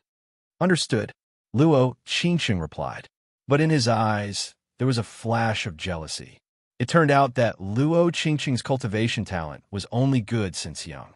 Born in the Tian High Continent, he barely managed to cultivate to the level of Overlord. But after reaching the level of Overlord, he seemed to have run out of talent. His strength stagnated, and this troubled Luo Qingsheng greatly. Later on, by chance, he discovered this secret realm. It could be said that he was a calf that was not afraid of tigers, so he entered it. But what he didn't expect was that this place was the burial place of an evil imperial emperor, the blood demon, celestial monarch. Back then, the blood demon, celestial monarch, participated in a great battle for a treasure. After he obtained the treasure, he was besieged by the other competitors. He was lucky enough to escape from the battle, but due to his heavy injuries, he was unable to dispel the laws that invaded his body. Thus, he faced the threat of death. Naturally, the blood demon celestial monarch wasn't willing to wait for death. Thus, he used his life imperial emperor weapon, the Azura illusory realm, to open up this secret realm and made some simple arrangements. After that, the blood demon celestial monarch abandoned his body that was entangled by the laws and sealed his soul in the tomb he mentioned, the cave that Zhou Jie saw in the blood-red hell. He was waiting for the right time to revive. Because he didn't have the time to find a suitable body to revive in, the blood demon, celestial monarch, had made up his mind to wait for someone to enter the Azura illusory realm and walk right into his trap. Later, the blood demon, celestial monarch, waited for over 10,000 years before Luo Qingsheng was the first to enter the secret realm. Unfortunately, the blood demon, celestial monarch, didn't care about Luo Qingsheng's talent and strength. Thus, the blood demon, celestial monarch, was able to control everything in the Azura illusory realm from the center of the tomb. He only guided Luo Qingsheng to his tomb and subdued Luo Qingsheng with the arrangements in the tomb. He established a master-servant contract with Luo Qingsheng and then hid his soul source in the depths of Luo Qingsheng's soul realm. As such, with the blood demon, celestial monarch's guidance and assistance, Luo Qingsheng was able to soar and obtain the title of Sky Sea Region's #1 genius. Since Luo Qingsheng had established a master-servant contract with the blood demon, celestial monarch, he could only listen to the blood demon, celestial monarch's orders. According to the blood demon, celestial monarch's request, Luo Qingsheng had to find a genius expert below the sovereign emperor realm to become the new body for the blood demon, celestial monarch's resurrection. Therefore, Luo Qingsheng had deliberately befriended Zhuo Qiuhong in order to follow the blood demon, celestial monarch's instructions. He wanted to find out Zhuo Qiuhong's strength and talent and lure him into the Azura illusory realm to become the new body for the blood demon, celestial monarch's resurrection. However, during his conversation with Zhuo Qiuhong, Luo Qingsheng had inadvertently learned about Zhou Jie. Zhuo Qiuhong had said that Zhou Jie's talent was dozens of times greater than his own.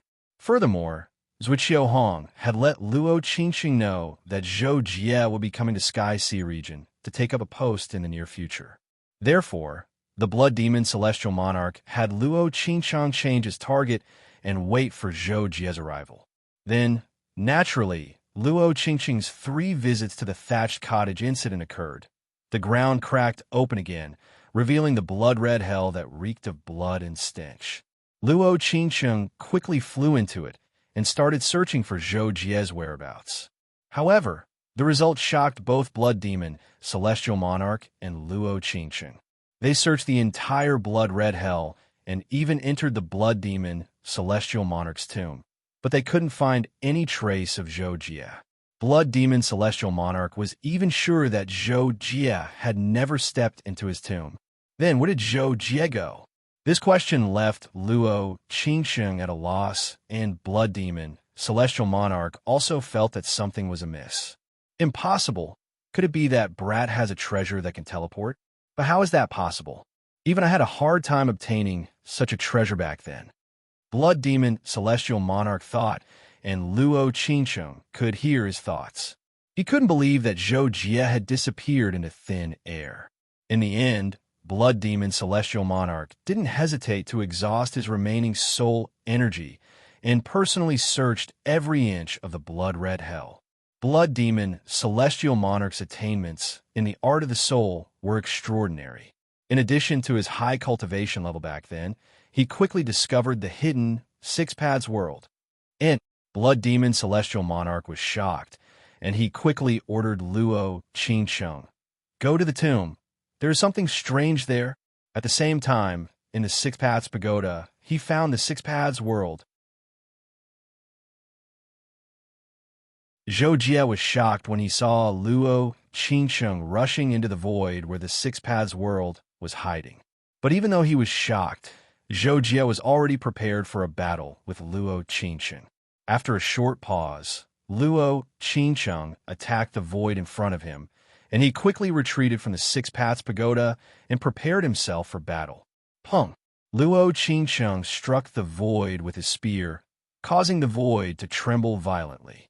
The Six Paths world didn't have much defensive power, and thus, it was knocked out of the shallow void and revealed its true form.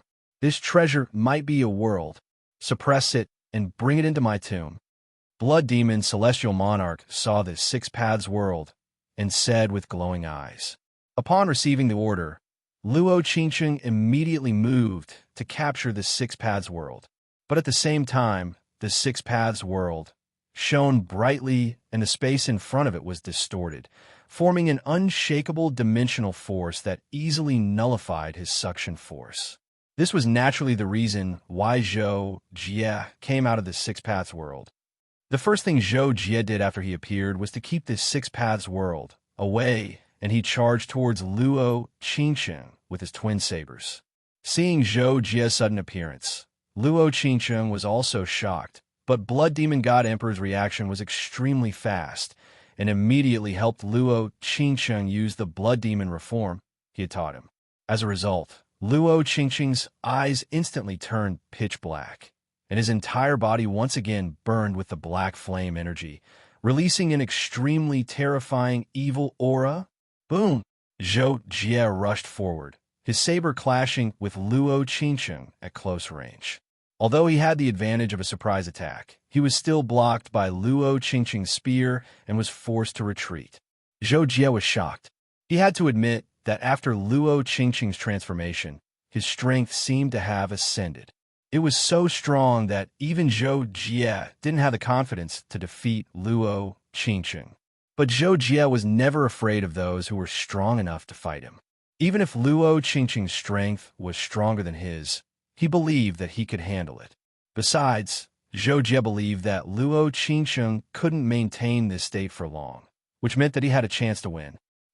After Luo Qingsheng pushed Zhou Jie back, he let out a ferocious roar. While he strengthened his aura, he also quickly charged up his strength and launched a strong attack towards Zhou Jie. Krong! As the spear was shot out, the space rumbled. Zhou Jie cast the Star Moon transformation, but he still chose to attack from the side. This way, he could avoid the damage as much as possible, and at the same time, he could seize the opportunity to counterattack.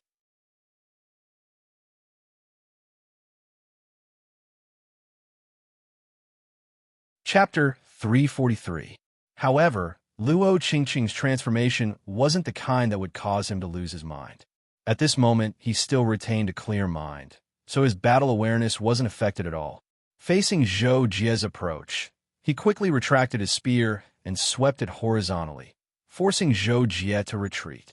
Seeing that it was difficult for Zhou Jie to get close to the spear, he immediately changed his fighting style and used the flying sword move, Myriad Division. In an instant, sword light filled the sky and shot towards Luo Qingsheng like a rain of bullets. But Luo Qingsheng didn't care about the threat of the sword light at all.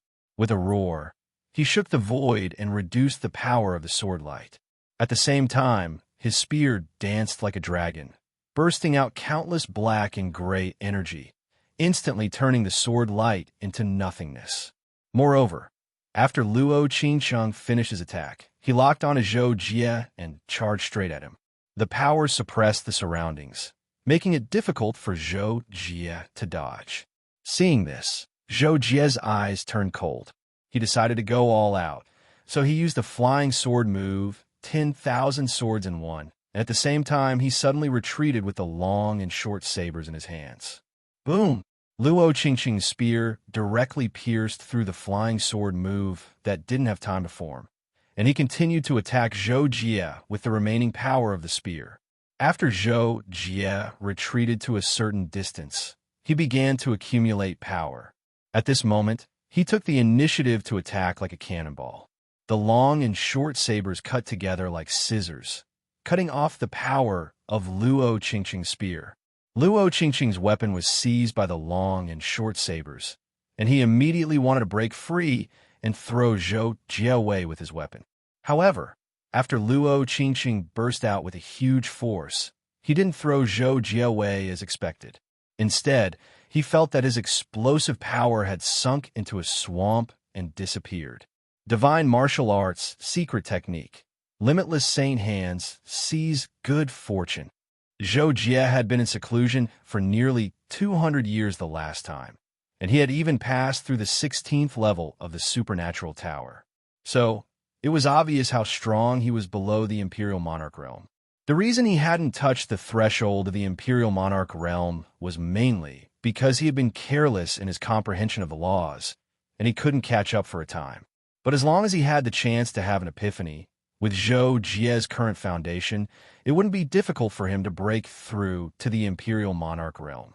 It could be said that when the conditions were right, success would come naturally. And the reason why Zhou Jie was able to clear the 16th level of the Supernatural Tower was mainly because of a major breakthrough in one aspect: divine martial arts. Now, not only had Zhou Jie cultivated the limitless sane hands to the fourth realm, seize good fortune, he had also used it as a foundation to create a saber technique. When executed with two long and short sabers, its power was unparalleled. However, it was only suitable for close combat. This was also one of the reasons why Zhou Jie had chosen to fight in close combat with Luo Qingsheng from the start. The other reason was that at a close enough distance, it would be difficult for the spear to display its strength, and it would become a hindrance instead. At this moment, Zhou Jie had used the two long and short sabers to seize the 7 inches position of Luo Qingsheng's spear. In the face of Luo Qingsheng's outburst, he had executed the seize good fortune of the limitless sane hands, easily seizing Luo Qingsheng's outburst of power. After one outburst, it meant that the old power had been exhausted and the new power had yet to be born. And Zhou Jie had absorbed part of Luo Qingsheng's outburst of power for his own use. However, the power from Seize Good Fortune couldn't be stored, and it couldn't even stay in the hand. Therefore, Zhou Jie instantly released Luo Qingsheng's spear. At the same time, he rushed forward and slashed at Luo Qingsheng's face with his two sabers. Luo Qingsheng was greatly alarmed by this. He hurriedly retreated and opened up the distance between them. His spear quickly blocked Zhou Jie's dual saber slash. But this wasn't the end. At this moment, Zhou Jie had already executed the saber technique he had created with the limitless saint hands as the foundation. Limitless 100 slashes. Therefore, Zhou Jie's dual sabers collided with Luo Qingsheng's spear. It was like flowing water, and the downward slash didn't stop at all. Luo Qingsheng, on the other hand, was clearly hit by a huge force, and his entire body flew backwards. Zhou Jie's saber momentum was continuous. With a flip, he caught up and slashed at Luo Qingsheng's head with his long saber. Ping! Luo Qingsheng didn't even have time to stabilize his body before he was chased by Zhou Jie. He was immediately thrown into disarray and was forced to defend himself subconsciously. In the end, he took another slash from Zhou Jie, and his entire body fell downwards. Zhou Jie's saber momentum didn't stop at all. With another spin in the air, he chased after Luo Qingsheng with a 3,000 volts lightning movement technique. The third slash was even more powerful. The moment Luo Qingsheng landed on the ground, because of the impact, his feet sank into the wriggling ground of flesh and blood. Half of his body sank into the ground. Zhou Jie's third slash came right after, forcing Luo Qingsheng to roar and release a terrifying force that destroyed the ground of flesh and blood around him. His long spear blocked Zhou Jie's saber and caused Zhou Jie to flip back. However, Zhou Jie's saber momentum wasn't interrupted. The terrifying thing about the infinite 100 slashes was that it could dissolve force and stack force. Therefore, every slash of Zhou Jie's was as light as a feather and as heavy as Mount Tai. It dissolved Luo Qingsheng's explosive force and absorbed part of it for his own use. At the same time, it didn't break the continuity of the saber technique and the accumulation of force. When the infinite 100 slashes was stacked to the limit, Zhou Jie couldn't easily use the accumulated force. This meant that Zhou Jie was about to unleash his strongest slash. This slash would gather part of the force of the previous slashes as well as part of the opponent's strength. Its power was so great that even Zhou Jie couldn't imagine it.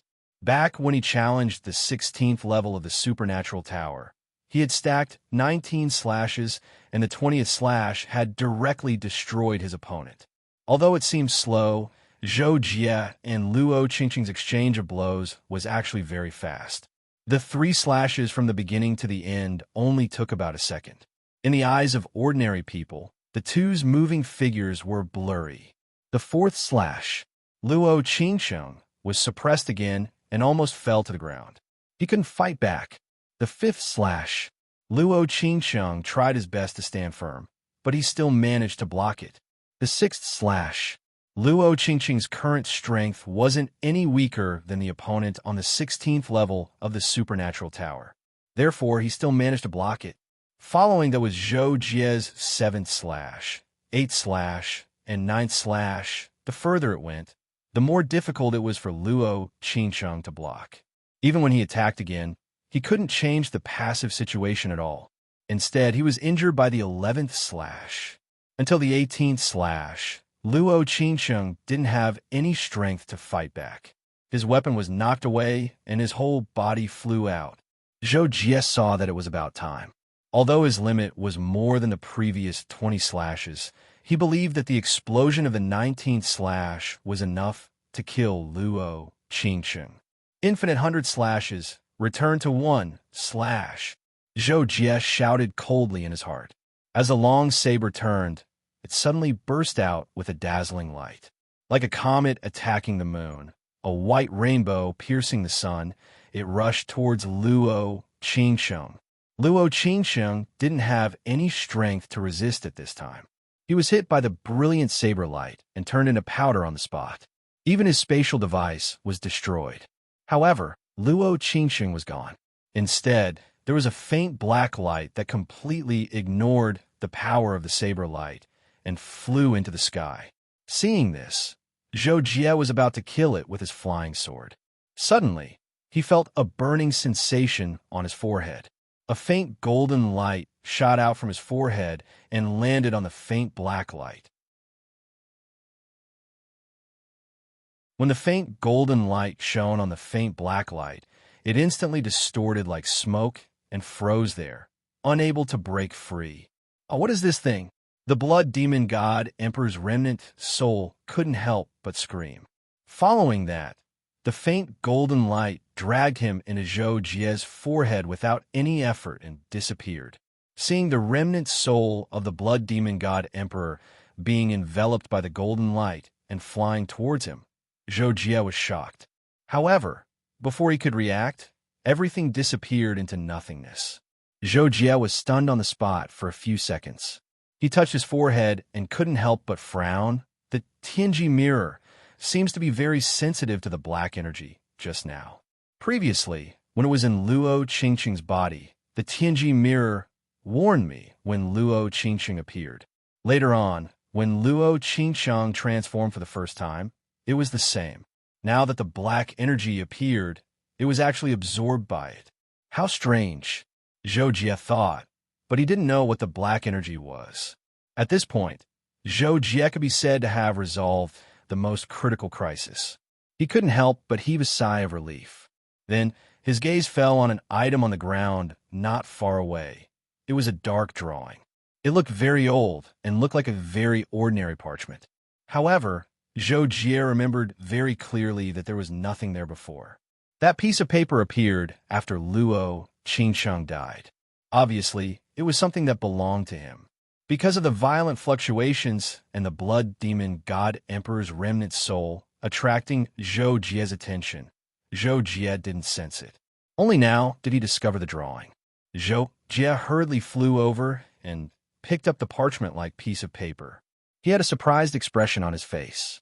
This piece of paper can actually remain intact after the final blow of the infinite 100 slashes. It's really unbelievable. This is probably the power of laws, right? Zhou Jie was now on the verge of becoming an imperial emperor. Although his comprehension of laws was still at the level of simple elemental laws, he knew how magical the laws of the imperial emperor realm were. For example, if the surface of a piece of white paper was covered with the spatial laws, then ordinary people wouldn't be able to see this piece of paper. Or even if they could see it, they wouldn't be able to touch it. Or even if they could touch it, they wouldn't be able to damage it at all. As long as the power of laws was strong enough, even if a force that could destroy a planet struck this piece of paper, it wouldn't be damaged in the slightest. After Zhou Jie received the parchment, he first pinched the paper and found that it was extremely smooth. Although he pinched it, He didn't seem to be able to pinch it. After carefully sensing it, he also found that there was a mysterious power constantly flowing on the surface of the drawing. This power seemed weak, but it was as if it was connected to the structure of the universe and couldn't be shaken at all. At least, Zhou Jie's strength was far from enough. Then, Zhou Jie looked at the contents of the drawing. It was a map with some words that Zhou Jie couldn't understand. As a result, Zhou Jie couldn't understand what was drawn on it at all. He could only guess that this drawing was probably a treasure map based on his intuition. I can't understand it, but Kakashi might be able to. Zhou Jie knew that Kakashi actually knew a lot, so he immediately thought of him.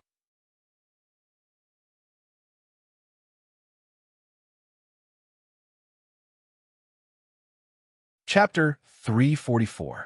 Thus, Zhou Jie summoned Kakashi and asked about the contents of the black map. After Kakashi looked at the map, his eyes lit up and he said excitedly, "Wow, Jocko, this is a treasure map. It's actually written in the language of the Zhou Holy Land." Zhou Jie was also quite surprised when he heard this. He couldn't help but ask, the language of the Zhou Holy Land? Could this treasure map be related to the Zhou Holy Land? However, Kakashi replied to this question, "That's not the case. Jocko, you don't know the influence of the Zhou Holy Land. The influence of the Holy Land in the Central Universe is enormous. After all, in the vast Central Universe, there are as many factions as there are hairs on an ox, but there are only two Holy Lands. Both of them have ruling positions in the Central Universe. Thus, countless lives yearn to join the Holy Land. In order to distinguish between the two Holy Lands, they each created a special language of the Holy Land. Of course, the people of the Holy Land will first learn this language to ensure the confidentiality of information exchange. Secondly, some of the upper echelons of the Holy Land subordinate factions will also learn this language. Thus, those who know the language of the Zhou Holy Land might not necessarily be from the Holy Land, but they might be some powerhouses from the Holy Land subordinate factions. However, there's no reason for the Zhou Holy Land to place the treasure in the fourth-dimensional universe, so it's more likely that this treasure was left behind by a powerhouse from the Holy Land subordinate faction. However, it's still related to the Zhou Holy Land." After listening to Kakashi, Zhou Jie was also a little excited. After thinking for a while, he asked, "So what you're saying is that the treasure at the location of this treasure map should be very valuable?" Kakashi hurriedly nodded his head and said, "That's right, because the forces that can form a relationship with the sacred grounds mostly have Universe Emperor Realm experts overseeing them. This treasure trove might have been left behind by a Universe Emperor Realm expert, so its value is unimaginable to you, Brother Jie." It was as if he was afraid that Zhou Jie wouldn't go to the location of the treasure trove. Hearing this, Zhou Jie nodded slightly. At the same time, his somewhat excited mood calmed down. Then, he said to Kakashi, "Since you've seen this map, do you know where to find this treasure?" "Of course, it's labeled here. Fourth Dimensional Universe, Emperor Blood Realm, Perch Abyss Canyon." Kakashi replied proudly. Zhou Jie could not help but nod slightly and ask, "Where is the Imperial Blood Realm?" "Kakashi, this? I don't know." Zhou Jie was speechless. Actually, it was to be expected. It would be easy to find the name Imperial Blood Domain if it was a star domain name, but it was followed by Perch Abyss Canyon, which meant that it was most likely a region or something like Sky Sea region. The size of a space zone meant that there were countless Sky Sea regions, which meant that there were countless Emperor Blood Realms. Searching for such a large area in the entire fourth-dimensional universe was as difficult as searching for a needle in a haystack for ordinary people. However, to Zhou Jie, this situation was normal and there was nothing to worry about. Therefore, he temporarily put the matter of the map to the back of his mind and turned his attention to the current situation. The key problem to consider was how to leave this blood-red hell. In the next few days, Zhou Jie first tried to attack the blood-red hell from various places, wanting to break through it and escape. In the end, the speed of destruction could not keep up with the recovery speed of the blood-red hell, and he worked for half a day in vain. Then, Zhou Jie could only shift his target to the cave. However, now that Zhou Jie thought about it, he felt that Luo Qingsheng, or rather the blood demon god emperor, had trapped him in the blood-red hell to lure him into the cave. Otherwise, there would be no danger outside the cave, so there was no need to trap him here. It was precisely because of this that Zhou Jie did not enter the cave. Even though Luo Qingsheng and the blood demon god emperor were no longer there, he did not dare to casually enter the cave. In the end, Zhou Jie used the formation to create a small person, and used his soul power to control it to enter the cave. Although the small person, not long after entering, the soul connection with Zhou Jie was severed. Zhou Jie had already set the small person's actions. He only needed to see if the small person would come out when the time was right. In the end, the small person did not come out again. Zhou Jie concluded that the depths of the cave were very dangerous. Therefore, he thought for a long time and let the lynx and the hermit enter the cave to investigate. The lynx and the other four were all special energy bodies, and their consciousness existed because of the power of law bestowed by the dark shadow monarch in the sealing stone. Even if their energy bodies were destroyed, their consciousness could generally return to the sealing stone and slowly recover. Therefore, Zhou Jie was not very worried that the lynx and the hermit would really die. In the end, not long after, the lynx and the hermit walked out of the cave unharmed. This made Zhou Jie very surprised, and he hurriedly asked about the situation inside.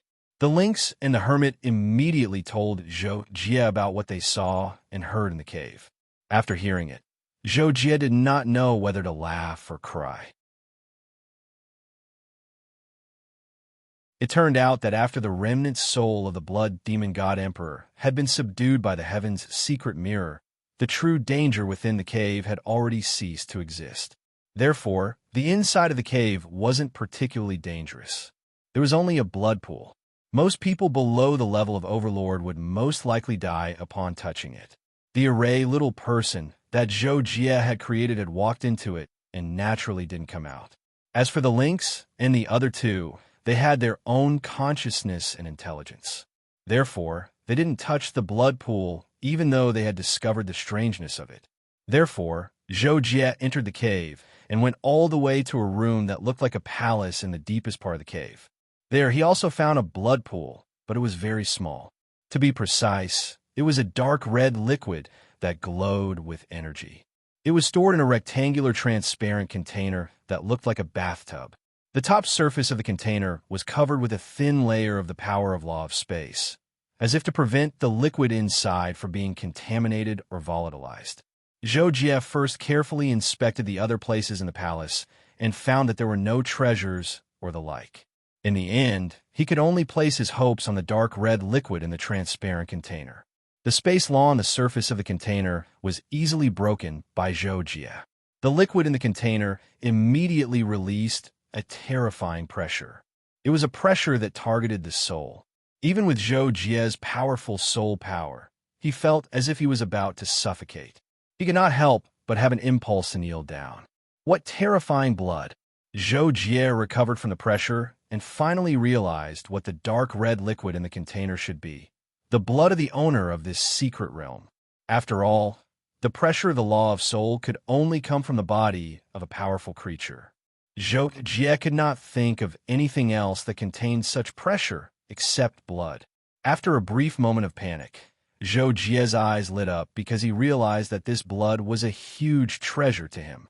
Zhou Jie had reached a bottleneck in his cultivation of the 9 stars transformation. The main reason was that he was affected by the strength of his body. The stronger his body became, the slower it would become.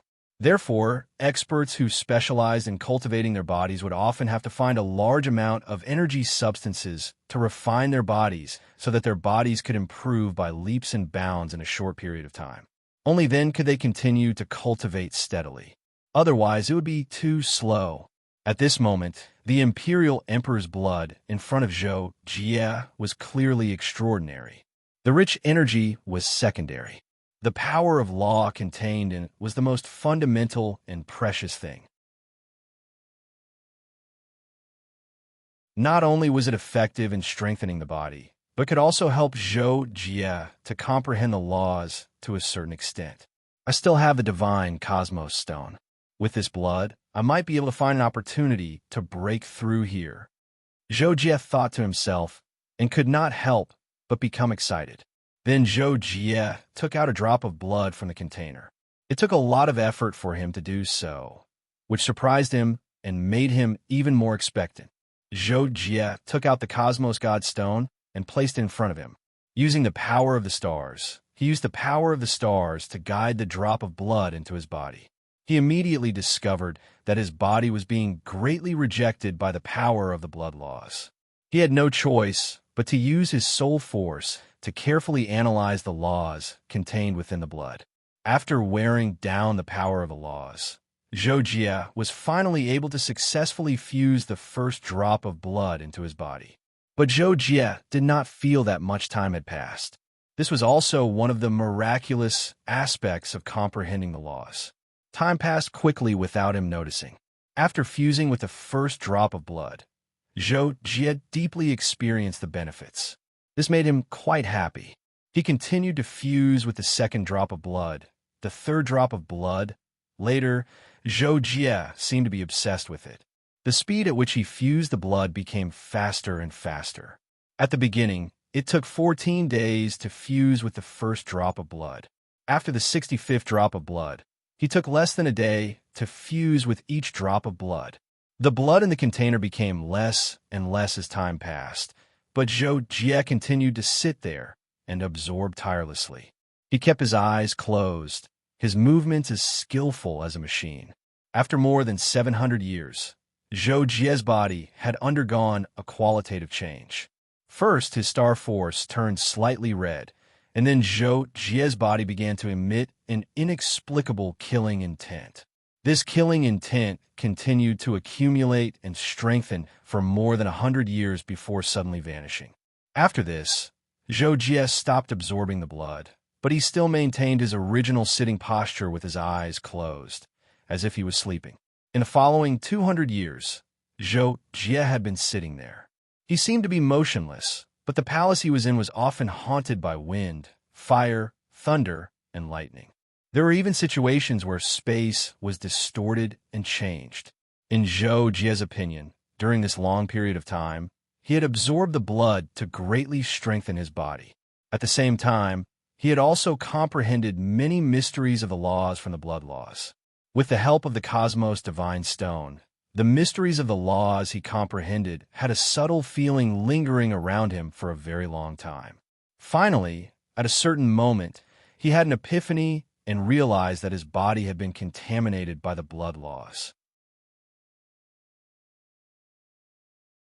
Then, Zhou Jie purified his body and began to integrate those subtle law comprehensions. Under this epiphany, his thoughts became quite clear. Those countless subtle law comprehensions were gradually connected by him, and he could use and control them. Finally, they accumulated to a bottleneck. Quantitative change produced qualitative change.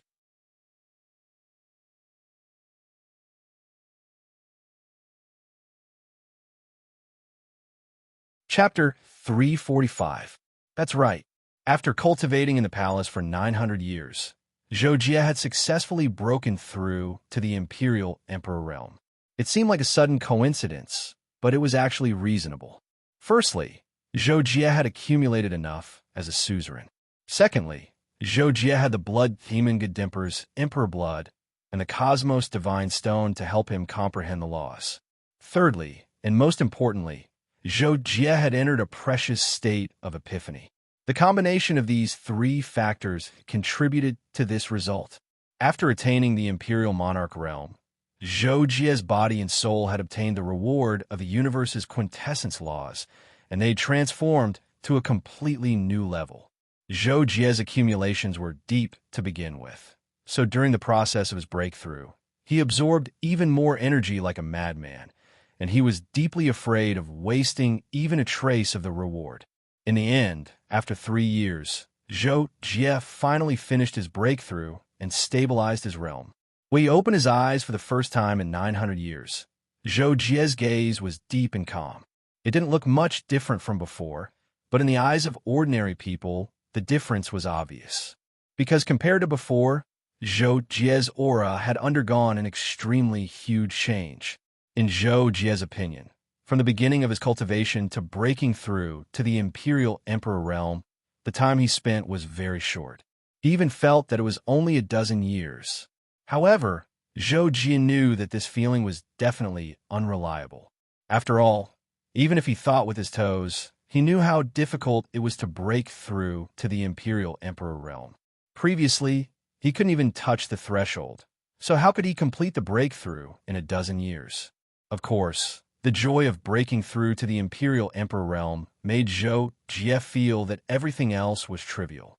No matter how much time he spent, he wouldn't care. Therefore, after thinking for a moment, Zhou Jie spread out his perception and carefully checked the various parts of the cave he was in. Previously, Zhou Jie's perception was severely limited here, but now that he was an Imperial Emperor, the laws set up in the cave to weaken his soul perception were useless to him. However, after checking the cave, Zhou Jie still didn't find anything worthy of his attention. Therefore, he left the cave and came to the blood-red hell outside. This time, Zhou Jie had absolute strength. He directly flew to the wall of the blood-red hell and casually flicked the six-pulse divine sword, Buzz. The Six Pulses divine sword turned into an enormous sword aura that was more than 10 times more powerful than Zhou Jie's previous 10,000 swords in one. It tore apart the upper wall of the bloody hell easily, and Zhou Jie flew to the top of the land of bones through the opening. As soon as he returned to the land of corpses, Zhou Jie sensed that there was actually a kind of law here that allowed the corpses to attack. As a result, Zhou Jie casually broke the laws operating in the land of corpses, and the corpses became mere decorations. After that, Zhou Jie wandered around again.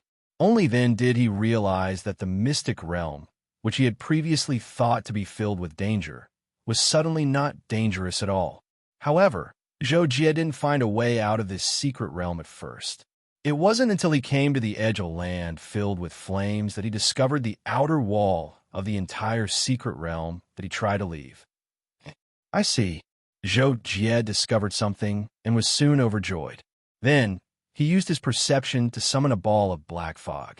This ball of black fog that Zhou Jie summoned was actually the artifact spirit of the Azura mystic realm, or rather, the spirit of the mystic realm. It only had simple intelligence. After a while, Zhou Jie subdued the artifact spirit and completed the master recognition of the Azura mystic realm. With a thought, he left the huge Azura mystic realm. Then, Zhou Jie put away the Azura mystic realm and returned to the Tianhai continent with a full load. After returning to his island above the Tianhai continent, Zhou Jie couldn't help but sigh. He didn't know how long he had been out, but the outside world didn't seem to have changed at all. He couldn't help but think that one day he would die outside and never return. He didn't know how long it would take for someone to think that he was dead and remember him. I'll go see Master and the others first and ask how long it's been. Zhou Jie couldn't help but think to himself when he didn't find any information on the island. Then, he headed to the Lunar Dust Hall. A few minutes later, Zhou Jie and Zhuqiu Hong sat down in the Lunar Dust Hall. It's been 900 years? Zhou Jie had just asked Zhuqiu Hong how long it had been since he said he'd gone out with Zhou Jie, and he couldn't help but be shocked when he received the answer. To be honest, even though Zhou Jie felt that only a dozen years had passed in the Azura mystic realm, he felt that it was normal for 1,000 or 2,000 years to have passed. In the end, when he found out that it had been 900 years, he was rather delighted. However, this was different in Zhuqiu Hong's opinion. During these 900 years, Zhou Jie's whereabouts were completely unknown, and he and Luo Feng were more or less worried. Thus, Zhuqiu Hong expressed his opinion and couldn't help but ask where Zhou Jie had gone. Zhou Jie thought for a moment and told Zhuqiu Hong roughly about the ins and outs of the matter in detail. Moreover, he didn't conceal the fact that he'd broken through to the Imperial Monarch realm in the end. On the other hand, when he heard that Zhou Jie had attained the Imperial Monarch realm, Zhuqiu Hong's shock was obvious, and he almost fainted on the ground. My God. Zhou Jie, you've actually attained the Imperial Monarch realm. I was wondering why I couldn't sense your aura at all. I was just about to ask you about it, but I truly never expected this. Zhuqiu Hong simply exclaimed with extreme exaggeration. He didn't conceal his shock in the slightest. Zhou Jie couldn't help but smile, slightly embarrassedly when he heard this. And he wanted to speak modestly, yet noticed that he didn't seem to have the qualifications to be modest. Fortunately, Zhuqiu Hong immediately spoke about Zhou Jie. Obviously, even though he was extremely shocked by Zhou Jie's breakthrough, Zhuqiu Hong knew about Zhou Jie's natural talent in the end. After all, Zhou Jie had even killed Sulfuri that day. Compared to this, attaining the Imperial Monarch realm in less than 2,000 years was nothing. Zhou Jie was happy to hear this as well. He immediately chatted with Zhuqiu Hong for a while before he told Zhuqiu Hong that he might be leaving the Sky Sea region in the near future, and he would be looking for Imperial Monarch Xueling after this.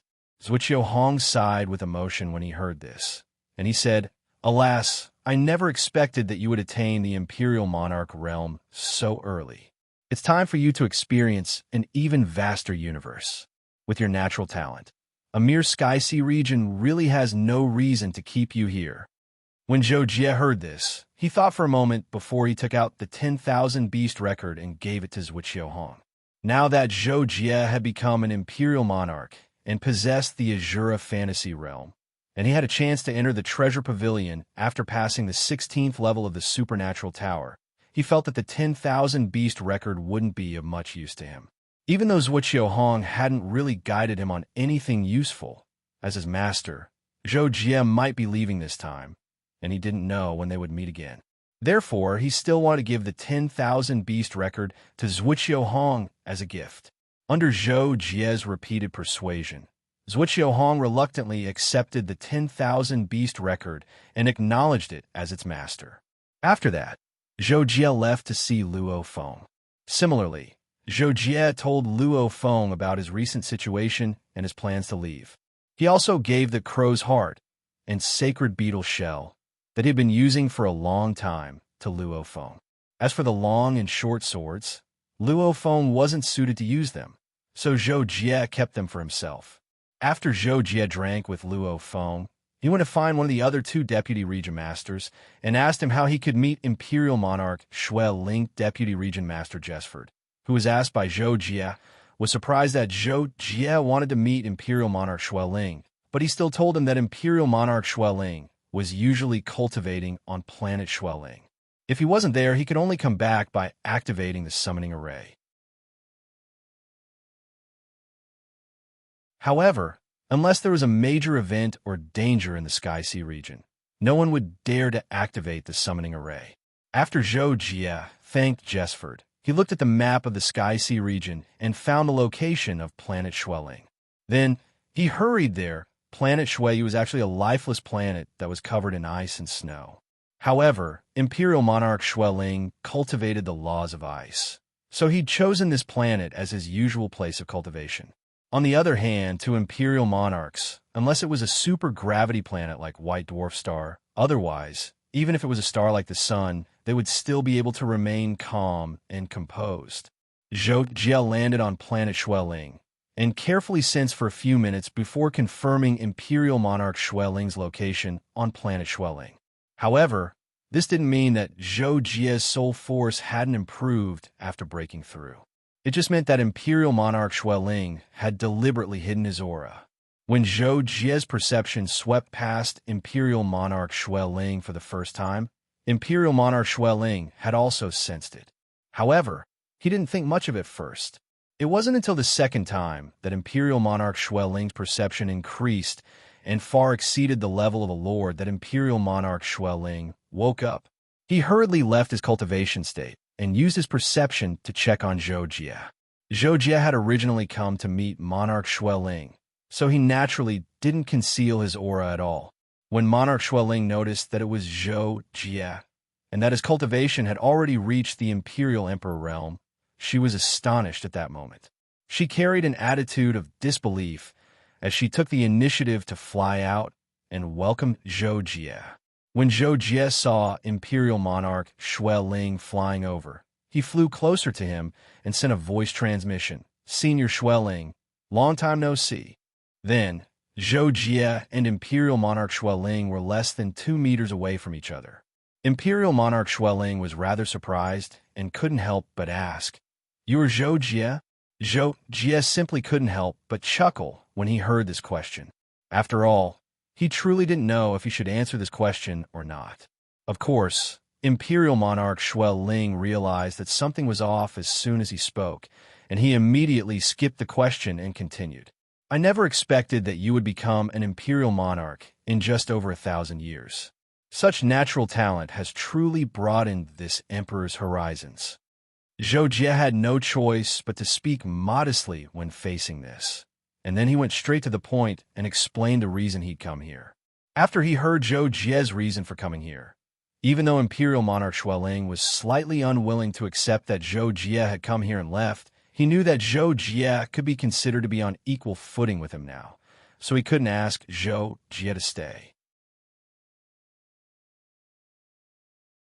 So, he could only pretend to be generous and warm, and he even spoke about the good places and the surroundings for Zhou Jie. However, when he heard Imperial Monarch Shui Ling, Zhou Jie thought of something and asked, "Right, Senior Shui Ling, have you heard of the Imperial Blood region?"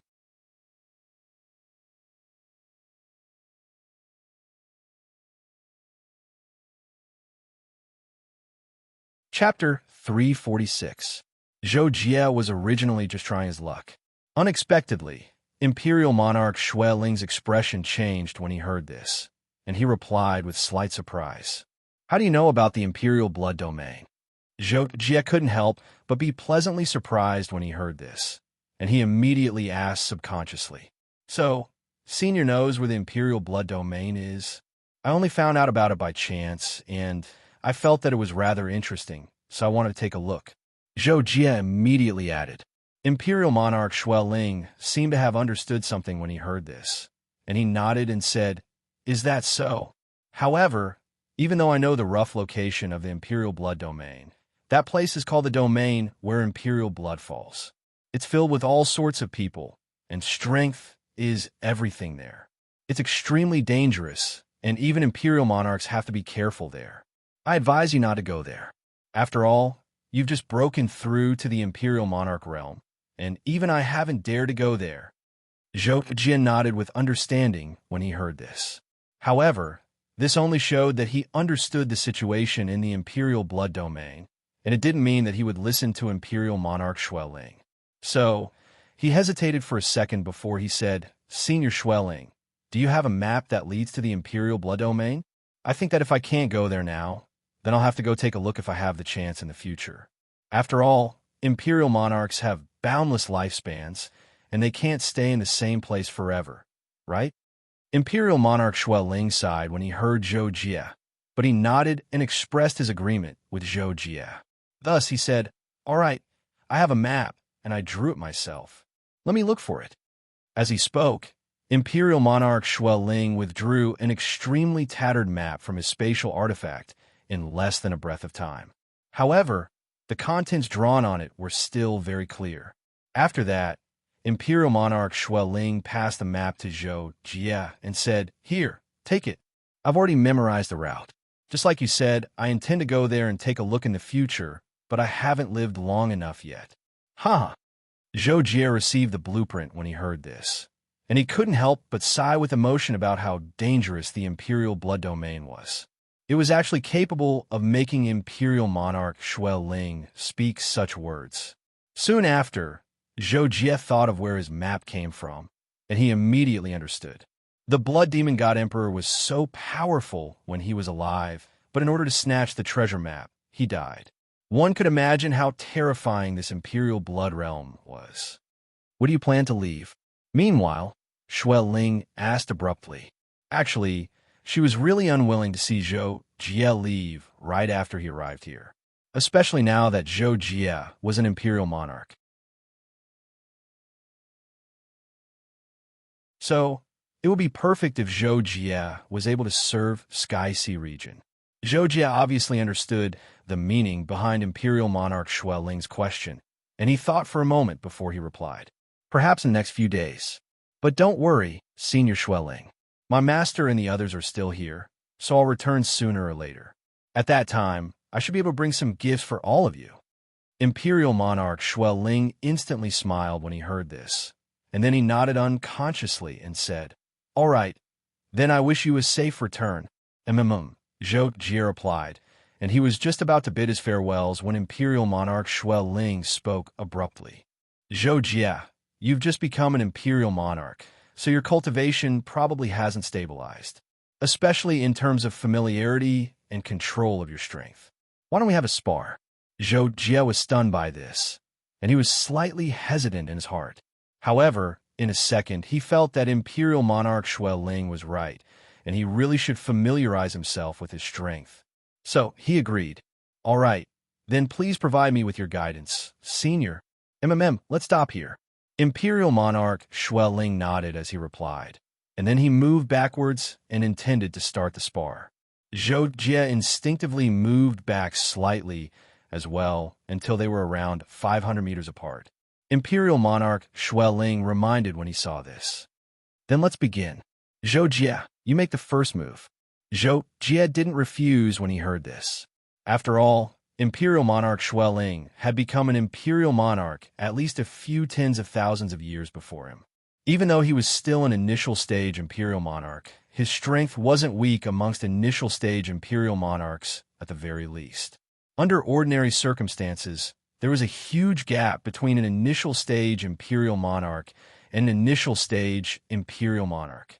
Of course, Zhou Jie was definitely not one of those ordinary circumstances. However, this didn't mean that he was stronger than Imperial Monarch Shuai Ling right now, and it could only be said that the gap between them wasn't so exaggerated. Zhou Jie made the first move, and he chose to utilize the 6 swords to probe Imperial Monarch Shuai Ling. Whoosh! The 6 vein divine bracelets transformed into 6 rays of sword light that shot out, and they were accompanied by the glow of lightning. This was precisely Zhou Jie's energy of the laws of lightning. However, Imperial Monarch Shuai Ling's expression remained unchanged when he saw this, and he just swiftly raised his hand and waved it in the air, causing circle after circle of ripples to spread out. When they came into contact with Zhou Jie's 6 rays of sword light, they instantly caused an explosion. Pung, pung, pung.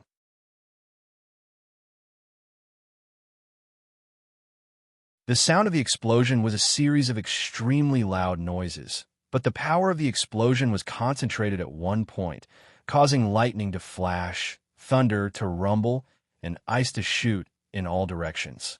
However, in the next breath, Zhou Jie's 6 swords revealed their original form, and they were frozen in midair.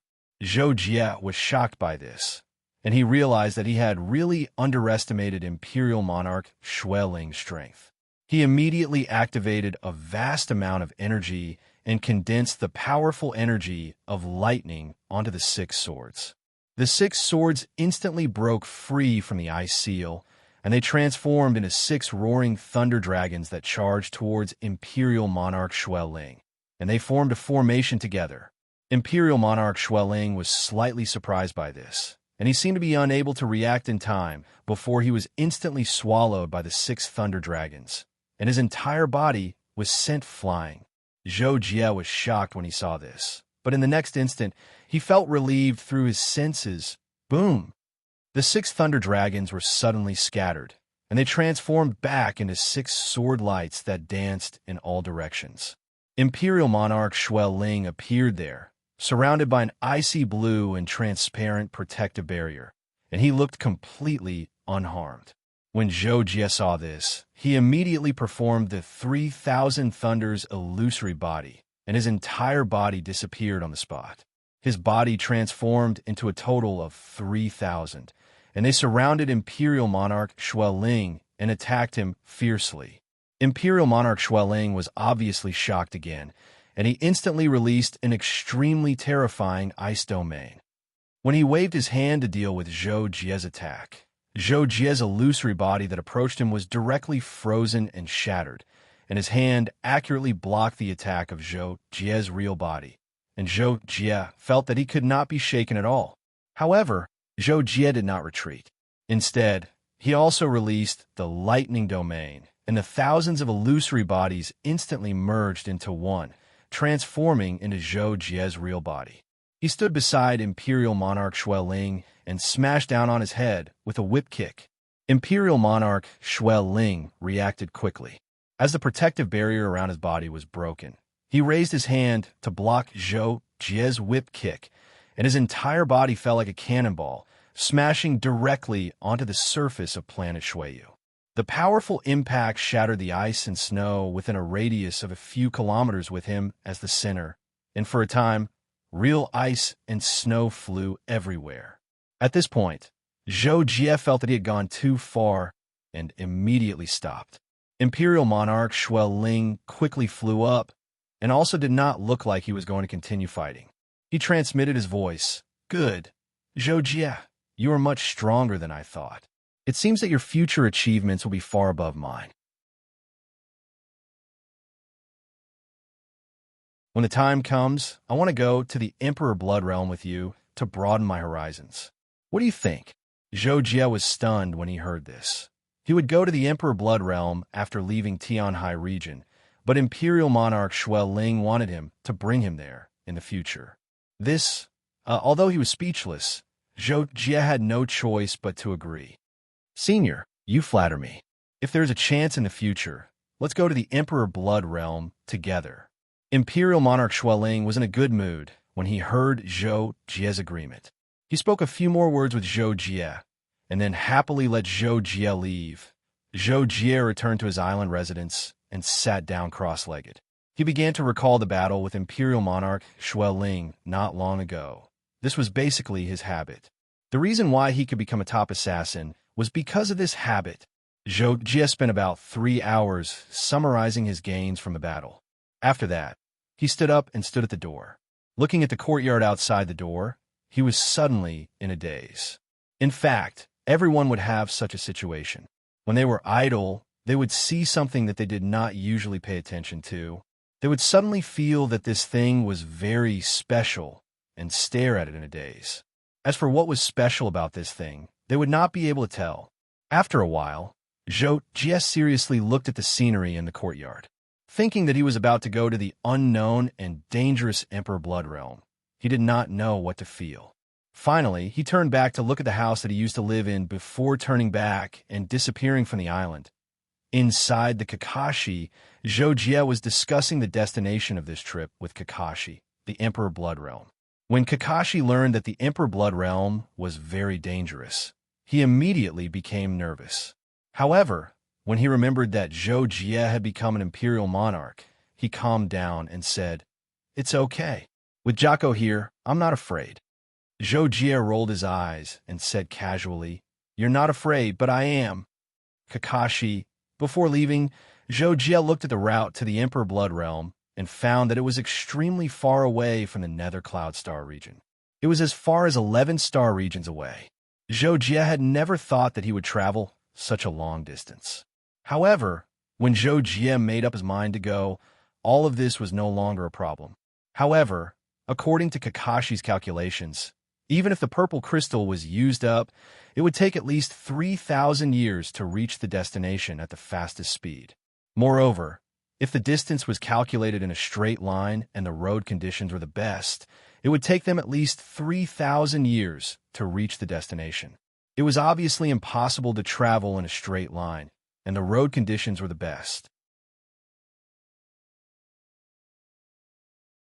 As a result, Zhou Jie decided that he would personally travel most of the time. After becoming an imperial monarch, it was necessary for him to grasp the simple laws of space. Zhou Jie's speed was also far faster than the speed of light. Before this, Zhou Jie did not dare to believe that he could travel faster than the speed of light as a human, and far faster at that. He could only sigh at how mysterious laws were. Although he could feel and use part of them, he could not truly understand and grasp them at a deeper level. You're tuning in to the Warrior Lore YouTube channel. Don't forget to subscribe and join us on this journey to catch the most captivating stories.